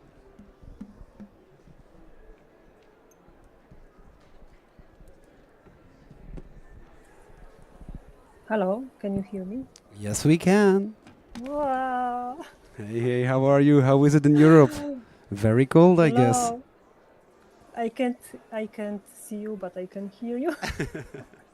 This is a very strange impression, but great that I'm here. Yeah, you're It's missing amazing. something. Yeah.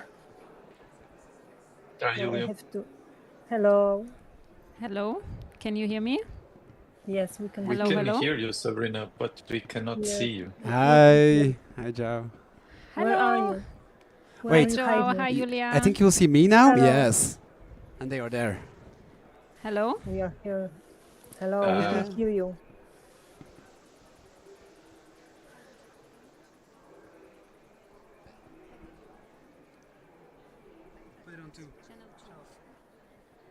Hey, hey. Hi Anna.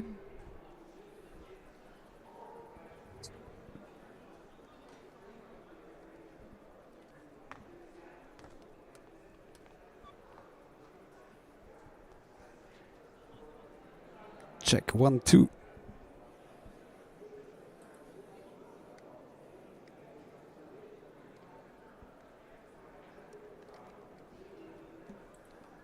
Yeah.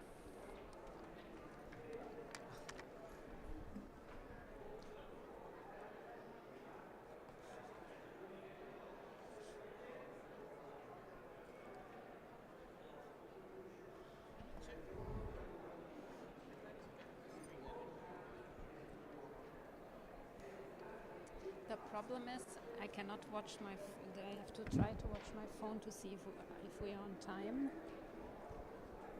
We can start. Or? We can start. Okay. Good afternoon, everyone. Thank you very much for joining our session. My name is Sabrina Forber. I will moderate this session. This session is organized by the Better Internet for Kids initiative and the InSafe network of safer internet centers. Today's session, we will tell you a little bit more about what is a safer internet center and specifically how safer internet centers support citizens at national level. We will hear 2 country examples today from Belgium and Poland, and we also have one of our youth ambassadors online with us, Joao from Portugal, who will also provide you with the youth perspective to understand how important the subject matter is. Very briefly,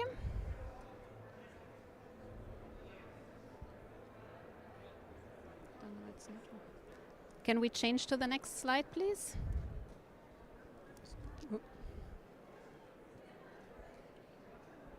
Okay, 2. Okay, very briefly, as I said, this workshop is organized by the Better Internet for Kids initiative. Better Internet for Kids is a European Commission funded initiative to create a safer and a better internet for children and young people, not only in Europe but also beyond. The Better Internet for Kids initiative comes with the Better Internet for Kids portal, a portal where users can find more information, but also resources in multiple languages on better and safer internet subjects. Today, as part of this workshop, we will also look at current trends and issues and how we can support children and young people, but also adults such as educators, social workers, to support young people in this matter. However, children and young people are at the heart of what we do. As I said, we also have one of our youth ambassadors from Portugal with us today. It is very vital for us with everything we do, with every resource we are co-creating, with every policies we are shaping to have the voice of children and young people. A Safer Internet Center, for those of you who are not familiar with it, is structured based on 4 strengths: a National Awareness Center, a helpline, a hotline, and also a youth panel. In today's session, we will specifically focus on the importance and the objective of helplines, really acting as a first aid service in countries supporting users to supporting citizens, mainly children and young people, what to do when they occur troubles online. While we will hear, as I said before, we will hear and dive deeper a little bit into country studies, specifically from Belgium and Poland and also Portugal. We are collecting at European level statistics because those helplines are existing in each of the EU member states, plus Norway and Iceland. These statistics I'm presenting here are from the quarter of April and June this year. We are collecting these statistics on a quarterly basis because this helps us to assess what issues citizens are facing at national level and how we can combat these issues, how can we help users to be more aware but also feel secure and protected. You can see here on the slides some statistics also, first of all, who is contacting those helplines. And we see that a vast majority of people that contact the helplines are actually teenagers, young adults that seek help. And later on, you will see the current most trending topics and issues. There are various ways how users can contact a helpline. Traditionally, this was done by phone, but of course, by today, helplines are offering various different forms of contacts, also ensuring anonymity, of course, especially if we're talking about reporting sensitive issues, such as, for example, abuse online or other issues. Many of our helplines offer, for example, online forms or chat services, because definitely it takes also a village for someone to pick up the phone to report something. So also for those who are more introverted, to give really opportunity to report their matter and seek help. You can also see here that helplines are also available to adults, specifically during the COVID-19 pandemic. We saw a lot of educators and a lot of parents contacting the helplines, seeking for advice on technical matters, but also seeking for advice on social matters as well. A final slide from my side, just to outline the current trends and issues here on the right side. And as I said, we will dive deeper in 2 of the issues. My colleagues will dive deeper in 2 of the issues in a minute. Cyberbullying, we see that this has been really one of the top trends, not only in this quarter, but for many, many years. It seems specifically for children and young people, this is the main issue they are countering online. And we see a lot of adults puzzled on how to help them, because we know it's not only cyberbullying, it's also offline bullying. So it's really, really an important subject matters. But we also see an increase, for example, in subjects like sexting or sextortion, which is also one of the issues we will comment closer on. And when looking at these trends and issues, where do these trends and issues occur? It's mainly online where these issues occur. And for the vast majority, it's on social media platforms. So I think that young people spend an awful lot of time on these social media platforms, not only in one, multiple social media platforms. So it's really, really important that we step in, that we also work together with social media platforms, but also policymakers. So we, from the Better Internet for Kids initiative, we tried to bridge this conversation between policymakers, but also industry representatives, and really provide first aid for the end user. Now I will hand over the floor to my colleagues. As I said, as part of this workshop now, we will dive deeper into 2 country examples because we have colleagues here from the Belgium and the Polish helpline. So I hand over to Niels now for some trends and also operational matters of the Belgium helpline. Thank you, Sabrina. Okay, hi everybody. So my name is Niels van Pamel, and I work as a policy advisor for Child Focus, which is the Belgian Foundation for Missing and Sexually Exploited Children. I will specify, because I only have a few minutes, so I will talk about a part of our job, right? The mission of Child Focus is easy. We are the foundation for missing, as I said, but also sexual exploitation of minors. And that happens, as we all know, both in the online as in the offline world. But of course, over the last 2 decades, we shifted a bit from children being more vulnerable offline towards more and more online. We are the Belgian Safer Internet Center, as Sabrina explained, so we are the Belgian helpline that kids can call on the number 116 number, 24/7 and free. And we work with fires and case managers. Fires are first responders, and then case managers are the ones who really will go in depth with the child that needs help, or with caretakers, professionals, even police, can be education, people who work in education who need advice around one of the topics that we work around. So that's the things that we do. What do we want to do? We want to create a better internet for kids in Belgium, of course. We want to support and accompany professionals working with children in the development of their digital and media skills. We want to strengthen media literacy and media education for children in Belgium. And that we want to provide support for parents, professionals and children through our 116 helpline. And we report and combat child sexual abuse material. So what I want to focus on today is going to be the non-consensual sharing of intimate images, or NCII, and later we will go to sextortion.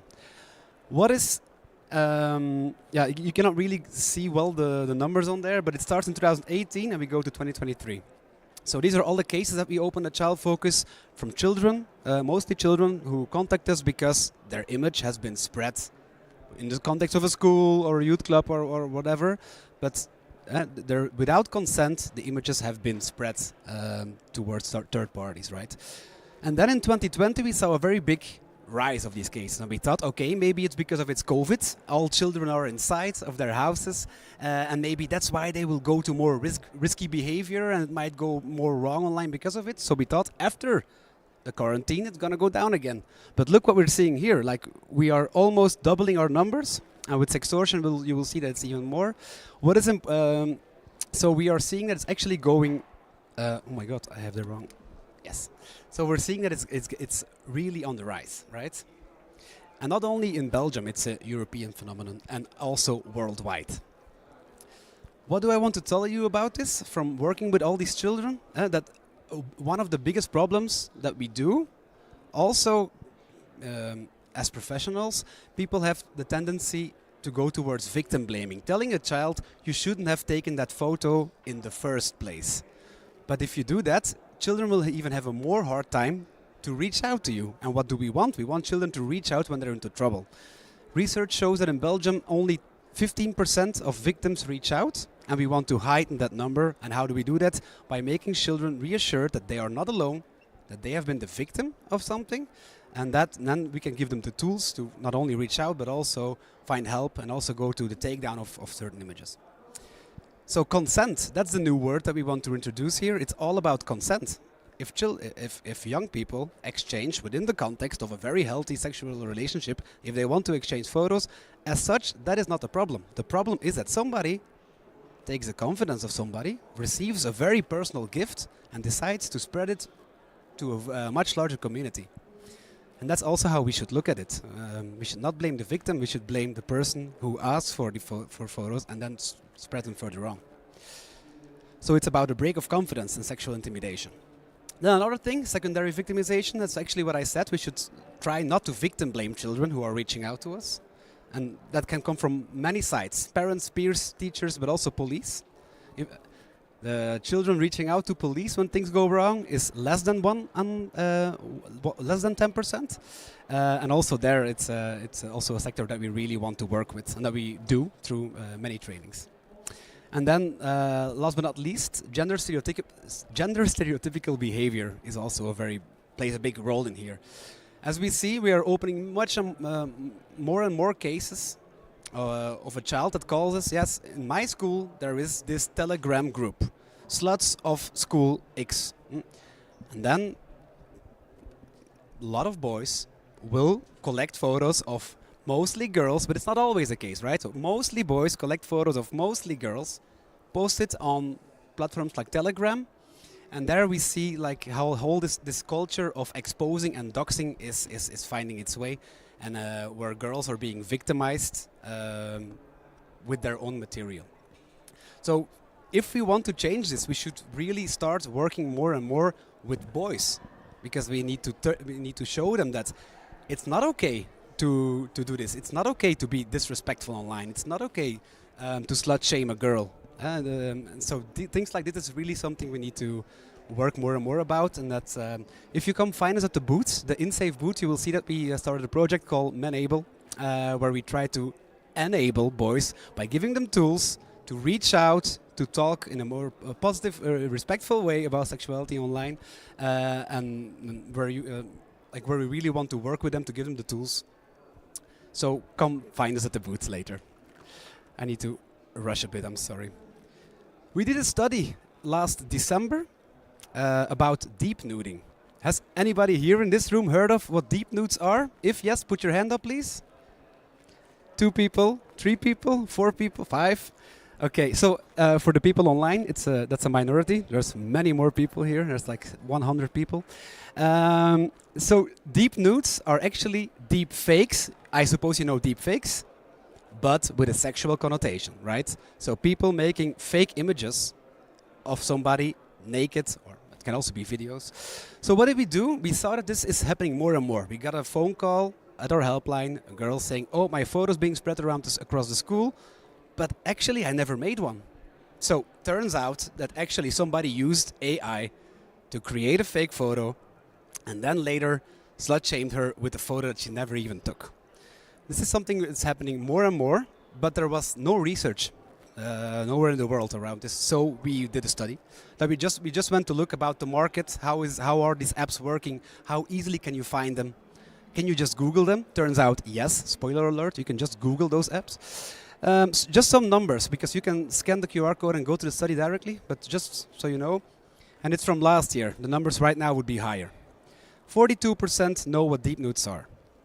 23% has seen at least one. 13.8% has received one deep nude, or more, of course. And 60% of those who know deep nuding apps have used them. It's a very important one to know. And 99% of all the victims are girls. Why? Because until, let's say, somewhere in this year, the deep nuding apps, they would not work with boys because they were mainly trained on female data. But actually this percentage now should be a little bit more down. We are opening more and more cases of sextortion with boys. Why? Because we will go there later. It's because boys are the main victims of sextortion, right? And perpetrators are finding ways to sextort them. And now, if you can do it with a fake photo, why not? It's easier for the perpetrators. Here we are, sextortion. The same, 2018 till 2023. Yellow means content sextortion, which, first of all, I should ask, does everybody know what sextortion means? Not everybody? Okay, basically, it's somebody who gets extorted with their own nude pictures. So, mostly boys, because 90% of the victims of sextortion are boys. They get into contact with another person online. They are chatting and the conversation goes in a sexual way. The boy is pursued to send naked photos, and then afterwards they will have to pay money, or these photos will be transferred to their parents or to their friends, so they're being scammed basically with their own photos. That's what sextortion means, sexual extortion. And this phenomenon is on the rise. 400% up over 5 years.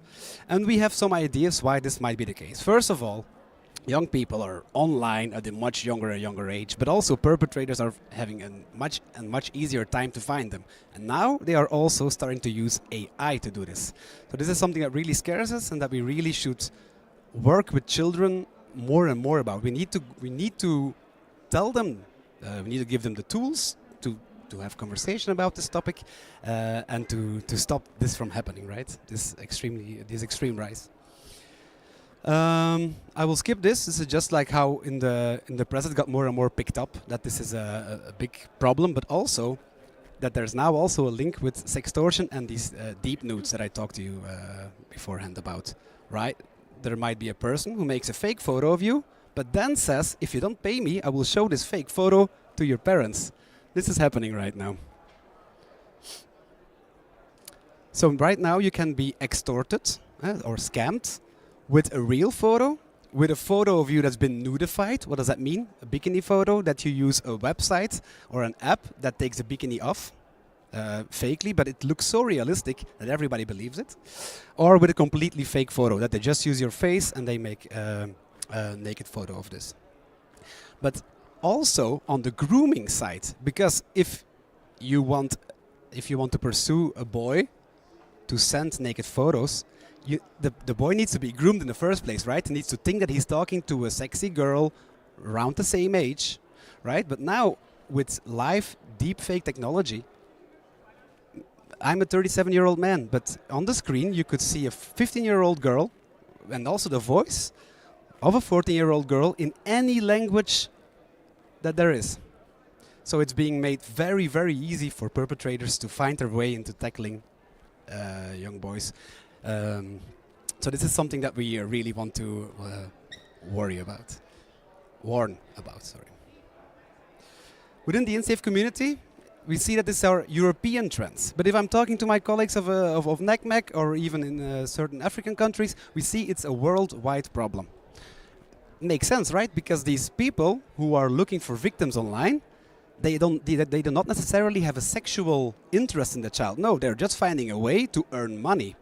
So it's a lot about gangs that are using technology for their own good in order to get money, to scam people off.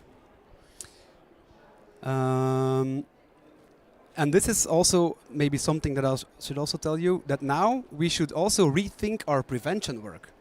To give an example, if we're talking in the past about sharenting, parents that are sharing photos of their children, we would say like, oh, maybe you should watch out with swimming pool photos of your child because people might take it out of context, right? They might sexualize this photo. But now people can generate abuse material of children just by the photo of a face.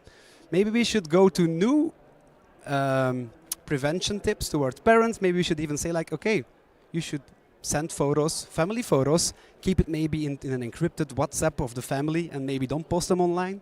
So this is something that we should think about, but on the one hand, we want to keep our safe message towards families. Internet is a good place and it offers a lot of opportunities for children. But on the other hand, we do want to warn and we want to give tools to children to find their way in a safe and responsible way.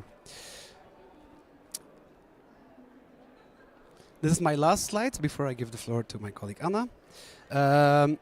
What are the challenges now that we have? Okay, These phenomena are here to stay, and they are even on the rise. And AI is making it even more easy for children to become victims. So what should we do now? Do we need to respond on EU level or even worldwide? We need more data. We need more studies, for sure. We were the first study, but even that, the Deep Nude study was one of the first ones in the world. But even this is just showing that it exists, right? But we need more. We need to go behind, like, dynamics. How is this happening? Who are the perpetrators? Towards prevention, like I said, how do we work with red flags? In the old days, we would say, like, oh, if you're talking to somebody online, ask them to put their hand up, and then you can see if it's a fake image or not. Right now, with deepfakes, very easy to, you don't see the red flags anymore. Toxic masculinity, something to talk about. Like I told you, the gender part. Sharenting. And then towards hotlines, what with AI-generated CSAM, which is also on the rise. And that's the last one, sextortion offenders using live deepfake technology. And if I can end maybe with one positive thing, that is the fact that victim blaming has been made impossible. Because if a child tells you, I'm the victim of deep nuding, you cannot tell that person you should not have made that photo in the first place, right? You will, that might be the only positive thing I have to say here. And gender-based violence, we need to have this discussion, and we need to have to, like, we need to dare to see things as they are, and it's a gendered phenomenon that we need to talk to young men and boys about their behavior online. So thank you.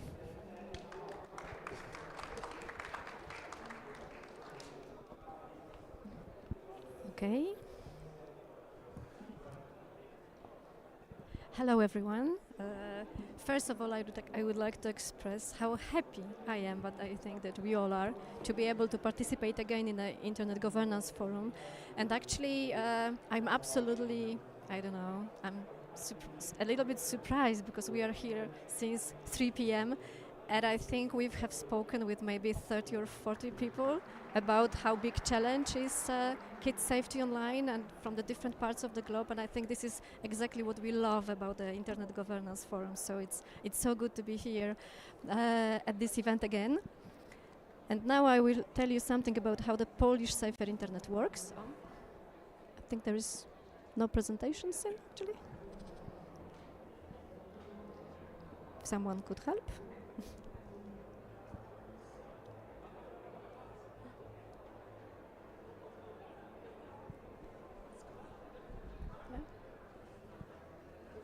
There it is. Okay, I think we are here. Yes. Sabrina told you how the safer internet centers look in Europe. So here only the information who builds the safer internet center in Poland. So we cooperate, the two organizations cooperate together. It's Empowering Children Foundation, that is the NGO, and it's a National Research Institute, NASC, and I'm representing NASC, the research institute. And here you can see what are our competences.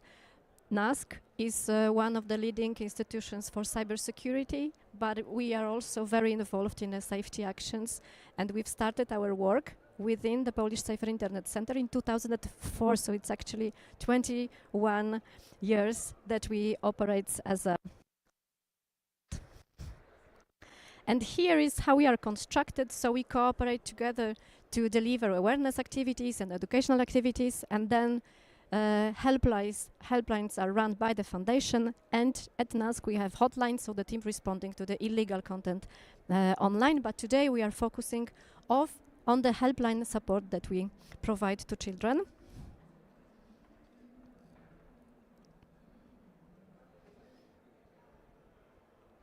Okay, can I ask for the second slide, because the... okay. Now I have to go back. Now I would know. I have to point different direction. Okay. Sorry. Sorry for that. Right. Okay. So being the public institution as NASC, we operate under the auspices of the Ministry of Digital Affairs, so we are very involved also in the policy that is developed at the moment in Poland. I think one of the most important issues is now the new law that is being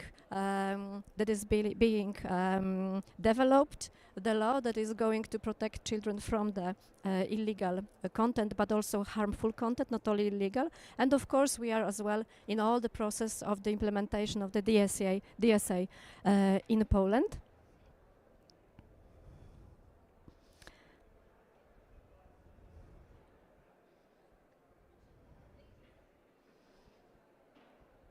Okay. We are also promoting the main activities. One of those activities that we are promoting also here at our booth, like Niels said, we invite you very warmly to our booth. We are talking a lot about the Safer Internet Day. This is like a big global event, and it will come very soon because it will be 11th of February. So you can come to us and we will talk about it more. And here you can see some statistics on how the event looks in Poland. We managed to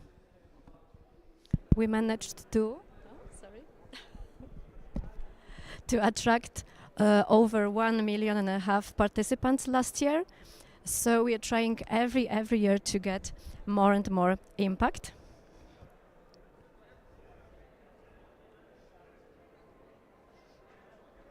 Okay. Next slide, please. Our main mission is what Sabrina said and Niels, is to protect children and to secure their safe experience online. And here you can see how the helpline services work in Poland. So we have 3 branches of helpline. We have the helpline for children, which is 116 and 111. That is available 24 hours, 7 days a week. In 2 languages, Polish and Ukrainian. And we have, among the counselors, we have lawyers, we have psychologists, sexuologists. What is very important, nor in 116 nor 111, nor in the helpline for adults, 800, 100, 100, and adults and carers and teachers, we don't have interns, we have only professionals. But also what we provide is offline assistance. There is something called Child on the Web Counseling Center, and carers, parents can come also to these centers to get some offline assistance.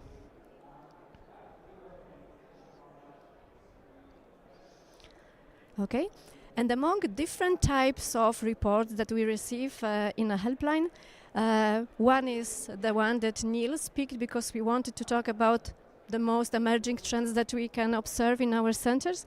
So Niels was talking about sextortion, and I will focus on cyberbullying, which is one of also the emerging trends, especially in Poland.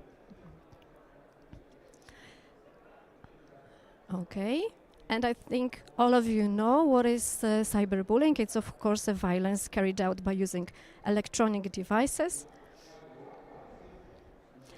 These are few examples of different kinds of cyberbullying. We have situations like happy slapping, so you cause some accident, you attack somebody, and then you film that and you put it online.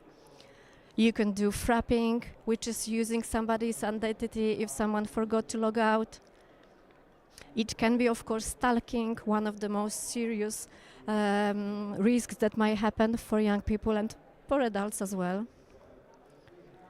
You can have identity theft, and this is the difference between identity theft and frapping, that here someone wants to get some financial benefits from that. And then, of course, there is a hate speech. And I think on this we will focus mostly.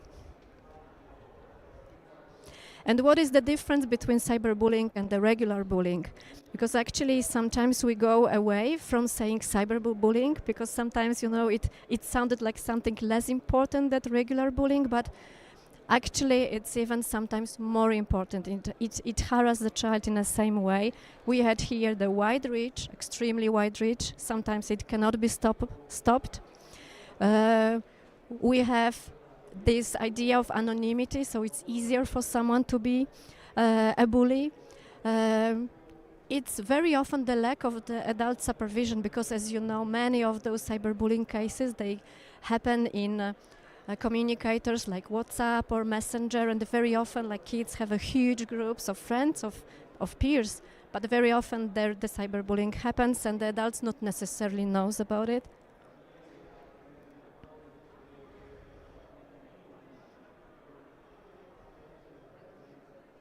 Okay. And what is really problematic in Poland right now is that we are on a top list of cases that that relate to the cyberbullying. We are in some research, we are on the 5th place in the European Union. Sometimes we are even on the first, like in a research UK it's online, so it's like a huge problem in Poland. And of course the problem raises, and the most of the bullies and the most of the victims, these are kids around 13 years old. So we can see that this is the moment when we really have to start with all the prophylactics, prevention, actions, activities, because this is the moment where it's absolutely needed. And of course, why? Because 13 is a moment when kids go to the social media, and I think you all know about the huge and wide discussion about postponing the moment when it will be legal. Like in Australia, they put it to the 16 years old. So now I think we are in a very broad international discussion if the social media should be available from 16 years old, because this is when really the problem starts, and it is somehow related to this age. And also what Niels said, like the experience, it goes lower. So now it's the average 8 years old who is having alone and for his own mobile phone, and then the time raises. Yes, now from our research in Poland, it's 5 hours 36 minutes a day that the kid is in front of the screen. And of course, the connotation of these two phenomena is not helping with the fighting and preventing the cyberbullying. These are Polish statistics, so here you can see that over 40% of young people had experienced, not experienced by themselves, but could see online the situation of cyberbullying against their peers. And this you can see what were the reasons, yes? Here you see the physical appearance, clothing, style, and these are the issues that very often are underestimated by their parents and carers. Like people think, okay, what a big deal, yes? But these are the situations, these are the cases that are the most often the topics for the cyberbullying. And of course it goes also together with the excessive use of the internet, because when the child posts online a photo, even by themselves, yes, and then the photo is not receiving enough likes that was expected, or is receiving some, bad comments, then the child is all the time online and checking, counting the likes. If there is not enough likes, then the child even sometimes, delete the photo. So this is also all this, the tension around this causes also the excessive use of the internet. What is very important in our work, we talk more and more about empowering children and not so much about, well, we talk about the protection, but we have to change, the accents. We have to more talk about empowerment. And this is also what kids tell them by themselves. There was a very good research in Australia. I'm repeating Australia the second time, but they did a huge job recently. And there is a very interesting research, and they've asked the young people what they need from adults to be more resilient from the cyberbullying. And what they said was, we need to have a higher self-esteem. We need to be able to create like the safe relationship. We need to know how to be assertive. So these are the competences they needed, not necessarily how to protect my, profile. Yes, so they didn't want any technical information from us, but they want us to really empower them from this point of view. And what is the problem? I mean, they don't get enough empowerment now from parents, and even they get very bad examples on how to behave online. We have lots of problems with the troll parenting, but I think it's a global problem. I'm not sure if you've heard about this cheese challenge and egg challenge. This is something for me, like it's very sad, but it got a huge dissemination. These are the cases when the parents and the little child crying, this cheese challenge, and the child is crying, and the parent want to chill the child, throwing at him a cheese. And then it's like a slice of a cheese. And then, of course, the child stopped crying because it's like shocked, yes, and it's always filming and put online, and it's like a ha ha ha, look how funny my child reacted. Sometimes the child is crying, sometimes the child is, is frightened. And the second example, the egg challenge, is the parents invite a young girl, boy, a child, to cook a cake together. Of course, they prepare all the scene for the filming. And then in the moment when you have to add the egg to produce a cake, and of course child is, happy because these are the small kids, like 5, 4, 6, so for them cooking with parents, baking with parents is something really cool. And in the moment that you should put the egg to the cake, then you broke the egg on the head of a child. And of course the child is shocked, yes, because and also all these reactions are put online, and it's like funny. So like the examples from the adult world are really not good, and it gets like millions of likes and is totally disseminated. And here talking about the sharenting, because very often sharenting is also a part of this whole cyberbullying process that is happening to our children. This is the Polish research as well. We ask them, do they like when parents post photos about them, because there is like 70% of parents in Poland post photos of their children online, and you can see that 23% is not happy, like feels embarrassed. And it's not necessarily must be a photo, like a bad photo, like from the troll parenting photo. It can be regular photo, but as I said in the few slides before, they really take a lot of care about their appearance online, about the identity that they create, and very often because of some spontaneously posted photos by parents, they also get cyberbullied. They get bullied by their peers. And because there is still a very big problem I would say in a belief that kids have to the parents, adults, teachers, that we can help. Very little percent of teenagers really goes to somebody when it happened, when they experience cyberbullying. It's 38%, over 38% who don't go to anybody, because what they hear from the first moment, of course, because all happened because you've spent too much time online, yes? So they are afraid that we will take off the mobile phone from them, and they will be victimized for all the bad situations that happened. So these are the procedures, these are the situations that we have to educate parents on how to react when child come to us. And the cyberbullying is so present online that it's even hard for them sometimes to say if they were bullied, if something was already a hate speech, or it was just, a joke, because they are so surrounded by these kind of situations. And talking about and trying to prevent the cyberbullying, we have to always remember about the 3 roles that are involved. We have to remember about the bully, who is also a child and needs our assistance. We have to remember about the witness, who is actually one of the most important actor with all the situation, because this is the person who is not that much emotionally involved in a problem and can react. But what is very important, we always have to emphasize for the witness that they have to react only in a way that is safe for them. Sometimes even not putting like to some, bad post is already reaction.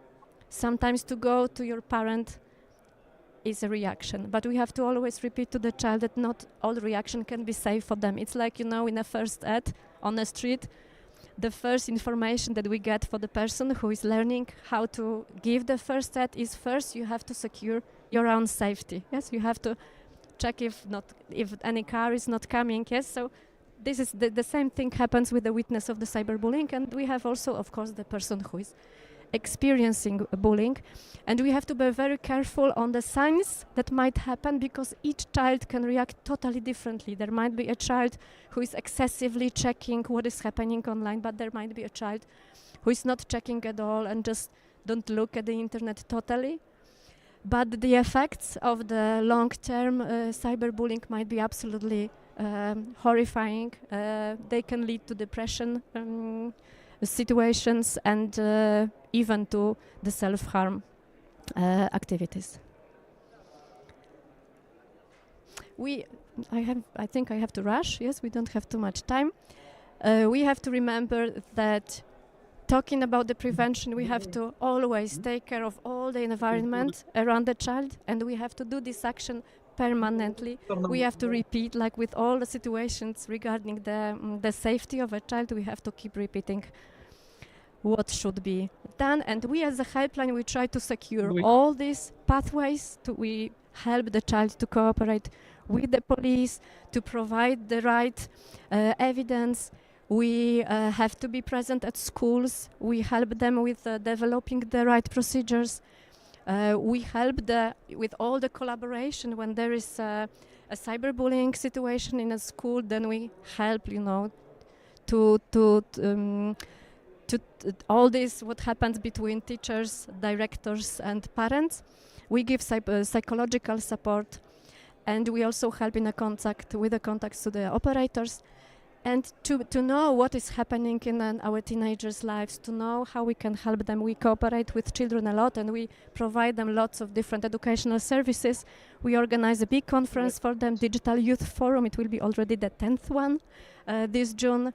We cooperate a lot with our youth panel. And now we've started a totally new initiatives, which we call the Cyber Spots. And this is the building that the school teams focus on digital issues. So we try to build the teams that can be invited by school authorities, for example, to work on some policies. These are kids who would tell what they have the biggest problems with. And we started a month ago, and we now have over 200 schools that joined this action. So it's absolutely fantastic. We had a meeting with them, and we had 1,000 young people learning how to become those digital leaders at schools. And we, of course, use lots of educational materials. And we invite all of you to contact us if you would like to learn more. And we invite you, of course, to our booth for next days. Thank you very much. Thank you very much, Anna. As said, these were just two country examples from Poland and from Belgium. But of course, as we all know, these are global issues. We have to work together.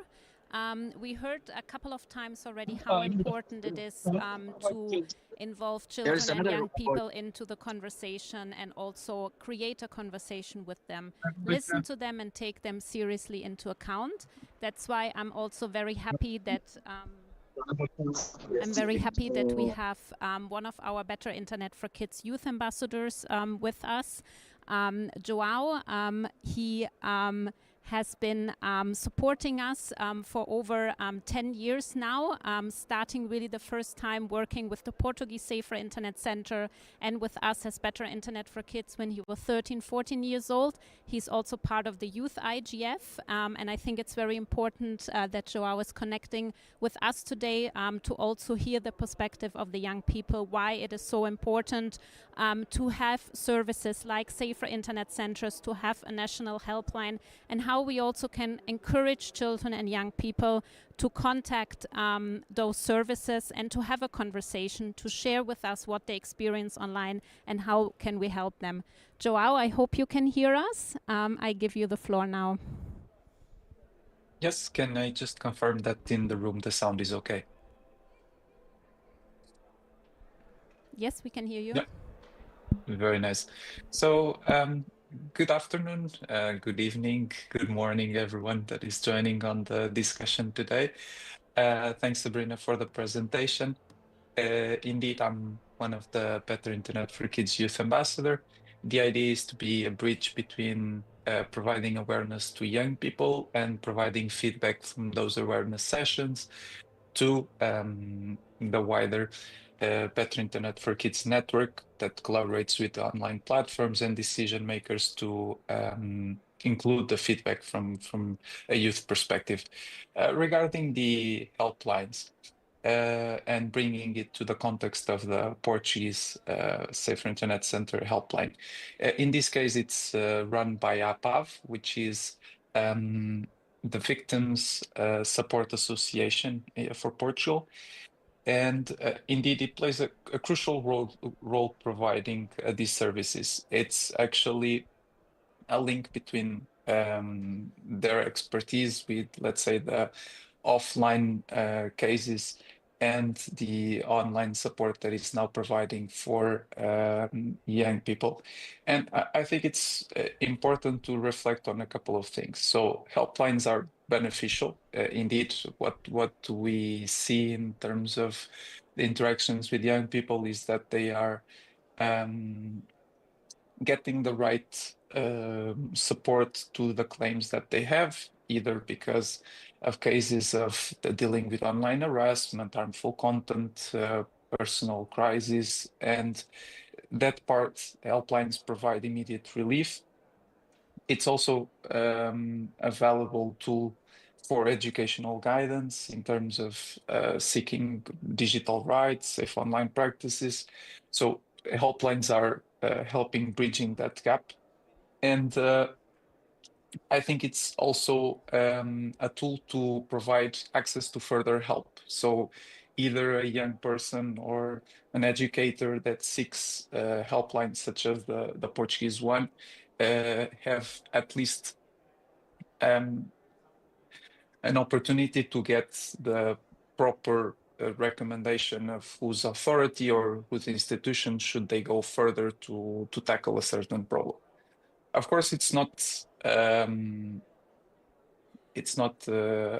everything perfect, because if we are seeing that the helpline use is increasing, we also have to ensure that it's widespread enough, because if they are having good results, it means that we should provide that tool or bring awareness of that tool to more and more young people. And I think that when it comes to the awareness challenges to such helpline services, there are a few. So there are indeed a little bit of barriers to access, in terms of that some young people may face stigma, don't know really how to reach these services. And of course, the solution has to come from a perspective of enhancing visibility through schools, through the youth programs, social media.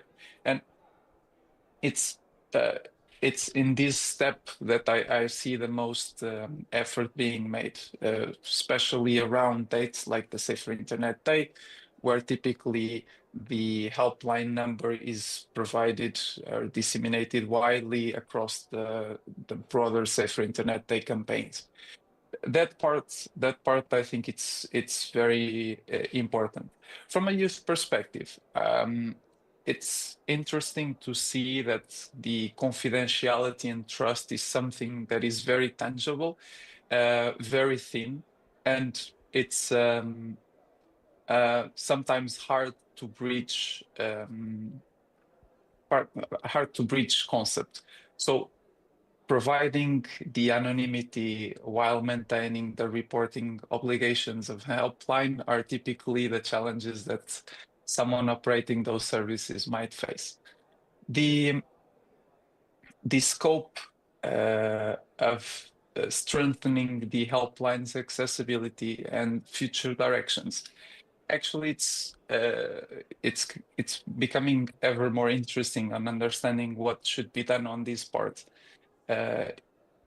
It's an ongoing discussion, but for instance, recognizing the hotline side of these services under the trusted flaggers role under the DSA, it will be possibly an interesting way of ensuring quick responses to the illegal online content reporting, such as taking down the child sexual abuse material or hate speech. Also, something that is relevant is, of course, including feedback from the youth that is interacting with the helplines. And I think a best practice has been already shown in the two use cases that we've seen. So reporting or decision making based on the numbers and facts that are collected also from the current helpline usage helps, of course, to improve the helpline quality. And of course, wherever it's possible, to expand the reach I think right now the Portuguese helpline it's a good example because it bridges all the offline impacts from the know-how of the Portuguese Association for the Support of the Victims with the online and more scoped environment of youth safety online. And yeah, I would say that's basically most of my potential contribution. I think it's important to expand awareness initiatives, normalizing the helpline use, not becoming a stigma, and ensuring accessibility, mostly by providing the different forms of contact, as also shown in the previous slide. Thank you very much, Joao, for your intervention. I think it's very important to have these voices of young people represented, specifically at forums like the IGF. Here on the slide, you can see and connect with the Safer Internet Center in your country. Of course, this is a European initiative, but not exclusively. We do also work with like-minded organizations at the global level. We have a program which is called Safer Internet Center Plus, and through initiatives like the Global Safer Internet Day, you can be able to get in touch with us. You can create and act like the Safer Internet Day committee within your country. Safer Internet Day is an international day that we celebrate every year on the second Tuesday in February. It's a day where we stand together and raise awareness for a safer and a better internet. And we are also very happy to exchange with you how you can set up a safer internet center in your country.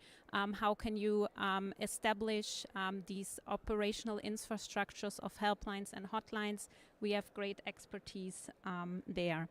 We are coming to the end of the session, but my colleagues already told you we are also represented in the IGF Village at the InSafe booth. We will be here throughout this week, and we are happy to share more best practices and more information with you. At European level, we are also working under the Better Internet for Kids Plus strategy that really emphasizes, it's a policy at European level that really emphasizes and is built on 3 pillars. It's about youth protection, youth participation, and youth empowerment. And this is really something we are trying to incorporate at a very integral level, trying to have voices of young people in all our actions. So this just invites me to also visit us online, betterinternetforkids.europa.eu. As said, we have a resource gallery there where we provide in multiple languages resources also for teachers, for parents. We have heard from my colleagues how vital it is to not only educate children and young people, but also the adults for a better, safer, and also more inclusive online behavior. I don't think we have too much time for questions, but as I said, please do come by and visit us at the booth. And thank you very much for joining our session today, and we wish you a nice evening. We have 5 minutes, by the way, so if anyone has a question, I'll...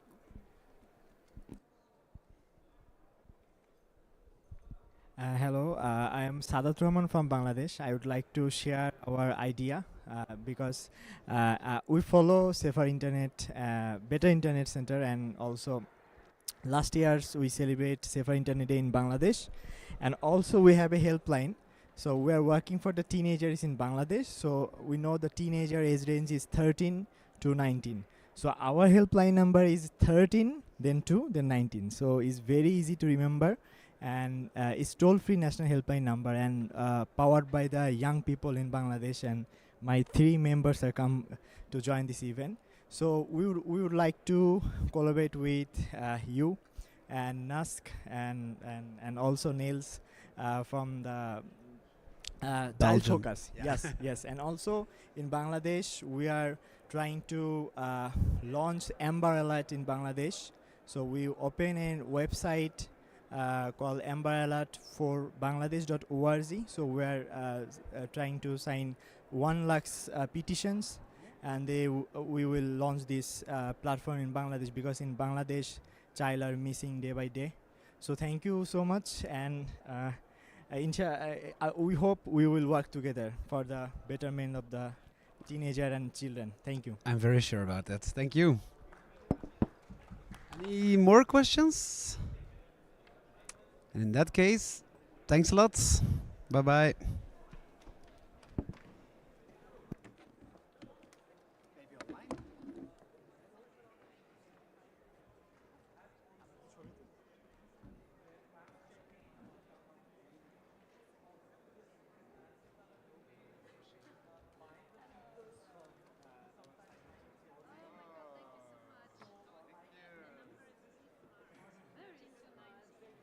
Oh my God, I didn't think it. Now I understand. Yes. Due day to leave. This is very perfect idea. When to take a picture? Yes, please. Okay, okay, come on, please. We invite you. So you can see our own merchandise products.